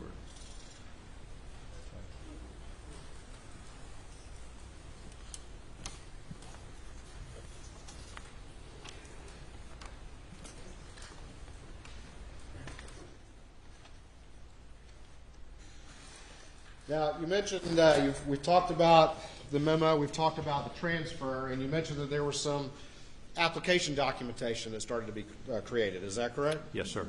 All right. And you're the CEO now, is that correct? That's correct. And you've had a chance to go back and to look into what's happened and review these various records, is that right? Yes, sir.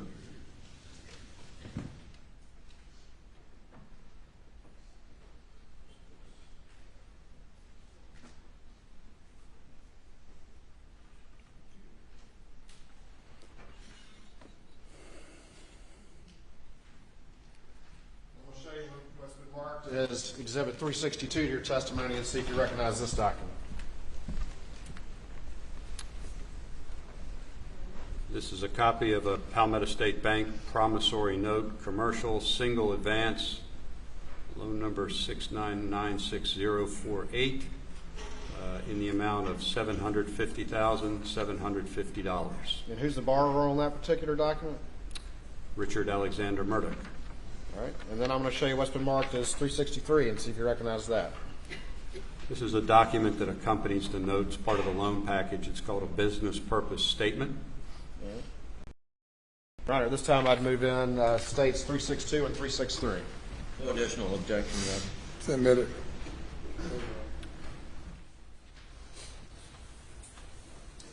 All right. Let's take a look at this document real quick. This is 362.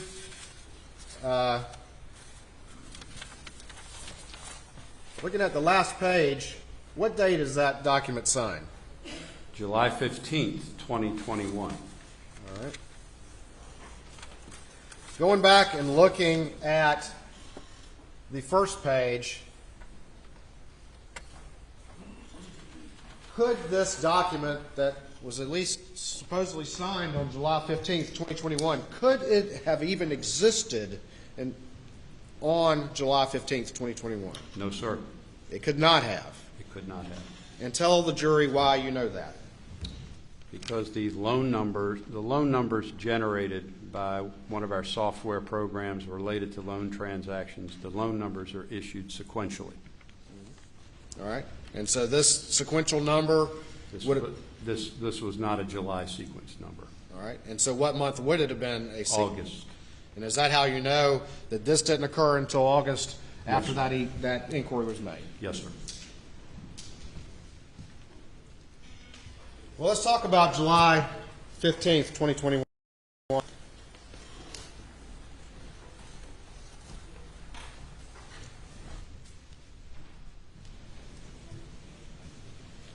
As things have come to light and you look more into this, did it come to your attention as to why these documents would have been backdated to July of 2021?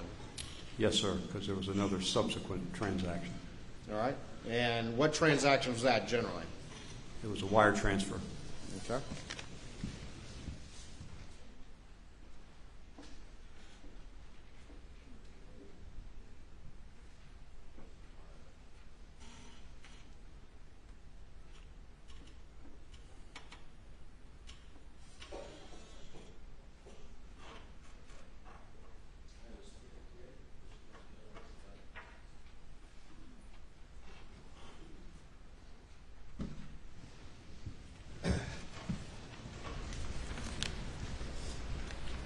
We'll show you what's been marked as States 358 to your testimony, see if you recognize that. This is our standard domestic wire request form dated July 15th, 2021. Okay. And, Your Honor, this time I would move to admit States 358. No objection. Admit it. Did you know about this wire when it was sent? No, sir. Did you know about this wire in August of 2021? I did upon subsequent investigation, yes, And when did you find out about that, roughly? in August of 2021. Put this up on the screen.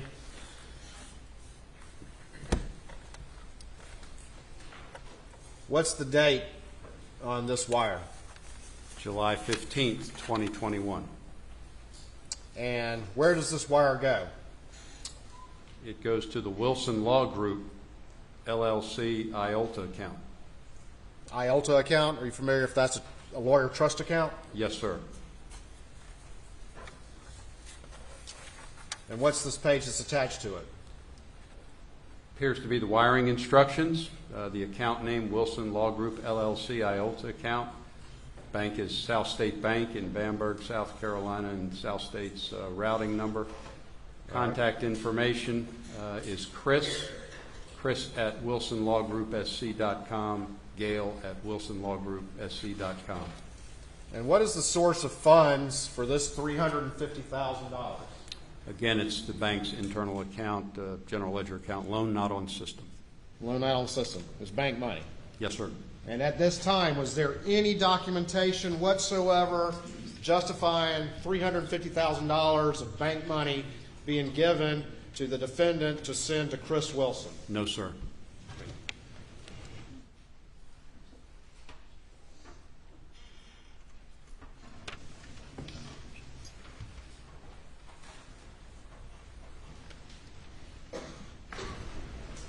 When you had a discussion at the board meeting in August of 2021, were there any representations made to you about the purposes for some new loan to Alex Murdaugh? Yes, there were. And what were you told the purposes were? Repairs to beach house. Repairs to the beach house? Yes, sir. And who told you that? Russell Lafitte. Okay. And did he tell you at any time that it was $350,000 to Chris Wilson to put some fees back? No, sir. Did he tell you that at any time it was $400,000 to cover a negative $347,000 overdraft that the bank had been paying for him since June of 2021? No, sir. I'll show you what's been marked as Exhibit 359, see if you recognize this. This is the customer copy of a cashier's check number 287933 in the amount of $400,000, dated 8/9/2021. All right. And does it have what appears to be a copy of a sticky note on there? It does. And whose writing is that? Do you recognize it? Russell Lafitte's. All right. And there's a reference to Green Swamp stock. Is that correct? Yes, sir. Do you know what that is? It's a hunt club. It's shares of a hunt club, a share of a hunt club.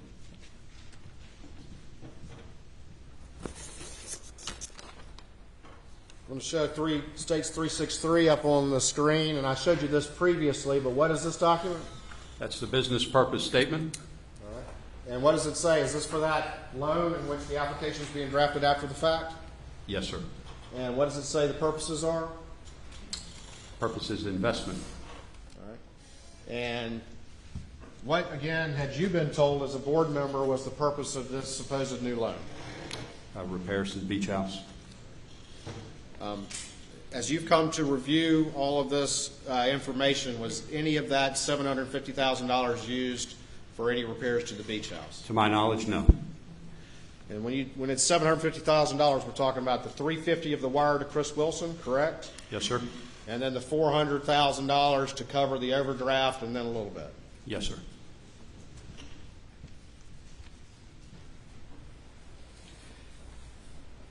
At some point in time, was there any discussion about collateral for this particular loan? Yes, there was. All right. And tell me about those discussions. What was your understanding of collateral for these loans? The collateral was to be a second mortgage on the beach house and the one share of Green Swamp stock. And as things progressed, did any of that change as far as collateral? We did not put the mortgage on the beach house. And why was that? Mrs. Murdaugh was deceased, and she had an ownership interest in the beach house. At some point in time, I'll get to that in a minute. So ultimately, this particular loan, did it have any collateral at all? Nominally, the Green Swamp stock. And why do you say nominally? It had been cross-collateralized to other loans. In your experience as a banker, is it common or usual to provide a new loan to cover an overdraft like was done in this case? Not to this magnitude, no, sir.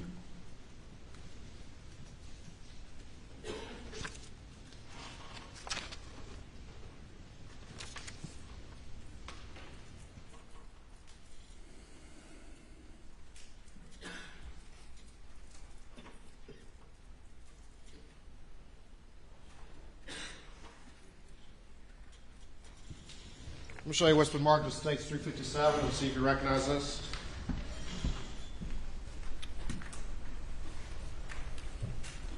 These are minutes of the directors of Palmetto State Bank, Tuesday, August 17th, 2021. Your Honor, this time I would offer States 357 into evidence, I believe, without additional objection. That's correct. No additional objection. Submitted. All right. Is there a discussion of the defendant in this particular document? There is. Now, we'd seen one before, which was an executive committee meeting in August. And was this the subsequent board meeting? Yes, it was. All right. Let me put that up on the screen. You have a screen right there. If you can Yes, sir. see that. If you have problems seeing it, just let me know, and I'll bring it back to you, okay? Yes, sir.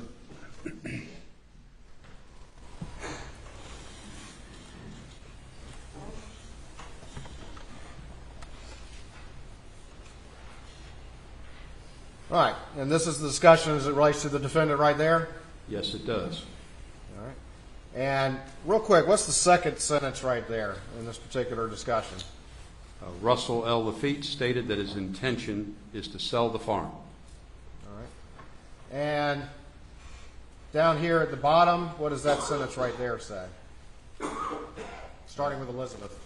Elizabeth Malinowski commented the $750,000 loan did not appear to have been approved by the executive committee. All right, and then what's the next sentence? Russell Lafitte explained that 3 of the 5 members approved the loan. All right, and so with 3 of the 5 members approving the loan, were you on the executive committee at that time? I was, yes. But you were not informed of any of these monies being expended or this after-the-fact documentation or any of it, is that correct? No, sir.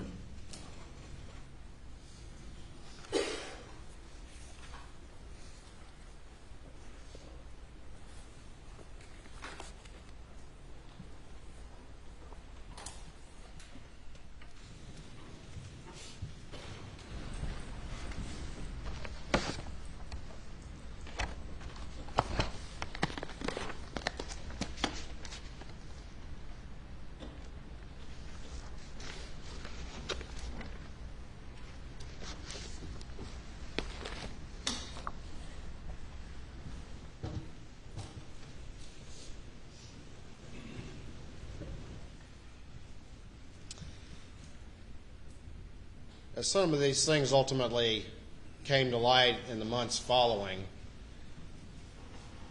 what happened to Russell Lafitte? He was terminated from the bank. And is that what led to you ultimately becoming CEO? Yes, sir. In the course of your review as CEO of what had been going on at your institution, did you become privy to information that Russell Lafitte had been converting trust account checks from PMPD made out to Palmetto State Bank? Yes, sir. And that those checks had been converted, that those were client money checks and had been converted for the benefit and for the personal use of the defendant?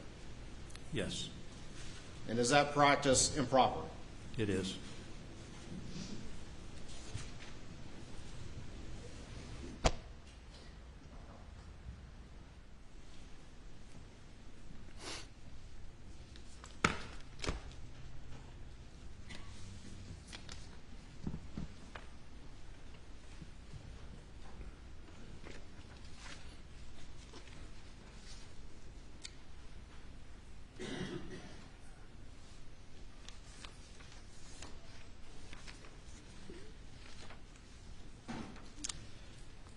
I'm going to show you what's been marked in States 366 to your testimony.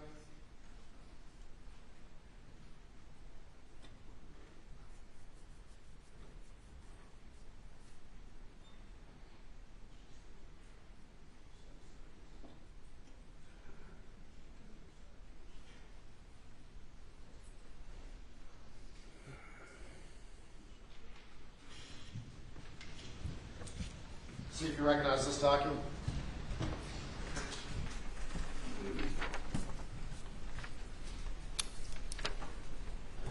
This document is a printout from our loan accounting system, which summarizes the loans outstanding to Mr. Richard Alexander Murdaugh As of a particular day? as of June 7, 2021. Your Honor, this time I'd move State 366 into evidence. No additional objections. So, All right, let's take a look at it. Can you see that all right? Yes, sir. All right, there's certain numbers that are highlighted here. Is that the balance as of that particular date? It's the principal balance, yes, sir. All right, and so that number right there is what? $104,119.80. And the balance right there is what?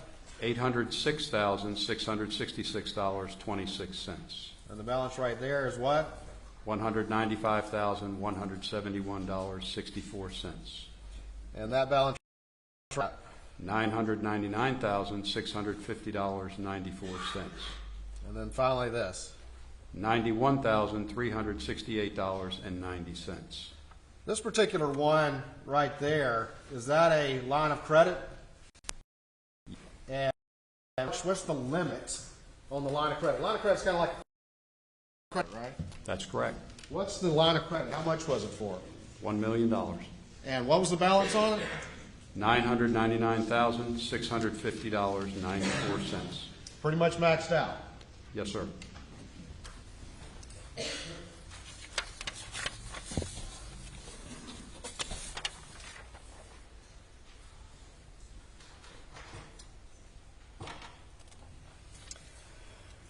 Going back to States 365, we've got this one right here.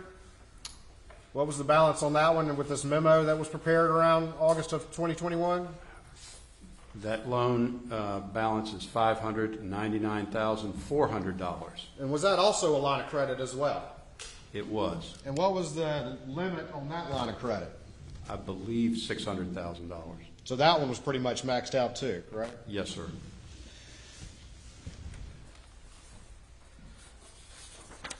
Not listed on States 366 are two that are on this memo. One says Zero United and one says Red Deer. Are you familiar with what those are? Yes, sir. And are those business entities? They are. And do you know who those are associated with? Mr. Murdaugh was a partner, member of the LLC. All right. And had those two loans been charged off? They had been. And to your understanding, those entities own real property? Yes, in Berkeley County. All right. When you say charged off, what does that mean? Explain that very quickly to the jury.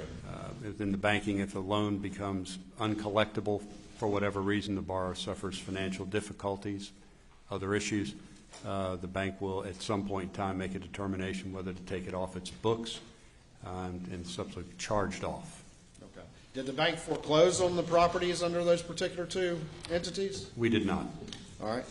And so it takes it off the books, so it stops accruing interest and late charges and all that kind of stuff, right? Actively, yes, sir. Actively, at least, correct? Yes. And did the defendant, was he still, though, expected and required to keep paying on those particular loans? It didn't dissolve him of his obligation, but he periodically made payments. Periodically made payments on Yes. those loans. If the defendant had tried to sell those properties or something like that, what if anything, would the bank would have been entitled to in the event that was attempted? We would have been entitled to the outstanding principal balance at the time, plus lost interest and any late fees and charges. All right, so that would have to be applied against any sale price before those things could be that property could be sold. Correct? Yes, sir. And it would be somewhat higher than the numbers on this memo. Is that right? Yes, sir.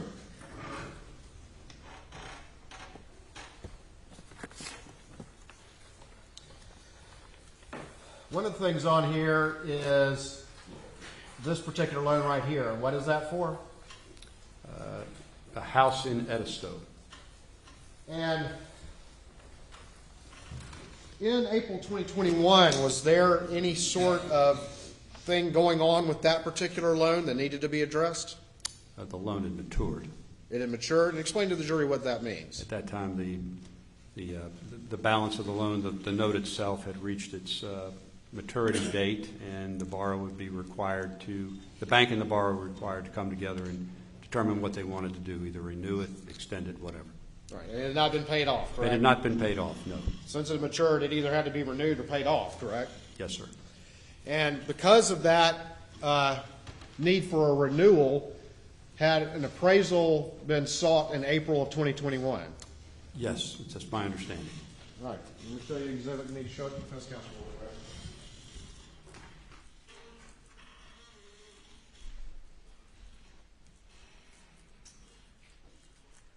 Show you what's been marked as Exhibit 364 to this trial, and see if you recognize this.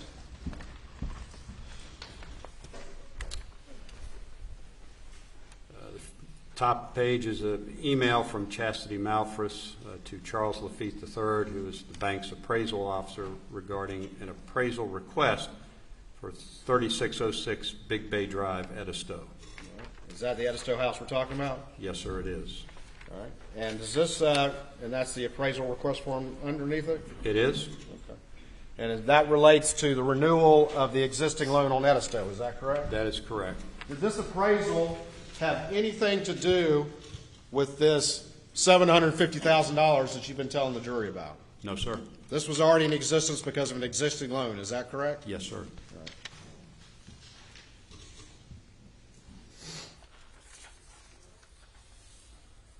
And, Your Honor, this time I would offer States 364 in evidence. No additional objection. Submit it.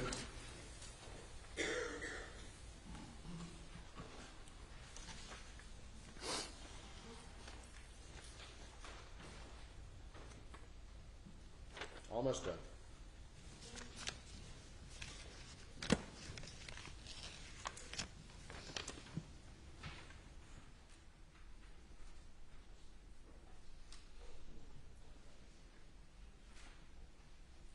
Real quick, one I forgot, it states 360. We'll show this to you real quick, and then we'll get to the beginning of the end.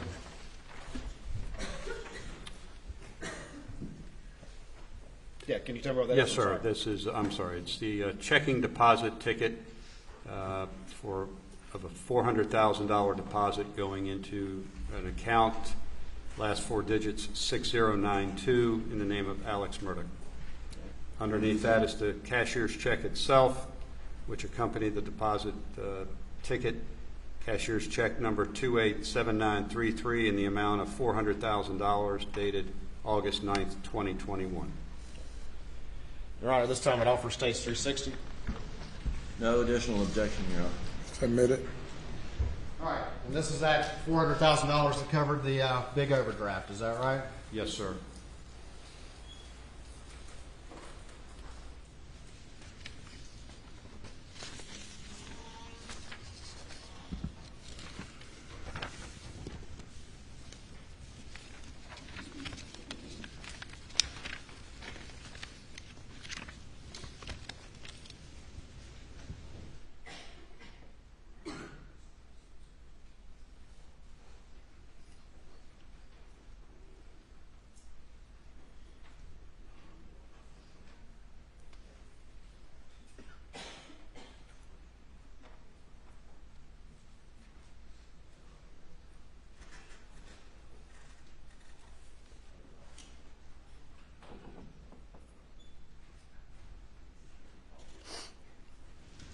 All right, I'm going to show you one last series of documents here,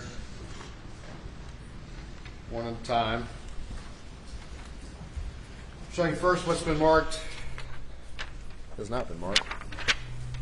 Show you what's been marked as states 367, and is that a statement balance for an account in the name of Alex Murdaugh? It is. It's Alex Murdaugh, farm account, account number 1646. All right, and on June the 7th, 2021, can you tell me the balance in that account? The balance of the account is a negative $2,458.23. Okay. Your Honor, this time I'd move to admit states 367. No additional objection. Submit it.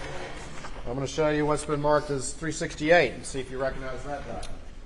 It's a copy of an account statement for account number 6092 in the name of Richard Alexander Murdaugh. All right. And can you tell me what the account balance is on June 7th, 2021? On June 7th, the balance in the account is $2,185.23. All right, Your Honor, this time I'd move to admit states 368. No additional objection. Submit it. I'm going to show you what's been marked as states 369, excuse me, and see if you recognize, or you can tell me what the balance, what that document is. If I can get a question out eventually. This is the account statement for a health savings account.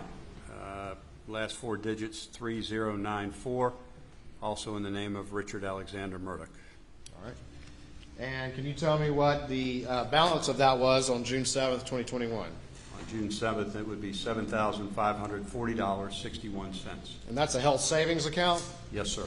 Can that be used for any expenditures, or is that limited? Is that a special type of account that's limited to medical expenditures? It's a special account, generally limited to medical expenditures. Your Honor, this time I'd move states 369 into evidence. No additional objection. Submit it.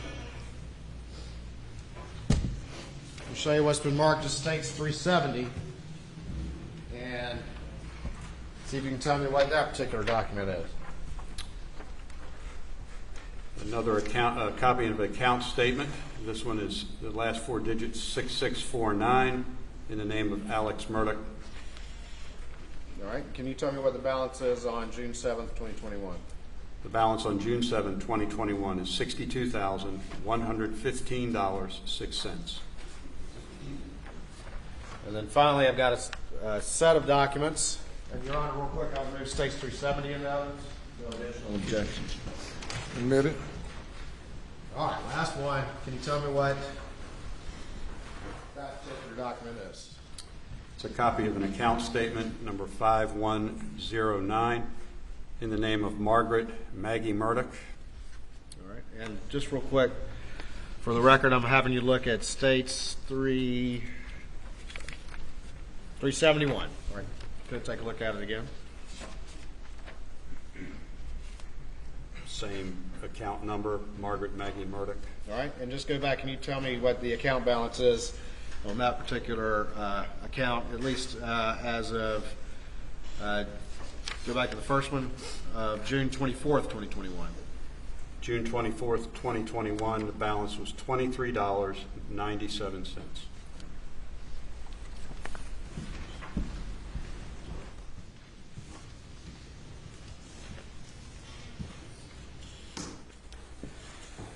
Your Honor, at this time I've moved States 371 into evidence. No additional objections. It's admitted.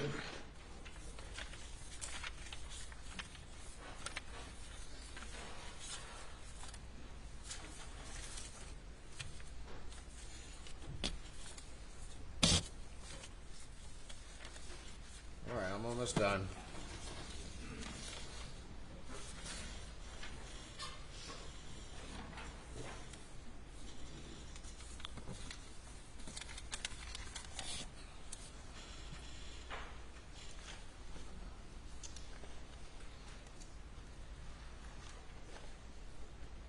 Mr. Malinowski,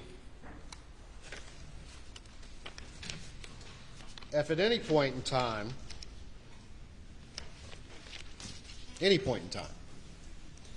if the bank over the years at any point in time had become aware that Alex Murdaugh was having a bank official take client trust money checks and convert them into cashier's checks and other transactions for his own personal use, what would have happened?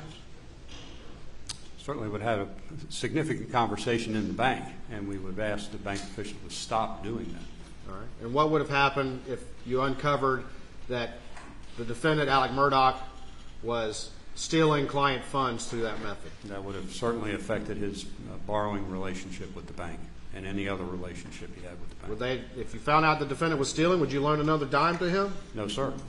If you found out that the defendant had created a fake business account in the name of a legitimate entity and was routing and stealing client money through that account and converting it to his own personal use, at any point in time, what would have happened with his relationship at the bank? It would have ceased. Would the bank have loaned him any more money? No, sir. If the bank found out that the defendant had been forced to resign or been fired from his job, what would have happened with his banking relationship? Would the bank have loaned him any more money after that? No, sir. If the bank had found out at any point in time that he had been disbarred, what would have happened to that banking relationship with that defendant? It would have ceased.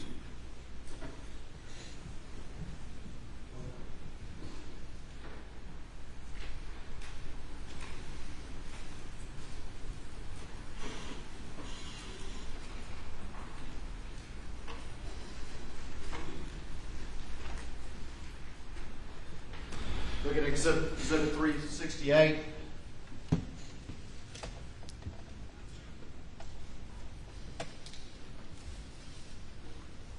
What account number is that? What's the last four digits of that account number? 6092. And on June 7th, what's the balance? $2,185.23. Looking at Exhibit 356. What's the account number? 6092. And by the time that unapplied for deposit comes in, what's the balance on August 6th, 2021? On August 6, 2021, the balance is a negative $347,784.67. Hold on for me 1 second.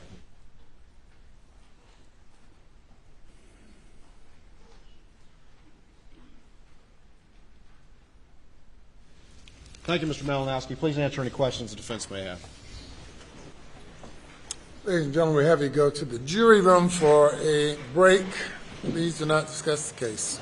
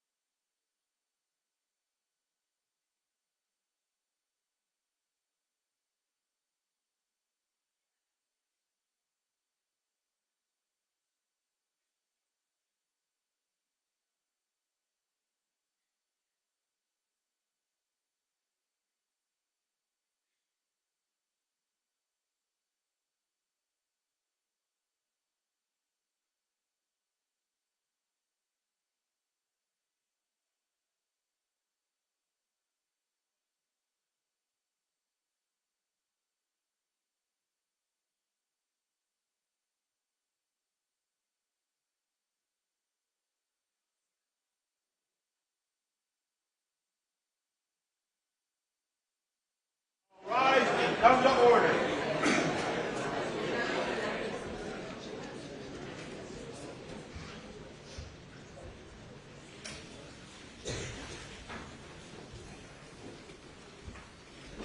Please be seated.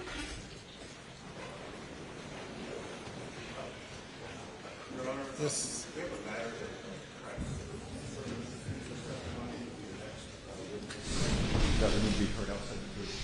Okay. Yes, sir. Please report. This is something new that has come up, Your Honor. I'm sure Your Honor recalls the testimony of Shelley Smith this Monday, and her testimony was, let's say, somewhat malleable. We've discovered late last night that a GoFundMe page was set up for Ms. Smith, soliciting donations until the wording was changed during the testimony of the last witness. It read that my mother was caretaker for Alex Murdaugh's mom. She recently had to testify against him, and goes on to say, I want to reward her for her bravery and honesty. The very first donation made on this GoFundMe page, which was made shortly after it first went up last night, was made by attorney Mark Tinsley, who paid her $1,000, presumably following the description of this in consideration of her testimony.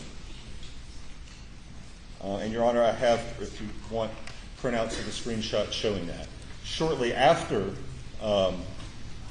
Mark Tinsley's name actually appeared as the donor for $1,000, he removed his name, and it now appears as anonymous. But I'm told the Attorney General has confirmed with Mr. Tinsley that he admits he did make this payment to the witness in the middle of trial, who is still under subpoena. And therefore, Your Honor, and therefore, the defense would move to exclude his testimony. And on what basis? Your Honor, the legal standard here is difficult to find. I cannot, searching Westlaw, find a single case in which a prosecutor has tries to put to the jury a lawyer who has already testified he has a direct financial interest in the outcome of this case, who is also making monetary payments to prosecution witnesses during the trial. Your Honor, I believe that this is a question of first impression. And because it's a question of, I understand that the facts here in this case are disturbing, but because it's a question of first impression, I would respectfully urge the court to keep in mind the aphorism that bad facts make bad law. A prosecutor, to my knowledge, to Westlaw's knowledge, has never before done this. What's improper about what he did? About what Mr. Tinsley did? Yes. He made a financial payment to a witness in the middle of a trial that he has a financial interest in the outcome of. He has testified. Who is under subpoena. She's still under subpoena. He made a $1,000 payment as a reward for her honesty, testifying in a matter that he has testified that he has a direct financial interest in. Well, that would be good fodder for cross-examination. No, Your Honor, I respect the court's ruling. I'm not going to strike his testimony. It may be good fodder for cross-examination. Yes, sir.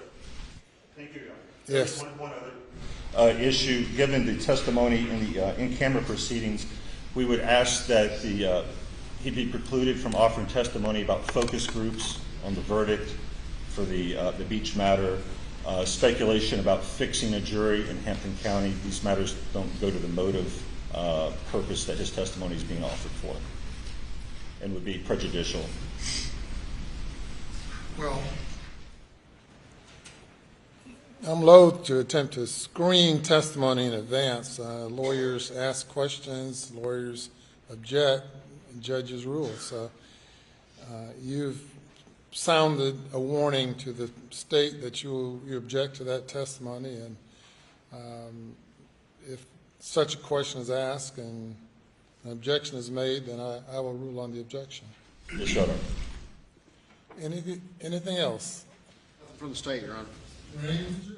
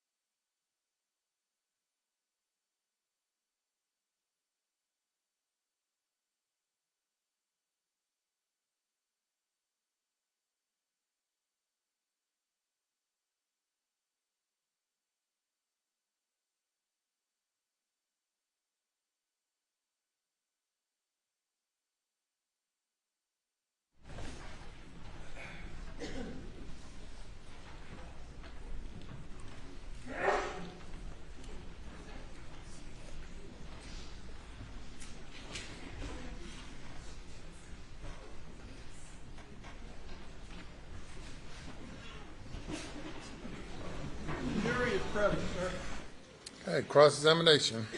Please record. Yes, sir.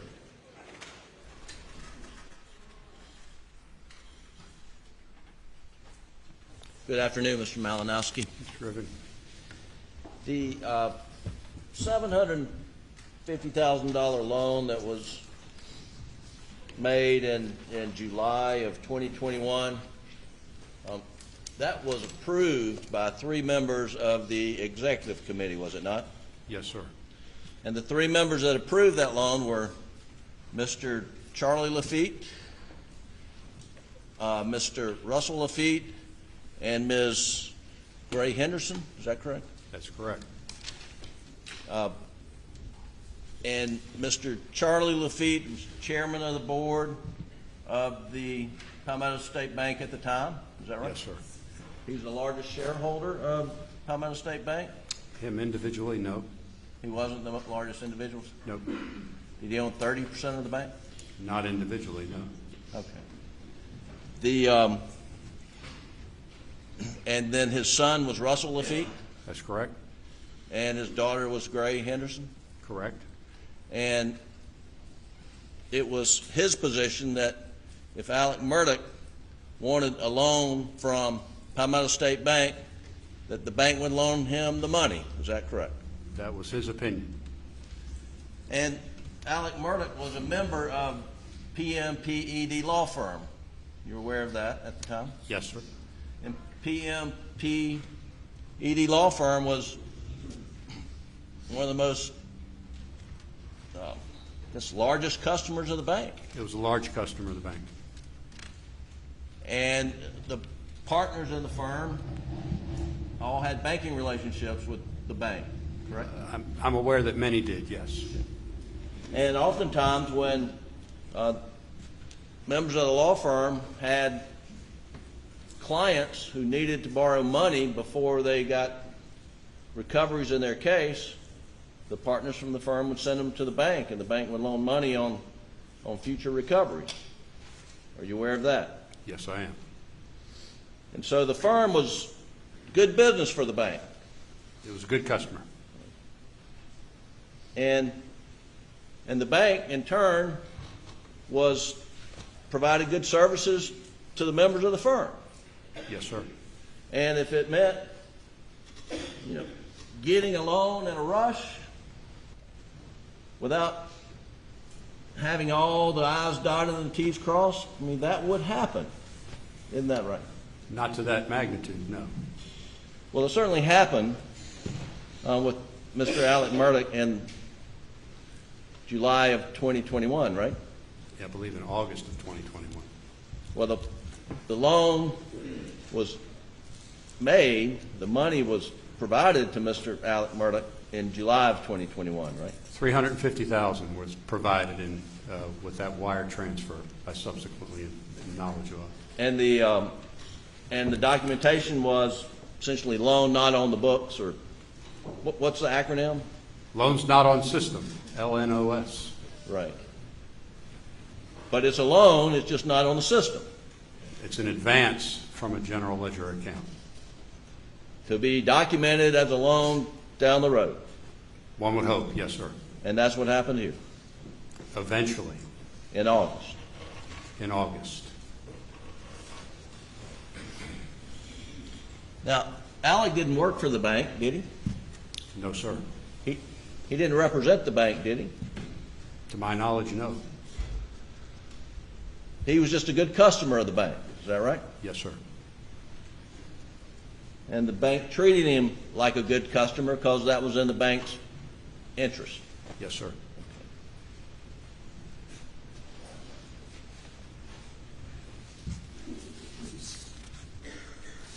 Now, you said something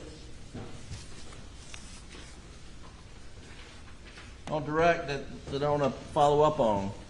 And my notes say that after the tragic murder of Maggie and Paul, that the bank undertook a loan review of Alex's loans. Is that right? In response to the August 9th email, yes, sir. Well, the August 9th email was triggered because of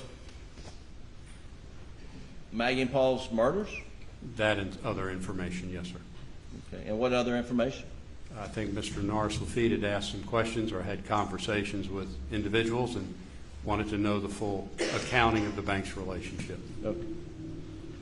And one of the factors that Mr. Norris Lafitte included was he had just lost his wife and son, and let's take a look at his standing with the bank, loans outstanding, I etc. think that's a fair statement, yes, sir. Okay. Up until June 7th, 2021, the bank was not examining Alex loans, were they? We're not scrutinizing them, no, sir. Yeah. He did he and Maggie had a loan review from the bank, whether they knew it or not, back in July 10th of 2020, correct? Yes, sir. And I'm going to show you Defendant's Exhibit 91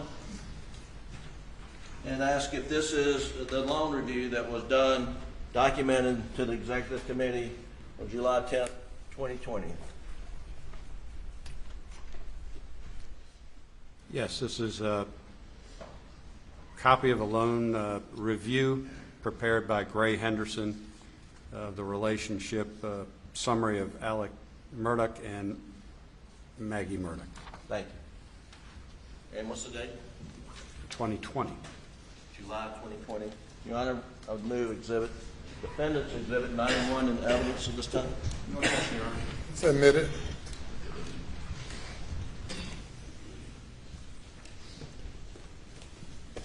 Just put the front page up there. And so, Doug, go down so we can see keep going. There you go. So, to the Executive Committee on July 10th, 2020, who was on the Executive Committee with the bank? At that time, Charlie Lafitte, Russell Lafitte, Gray Henderson, myself, I believe Scott Swain was on it at that time. And it's a 5-member Executive Committee? Yes, sir. And I think you mentioned earlier that does it take the majority of the committee to approve loans over a certain amount? Sitting in a meeting, yes, sir. Excuse me? In a meeting, yes, sir. Okay. And Gray Henderson is preparing this loan review for Alex Murdaugh, right? Yes, sir. It says Richard Alexander Alex Murdaugh is a lifetime resident of Hampton County. He and his wife, Margaret B. Maggie, recently sold their home in Hampton and moved their permanent residence to their farm in Islandton. Alex is a respected partner with Peters, Murdaugh, Parker, Ellsroth, and Dietrich law firm. They are currently involved in a wrongful death suit involving their youngest son, Paul, in a boating accident. Civil case is still pending. So that was the background on this. That was a general summary of current situation. And then they reviewed financials related to their tax returns and whatnot. Is that correct? She's just stating in there that what financial information we have on file. Okay. And then you go through each outstanding loan. Is that right? It's a summary of the loan, yes, sir. Okay, and the first loan is can you tell us what that is? Williams Island on St. Helena?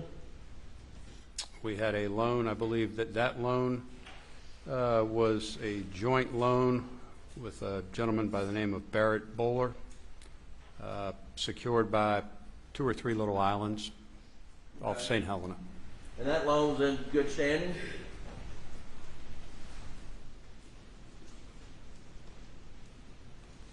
Says all payments made as agreed, yes, sir. Okay. And now the next loan is a loan on, that's the Edisto Beach House, is that right? Yes, sir.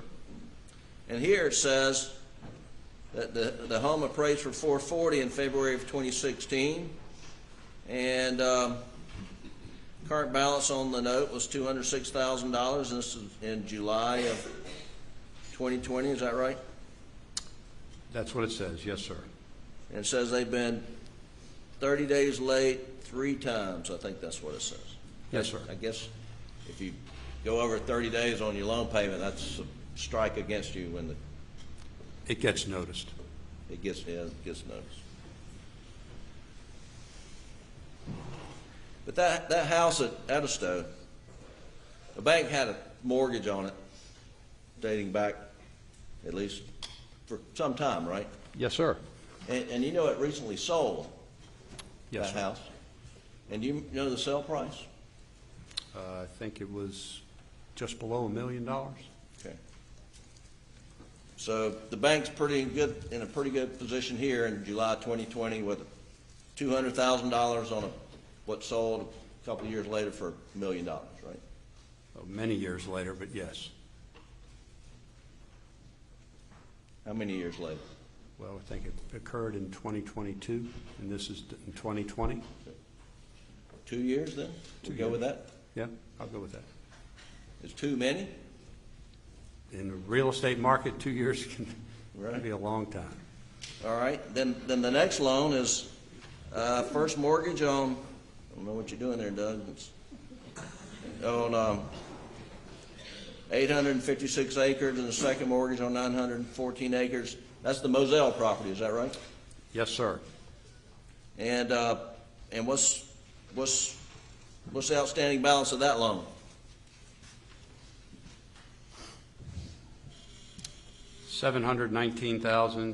$719,769.16. And what kind of value do you have there? Good value in it. If the appraisal is $3.3 million. Now, you know there's a contract on that property today? I understand there is, yes. You know what it is? No, sir, I don't. Okay. You know it's more than 3.3? I don't know that. Okay. Bank still has a mortgage on it? We do. Okay. You turn the page, Doug? If that's the last one on there.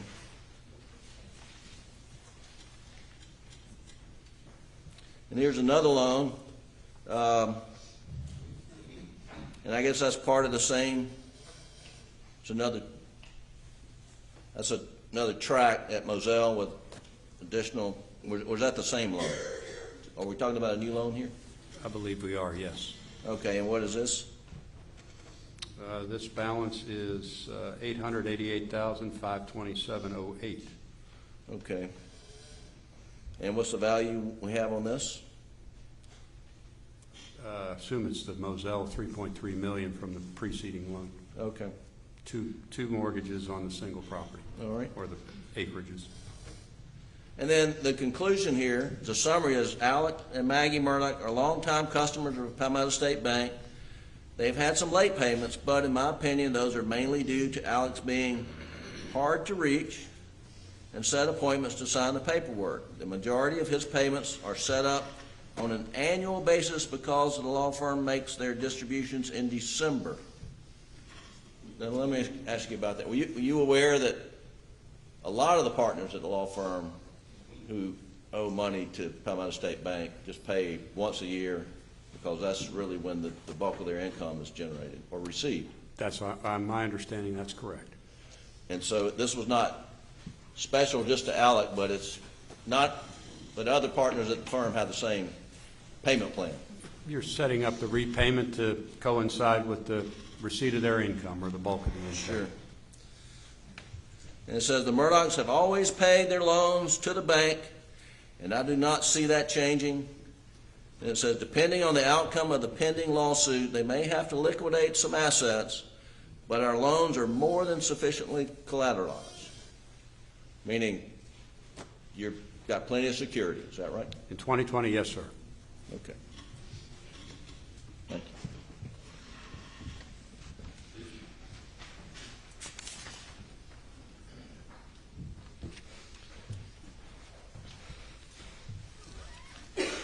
Alec and Maggie have, to your knowledge, never been turned down for a loan at Palmetto State Bank.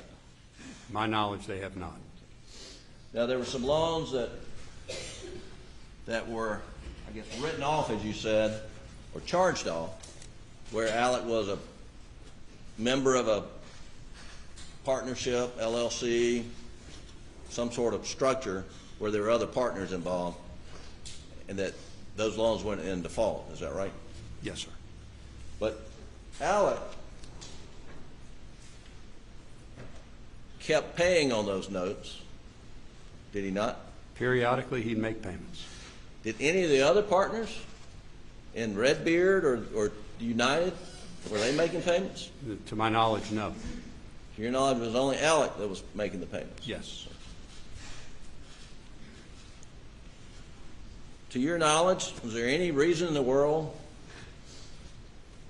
for Alec to believe that in June of 2021, if he needed additional money from Palmetto State Bank, that he couldn't just go down there and talk to Russell Lafitte or Charlie Lafitte and ask for a loan?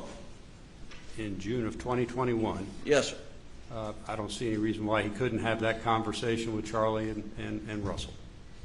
And he had, to your knowledge, never put on any notice that your business is not welcome here at Palmetto State Bank in June of 2021, is that right? In June of 2021, that's correct. In June of 2021, the bank is fully collateralized on the outstanding notes. With the exception of the one where he was a co-borrower, I believe, with his father. I think that was an unsecured loan. And his father being Randolph Murdaugh. The third, yes, sir. The third, yes. One second, Your Honor.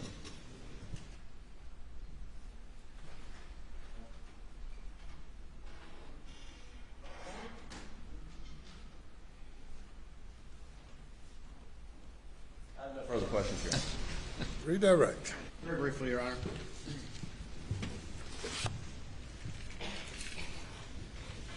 You're asking about whether Alec made some year-end payments on some of those charged-off loans, correct? Yes, sir.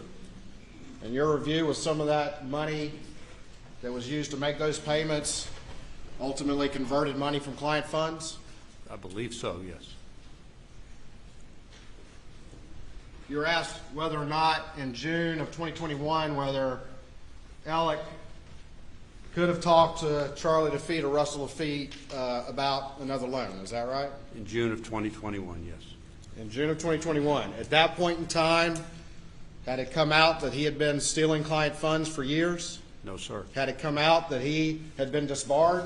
No, sir. Had it come out that he had been diverting fees from his law firm? No, sir. Had it come out that he had been forced to resign from his law firm? No, sir. If any other things had come out, would the bank continue to have loaned him money?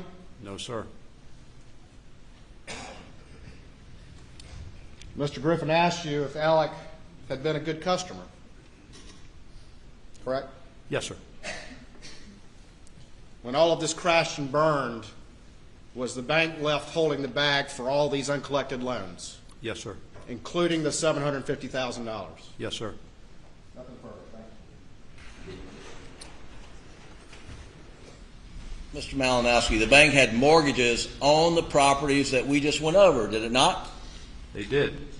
And those mortgages didn't disappear when Alex Murdaugh, when all this came to light, did they?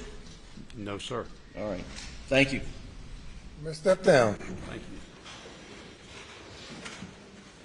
Let me call your next witness. Thank you, Your Honor. The state calls Mark Tinsley.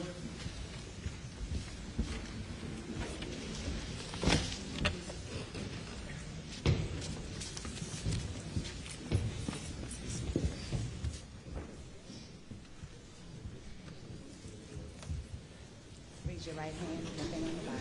Do you affirm the testimony about to give this court in this trial shall be the truth, so help you God? I do. Thank you. Take a seat and get stand. State your name again for the record. Spell your last name, please. Afternoon, Your Honor. My name is Mark Tinsley, Tinsley.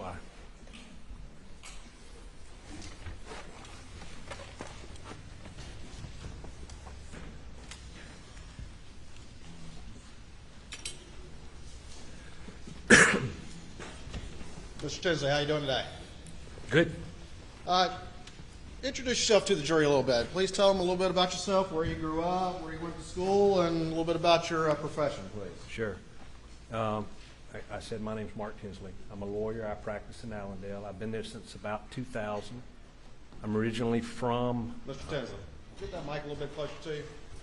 Well, the mic's short, and my knees apparently are long because this is the most uncomfortable place to sit. You can bend it down a little bit, maybe. Yeah. I'm from Anderson originally. I went to Clemson. I carried an orange book bag when I was at Carolina. I went to law school there. I graduated in '98. I worked in Columbia for a couple of years doing primarily insurance defense work. You've heard a lot of plaintiffs' lawyers. So I would have been one of the lawyers representing an insurance company that was hired to or had the coverage on somebody who was getting sued, or I would have dealt with coverage. Is a specific loss covered or something? So that's primarily what I did for the first 2 years. One of my good friends was originally from Barnwell. I made my way to Allendale in 2000, and I've been there ever since.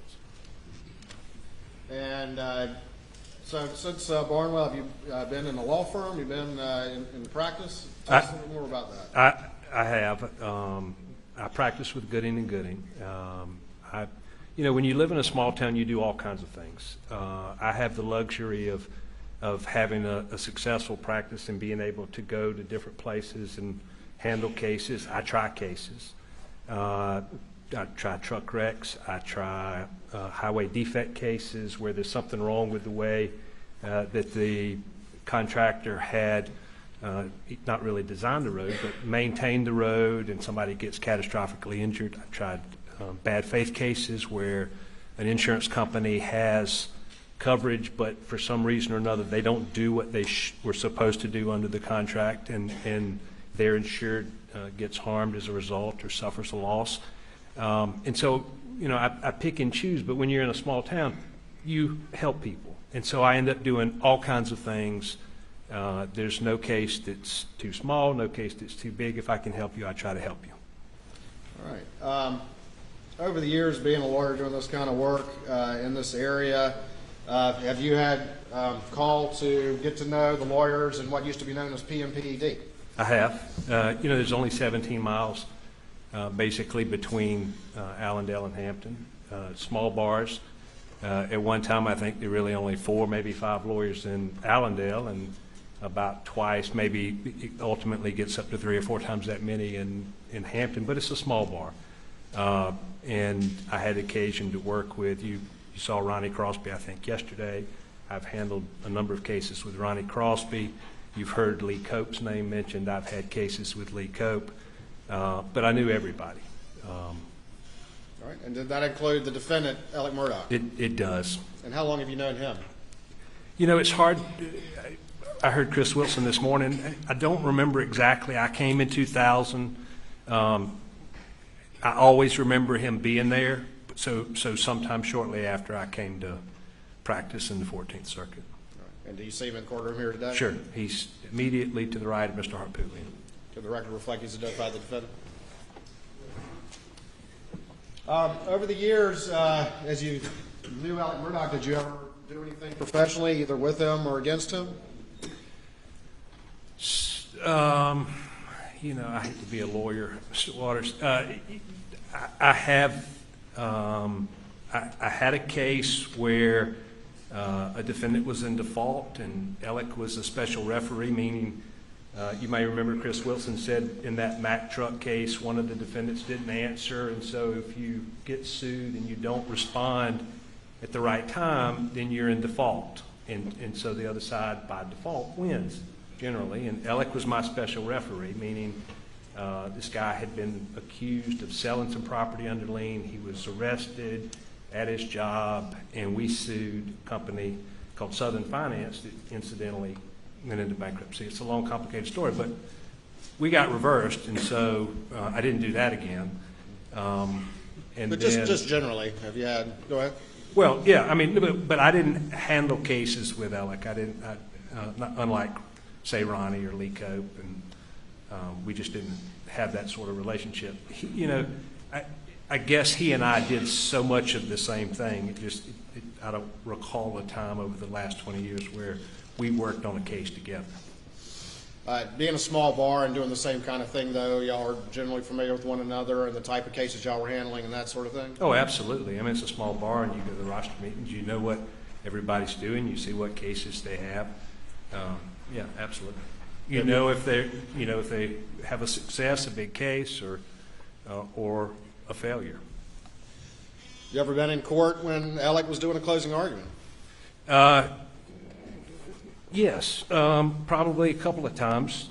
There was, he tried a case in Allendale. It was the first case, I think it was 98 that the Allendale courthouse burned. The story is that Judge Peoples from Barnwell was going to sentence some guy for a drug offense, and Judge Peoples was very strict on drug offenses, and so the guys who were going to be sentenced on Monday decided Sunday would be a good day to burn the courthouse. So they burned the courthouse, and so many months later, I think Judge Peoples ended up sentencing them.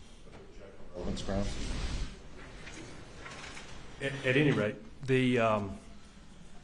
they rebuilt the courthouse, and so the first case that was tried in 2005, Alec tried, and I was there when he made his closing argument.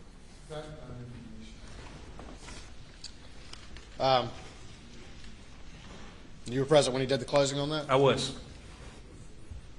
Did he get emotional during that closing? He cried. Relevance? Response. Your Honor, I think this is just relevant to the defendant and his practice as a lawyer, background information, and I think there's been a lot put in issue about the defense about that as well, and I think this is fair from this witness. We're in the year 2000. 2005. It's March of 2005. It was. Stand your objection. Let me ask you just a little bit about, though, being in this kind of type of work in a sort of small bar in a small area. You said y'all are generally familiar with what each other are doing who do similar work? I think so. All right. And when you're, are there any sort of documentation at the court, jury rosters, anything like that, or rosters that you can pay attention to and have an idea of what each other's doing? Well, I mean, it is a roster. It is a list of cases. Generally, a case comes up for trial, not in civil cases I'm talking about. Supposed to be about a year old. It's usually longer than that, but they go on this list. And so come Monday morning, all the lawyers would show up. There's 100 cases, and so you see what's coming up, who has what cases. And in Hampton in particular, Alec usually seemed like a majority of the cases on the Hampton roster. His name would be on them anyway. And being a small bar and being, part of that, kind of doing the similar work, is it not uncommon for you to have some knowledge of some of those cases and for others to have knowledge of the cases you're working on? Sure. Lawyers are the biggest gossips in the world. I mean, everybody knew what everybody was doing. If you see a case that's on there and then it gets removed or disappears, does that indicate anything to you? No. I mean, it indicates they were settled. But oftentimes, when you go through the roster, there's actually a notation. The case is settled. The judge will sign what's called a form order, which just administratively disposes of it, takes it off the roster so that it doesn't stay on that list. And being as part of that small bar, and this is kind of work you do, that's something you generally pay attention to, as other lawyers part of that area do as well. Well, it's a lot like sitting in here. I mean, it's easier to pay attention than to just sit there bored. So, yeah, you pay attention to it. Are you familiar with what's been known as the boat case? I am very familiar. I represent the Beach family, so I filed the boat case. And you say the Beach family, are you talking about the family of Mallory Beach? The family of Mallory Beach, that's right. And is she the young woman who died in the boat accident? She did. And what was the date of that accident? It was the early morning hours of February 24th, 2019. At some point, you said you were representing the Beach family. At some point, you were approached by the Beach family?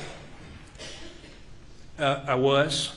Shortly after the wreck, there was an incident on the causeway. So this boat crash happens, there's a bridge called, you go over Archer's Creek. Archer's Creek is it's a creek that separates Paris Island, the marine installation, from, I guess that's Port Royal. And the boat crash happened at that bridge. There's a road, if you can imagine the causeway, there's an old road that goes down to the base of the bridge. And after the boat crash, the law enforcement had cordoned off, had a rope up or yellow flag, yellow taping up, and so Miss Beach wanted to go down to see where her daughter had died. And she wasn't allowed to. Objection, relevance, 403. Objection's overruled. Please continue. She wasn't allowed to go down to the bridge. She was told not? She was not. She was told it was a crime scene, and she couldn't go down there. All right. What else did she, and when she was hiring you, what else did she report? Almost immediately thereafter, Hearsay. For the truth of the matter, asserted the effect on the listener and the reasons for the actions he took, which has become relevant in the boat case. Only argued when requested by the court. My apologies. Objection's overruled. almost immediately thereafter, a car pulled up driven by Alex's father. His wife was in the front seat. Alex's wife, Maggie, was in the front seat. They were waved down to the bridge, and that caused her a great amount of distress. Did she ultimately hire you to represent her? That day I got involved. At some point, as you get involved, do you start to investigate the occurrence? I did. I started to investigate, but I started to try to put pressure on law enforcement, which is, you know, I'm drawing a distinction there almost immediately, because the concern was that it was going to get covered up by the Beach family, and they didn't want that to happen. Your Honor, I would object to these references to covering up. It's not relevant to the motive purpose for this testimony, and it is prejudicial under 403. I sustain the objection. Strike the previous response. Objection is sustained. You may proceed. Yes, Your Honor. Just generally, you investigate the case, is that I did. correct? And at some point, did you reach out or have any discussions with anyone who was representing the defendant, Alex Murdaugh? I did. Well, I've talked to a number of the partners, but after I When you say partners, you're talking about PMP? Yeah, yes, I'm sorry. All right. But eventually I came to know that Danny Henderson was appointed as Alex's personal counsel, who was one of the partners. You may remember there was a video from Alec in the front seat of the law enforcement car, and the arm that reaches up and squeezes his shoulder while he's crying. That's Danny Henderson.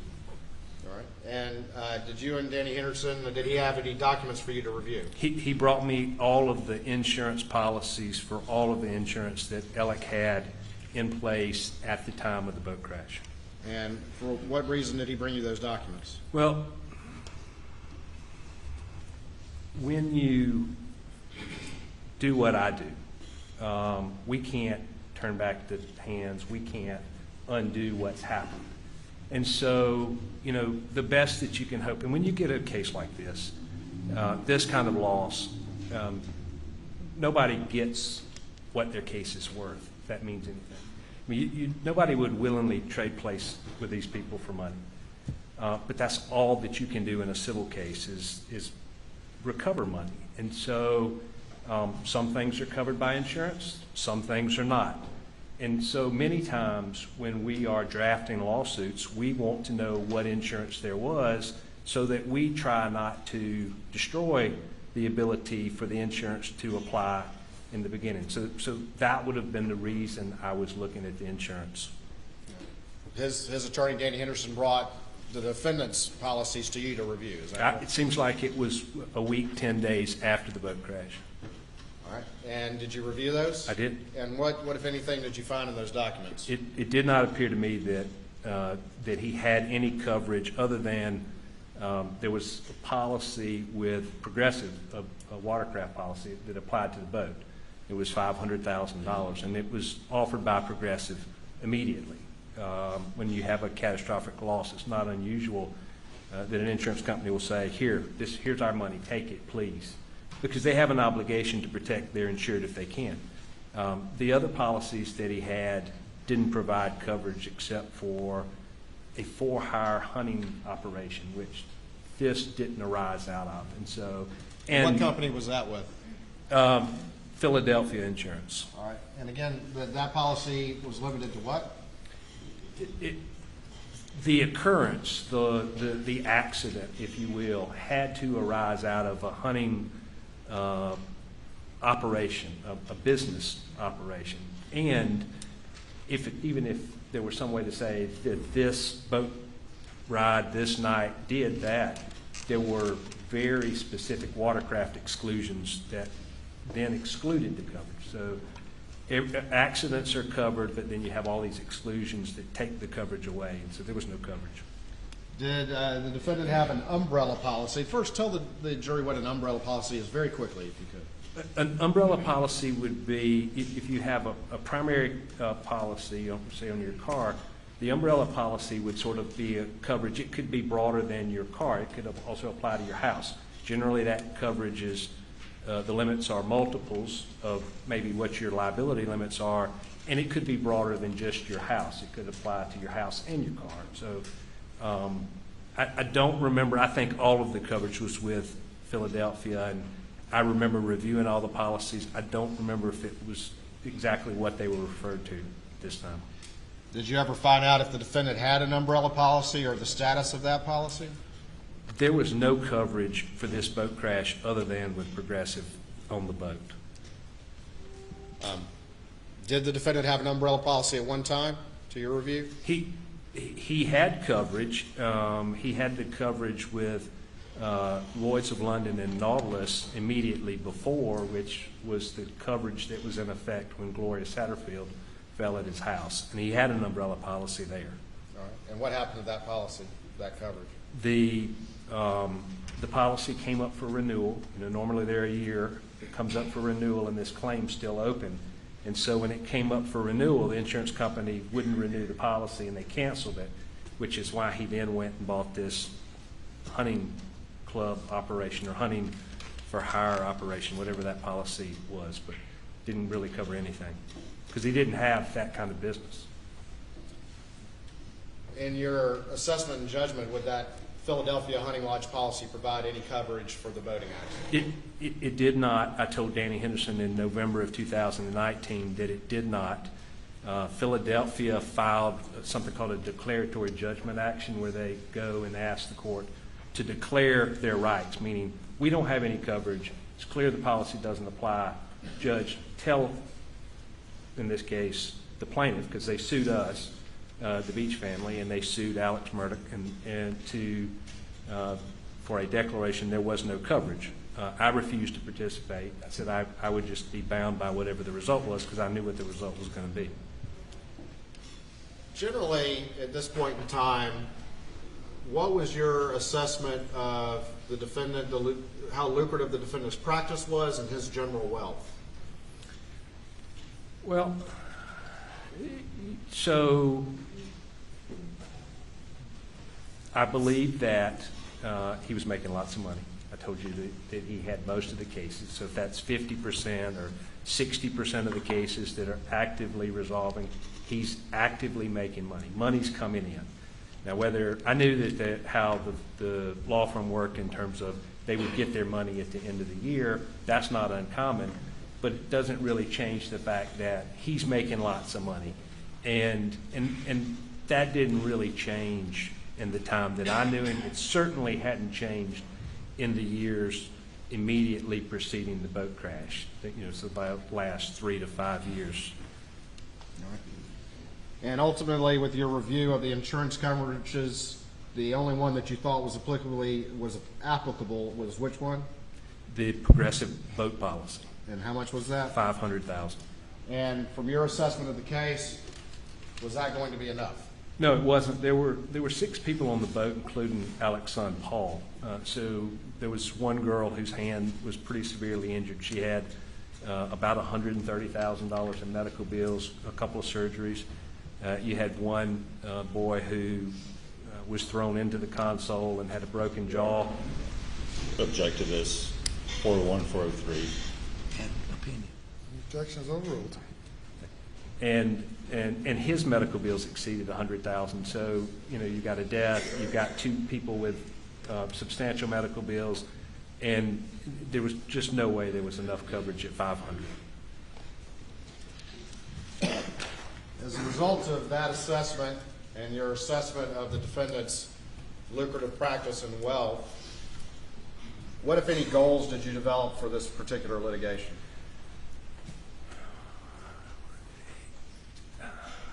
I don't know if it's as easy to answer that, but as I began to realize there was no coverage, it was clear that and oftentimes when you have someone who is very affluent, who has a lot of money, it's not uncommon for those people to pay in addition to what they have in insurance. And so Alec was going to have to pay out of his own pocket to settle the cases.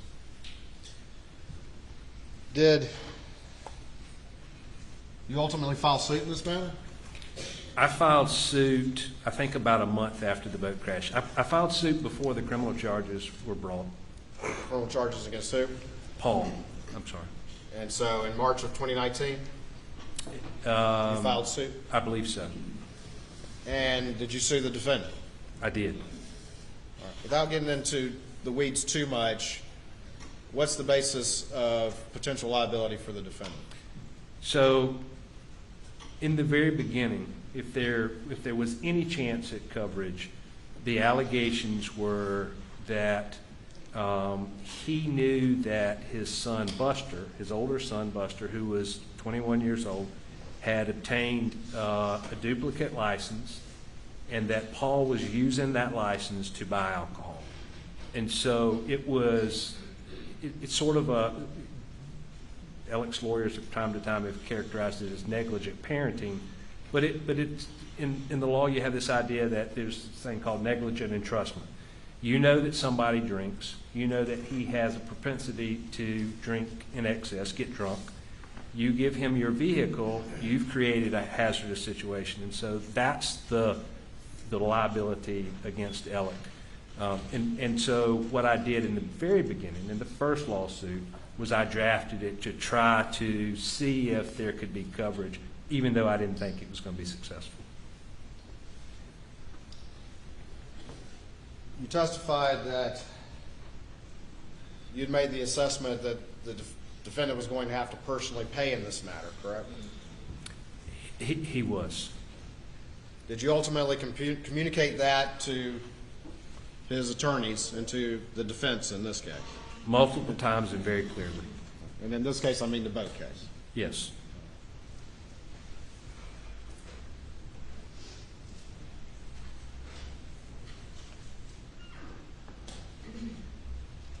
Is there such a concept as a friendly defendant or a venue defendant or a placeholder defendant in civil litigation?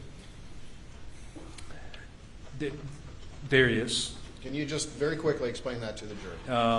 It started, you first see the references back in, I think it was the 40s and 50s, and it was a way that if you're from out of state and you get sued in South Carolina, you have a right, rather than be in state court like we are now, you could have it, that case against you taken to federal court.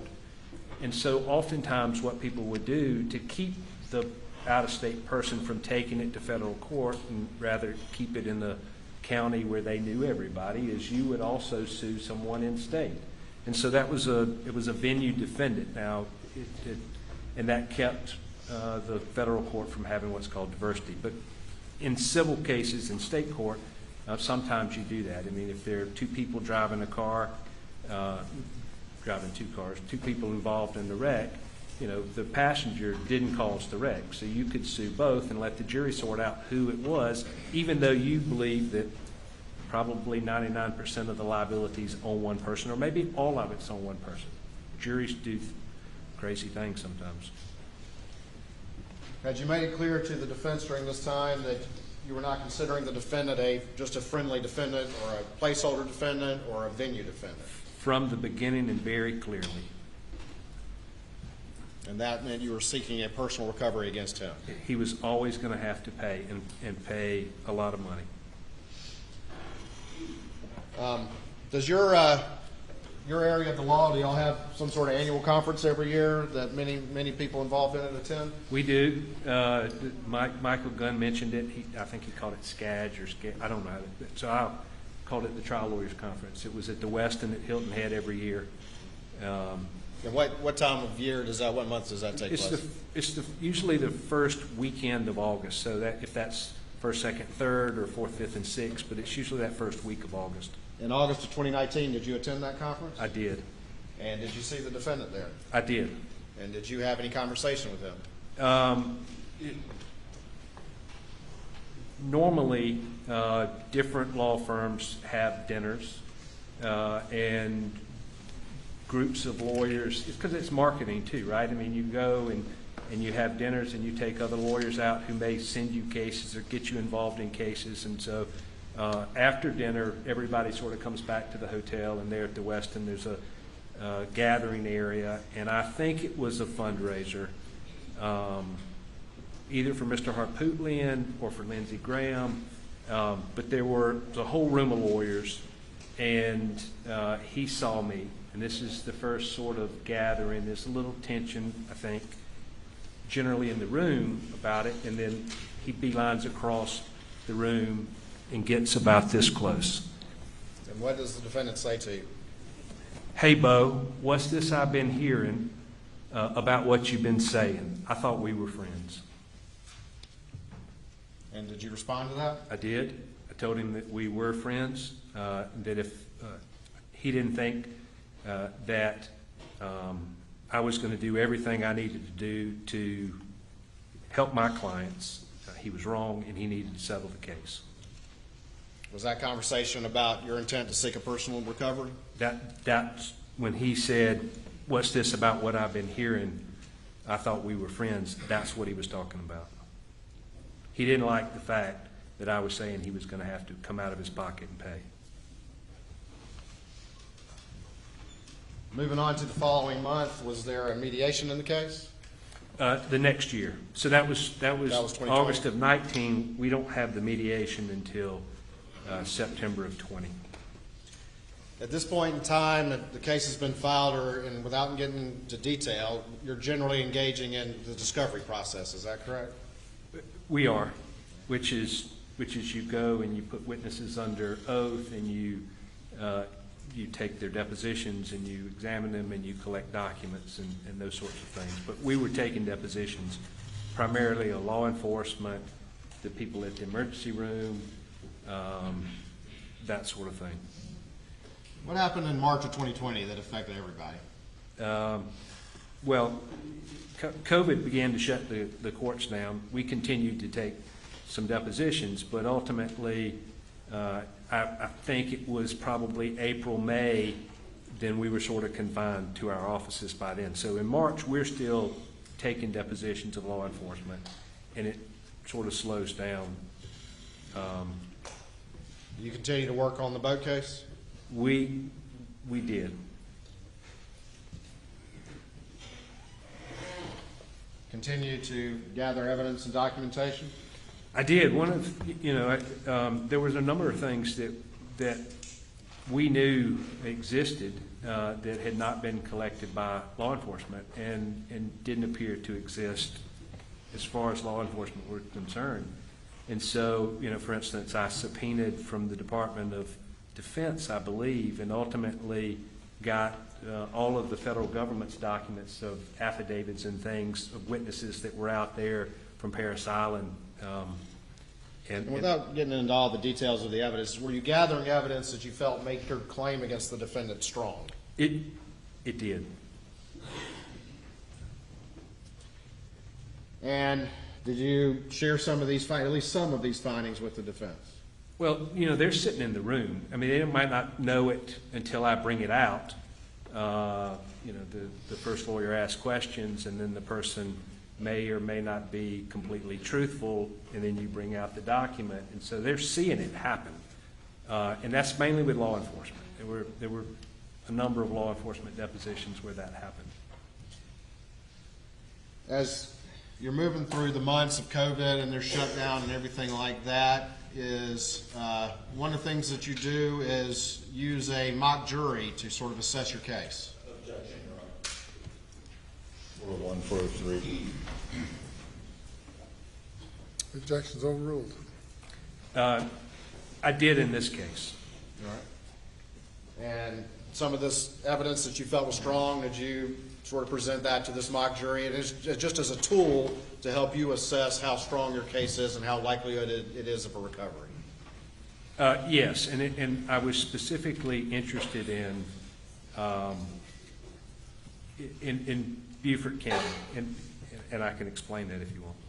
Just very briefly. Let's try not to get into the weeds too much, but just yeah, if you can. So the alcohol was sold by a convenience store, Parker's convenience store, and the Parker's lawyer at times would seem to act like Paul wasn't the driver, and at other times.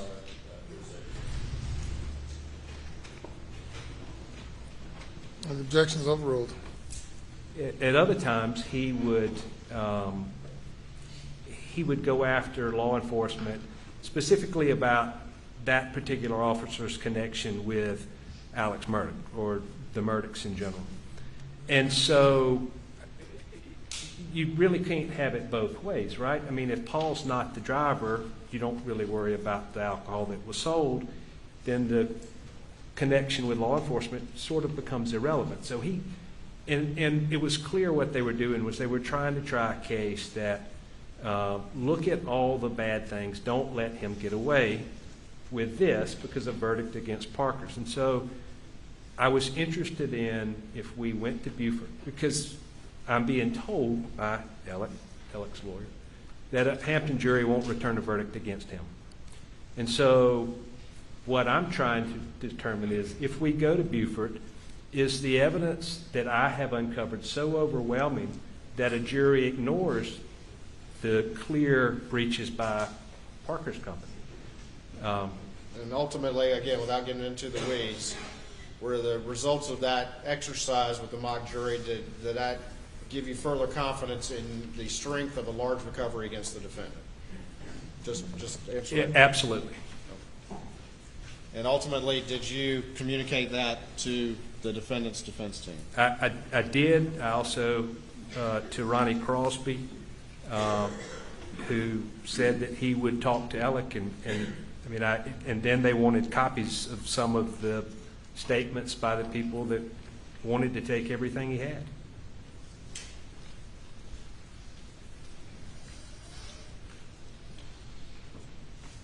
What time period are we talking about right This here? was May of 20. Did you have anything else going on in your life as this time period was going as well? Well, I was getting divorced. Right. That's significant. Yeah. But yeah, so, All right. but, yeah, I think you're later in the summer, but. I got you. As we move from May of 2020 into the fall of 2020, are those conversations continuing with the defense about the strength of your case and your desire to have a personal recovery against the defendant? Sure, there was a lot of pushback about the shock that I would hold Alec personally responsible, make him pay. And then in August of 20, I figured out that I had cancer, and but we continued to work. And then probably by November, I knew how bad it was, and I knew that I was going to be gone. And so I tried to make arrangements to do things because I'm still having to decide. The case is getting some age on it. We filed it pretty soon. A case that gets about a year old ought to go on the trial roster. We have mandatory mediation. We're going to mediate it in September, and then immediately after that, it would be eligible for trial. We didn't settle the case, and in November, I sent some requests to admit, which is in the law, in civil cases, there's all this evidence. It's like in here, you've seen this. You have to bring somebody in here that says, I opened the car door, and then you bring the next guy in and says, well, I took the mats out. And if that's not disputed, then we can send something, it's a written question, say, admit that it was daylight when this happened. Okay, we'll admit that. So we don't have to call somebody in. And so it's admit certain facts to be true, and then those things are taken as true, and we don't have to present them. So I had made up my mind that I was going to send the case to Beaufort after the focus groups, and I was going to try the case in Beaufort. So I sent requests to admit in November of 19 before I was about to leave to go to Florida for my cancer treatment. In November of 19? I'm sorry, November of 20. I think it was November the 19th. But. All right, before we get there,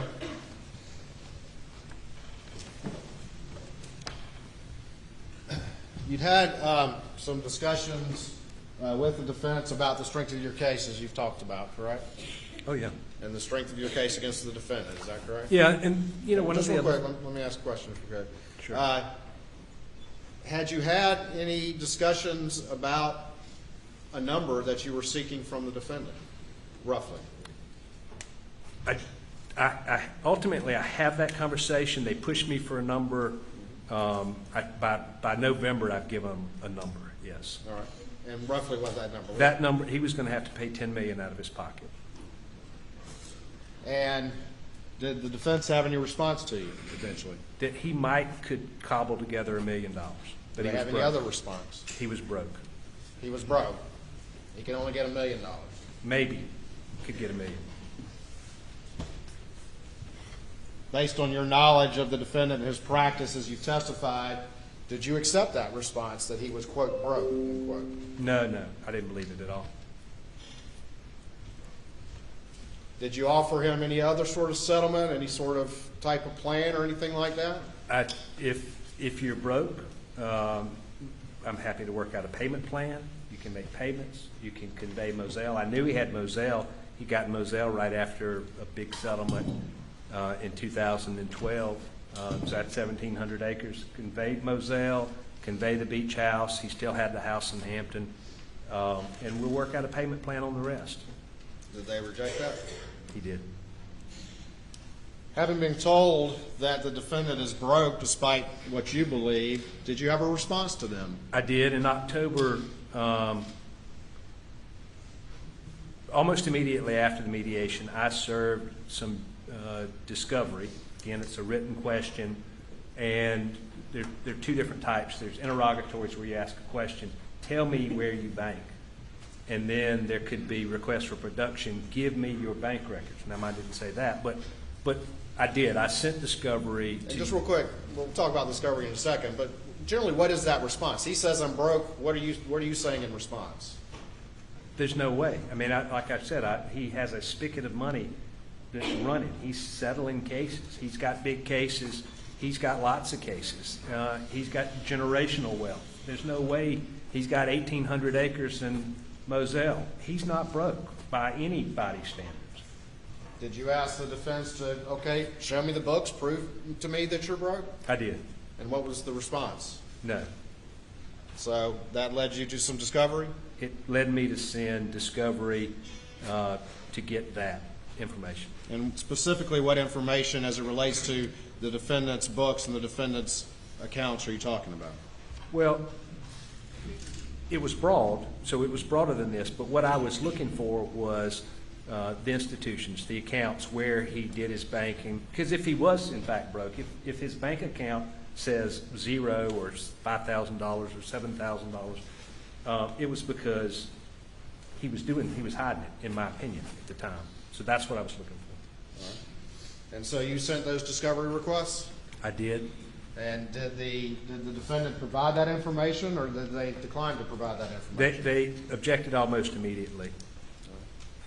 And so did you then file some subsequent legal papers because they refused to provide the information about the defendant's accounts? I did. I filed what's called a motion to compel, where I asked the judge to compel or make him give me the information.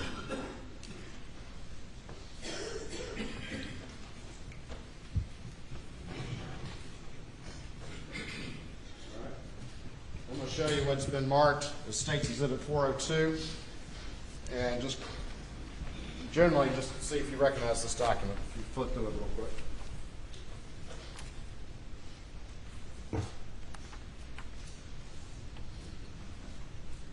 I do. It's the motion to compel that I filed with three exhibits, which are his lawyer's responses, the objections to the questions. All right. And what's the date on that document? The motion to compel. The motion to compel was filed October the 16th, 2020. Your Honor, this time I would offer State's Exhibit 402 in evidence, I believe, subject only to a previous objection. No additional objections, Your Honor. It's admitted. Can I have the screen over there, please?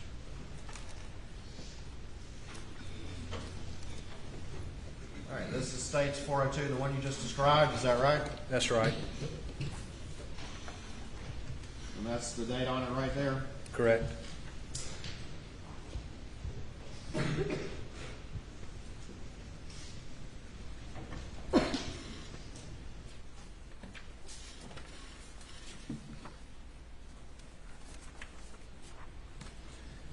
And I've turned over what's Exhibit B to this document. And is this some of that discovery asking for the defendant to identify his specific bank accounts that you were just describing? That's right. And can you just read number one right there? That's a question that you're asking the defendant to provide to you, correct?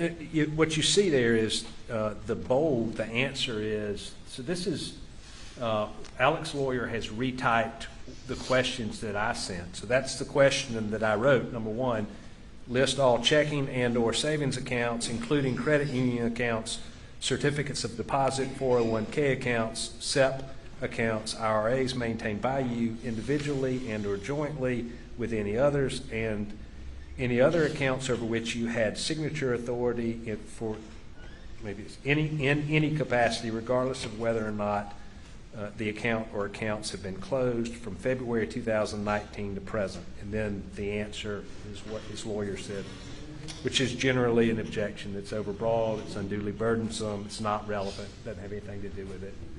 So they had objected, and you filed a motion to compel. And again, without too much detail, is the motion to compel to ask the judge in the civil case to force them to provide you this information? That's right. And if that motion, and we'll talk more about this in a minute, but if a motion to compel is successful and you had gotten the defendant to produce the identity of all accounts he had, what would have been your next step if you continued to follow that thread? Well, so I knew some information. I would have verified that he was telling me the truth, right? So some things I'm verifying, but I would have ultimately sent subpoenas to the banks. And then I would have begun to subpoena the accounts. I mean, I know he's got a personal account. I know that the law firm's got accounts, but he's got these other entities, these partnerships and things. I didn't know if he had accounts there. So that would have been what would have happened next. At this point in time, were you aware of any institutions that you believe the defendant had bank accounts at? I knew about Palmetto State Bank, and I believe that I knew about Bank of America. At this point in time, though, did you have any idea about all the stuff over there with the fake forge account and all this other stuff that the jury's heard about? Not a clue.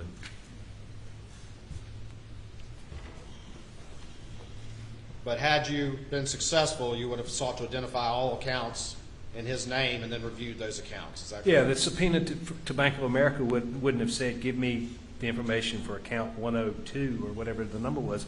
It would have been for all accounts that have his name on it, period, in any capacity. So it would have been very broad. And to be fair, they could continue to object to subpoenas and that sort of thing, but this was if you had to follow this thread, that was the tack that you were taking by filing this document. Is that correct? That's exactly what it was, and I was doing it like you heard Chris Wilson talk about in that Mack truck case, that the defendant didn't want this to happen. Well, this is normal in a civil case. There's lots of times that defendants don't want certain things to happen, and so if they don't want it, that's what I want. And so I'm putting pressure where I can put pressure, and this is a place that I can put pressure. At the time, I think it's because he's making so much money, he doesn't really want us to know how much money he's making.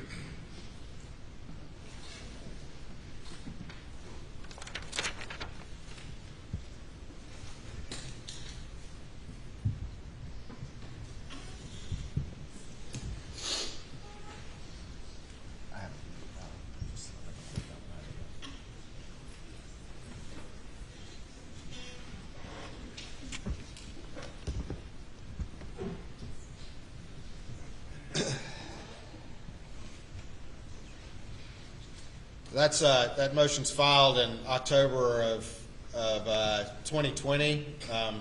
Is there any hearing on that scheduled right away, or does that take sometimes a while for that kind of thing to happen? It took a while. You know, COVID wasn't over, but the courts weren't really running. There were some courts, when the Chief Justice began to open the court system back up, they had to have some kind of COVID plan in place. Hampton wasn't one of them. This case had been specially assigned to a judge from Lancaster, and so there weren't any real opportunities to get the motion heard at that time. You had initially described how you were initially. What county did you file this lawsuit in? I first filed the lawsuit in its first draft in Beaufort County. Okay. And as we're moving to this time period, COVID slowed things around. You filed your motion to compel. Are you considering moving that to a different county? By November, I've pretty well made up my mind that I'm going to move it back to Beaufort County. And it's not just that I'm moving it back, it's that Parker's also had a motion, so I could consent to its motion to move the case back. And so you're considering putting it in Beaufort at this point, is that right? That's right. And was that in part because the defense or the defendant over there believed that couldn't get a verdict against him in Hampton County? He was insistent. As we move into early 2021, again, I don't want to get in for purposes of this trial for the specific discussion as it relates to other defendants, but had you started to reassess the decision to maybe take it to Beaufort County? Yes. While I was in Florida, beginning in January, Mr. Parker, who owned Parker's Convenience Store, began to do a number of things that I thought would weigh against me going to Beaufort County. And so did you communicate perhaps moving it or keeping it in Hampton County or moving it to Hampton County? Not until I got back from my treatment in mid-April. All right. Stand by for me real quick.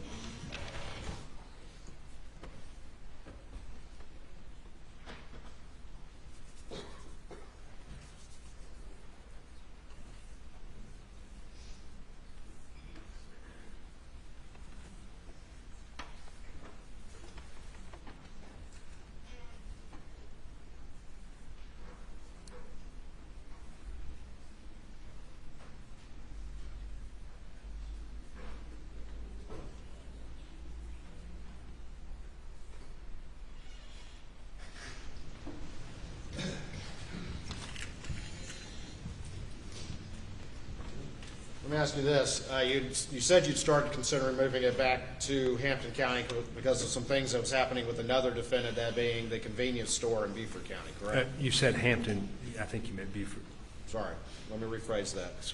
You're in Beaufort at this point, correct? No, I'm in Hampton. I filed it initially against Luther's, which was a bar after.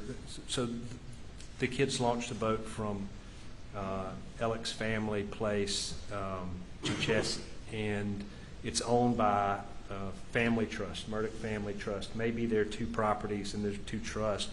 So I sued Alex's father, I sued the trust, because could have been that alcohol was provided there. It turned out it wasn't. But the kids drank and launched the boat from there. And then they went to an oyster roast. I sued the people who had the oyster roast. From there, they went to a bar called Luther's where Paul had 2 shots. And so I sued Luther's, and I sued Alec. And I'm not 100% certain in that first lawsuit whether I sued Buster or not, but I ultimately did sue Buster. You were describing you were in April 2021. Had you at that point had some thought process that you communicated to the defense about having the case in Hampton? Yes, I did. Okay. And was it because of some of those things with that other defendant that you had mentioned? So, Without getting into the specifics. It was. And the motions were coming up. I mean, it was, I've been gone for 4 months or whatever it is, 4.5 months, and so the motions are set to be heard. And there are a number of motions. Parker, as I said, had filed this motion to transfer the case to Beaufort before I left.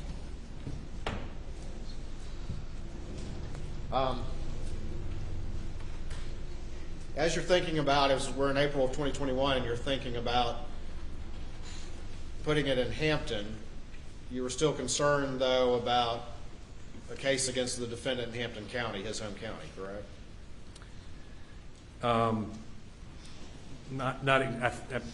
I think you're still getting Beaufort and Hampton mixed up, but so not exactly. I was. All right. Well, you explain it Okay, to me. I'll explain. There were a number of reasons that I wanted the case in Beaufort. I had substantial evidence. One of the things that we didn't talk about was when you have a 17, 18, 19-year-old girl, which I have, she constantly has her phone and she's constantly taking videos.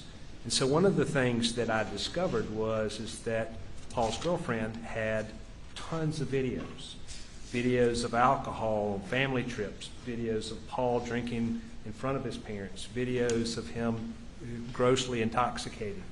And so that evidence I shared with Alex's lawyers as well leading up to it. I didn't share it. They didn't serve the same discovery on me because they didn't want the other defendant, Greg Parker's, to have it at that time because they were so entrenched in that there was some sort of venue-friendly lawsuit going on between Alec and myself, but there wasn't. Okay.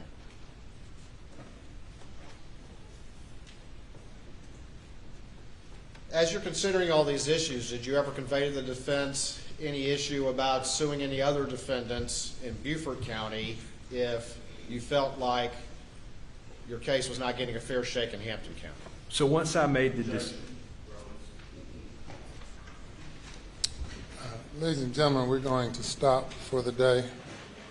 We're going to resume at 9:30 tomorrow morning. Please not discuss the case.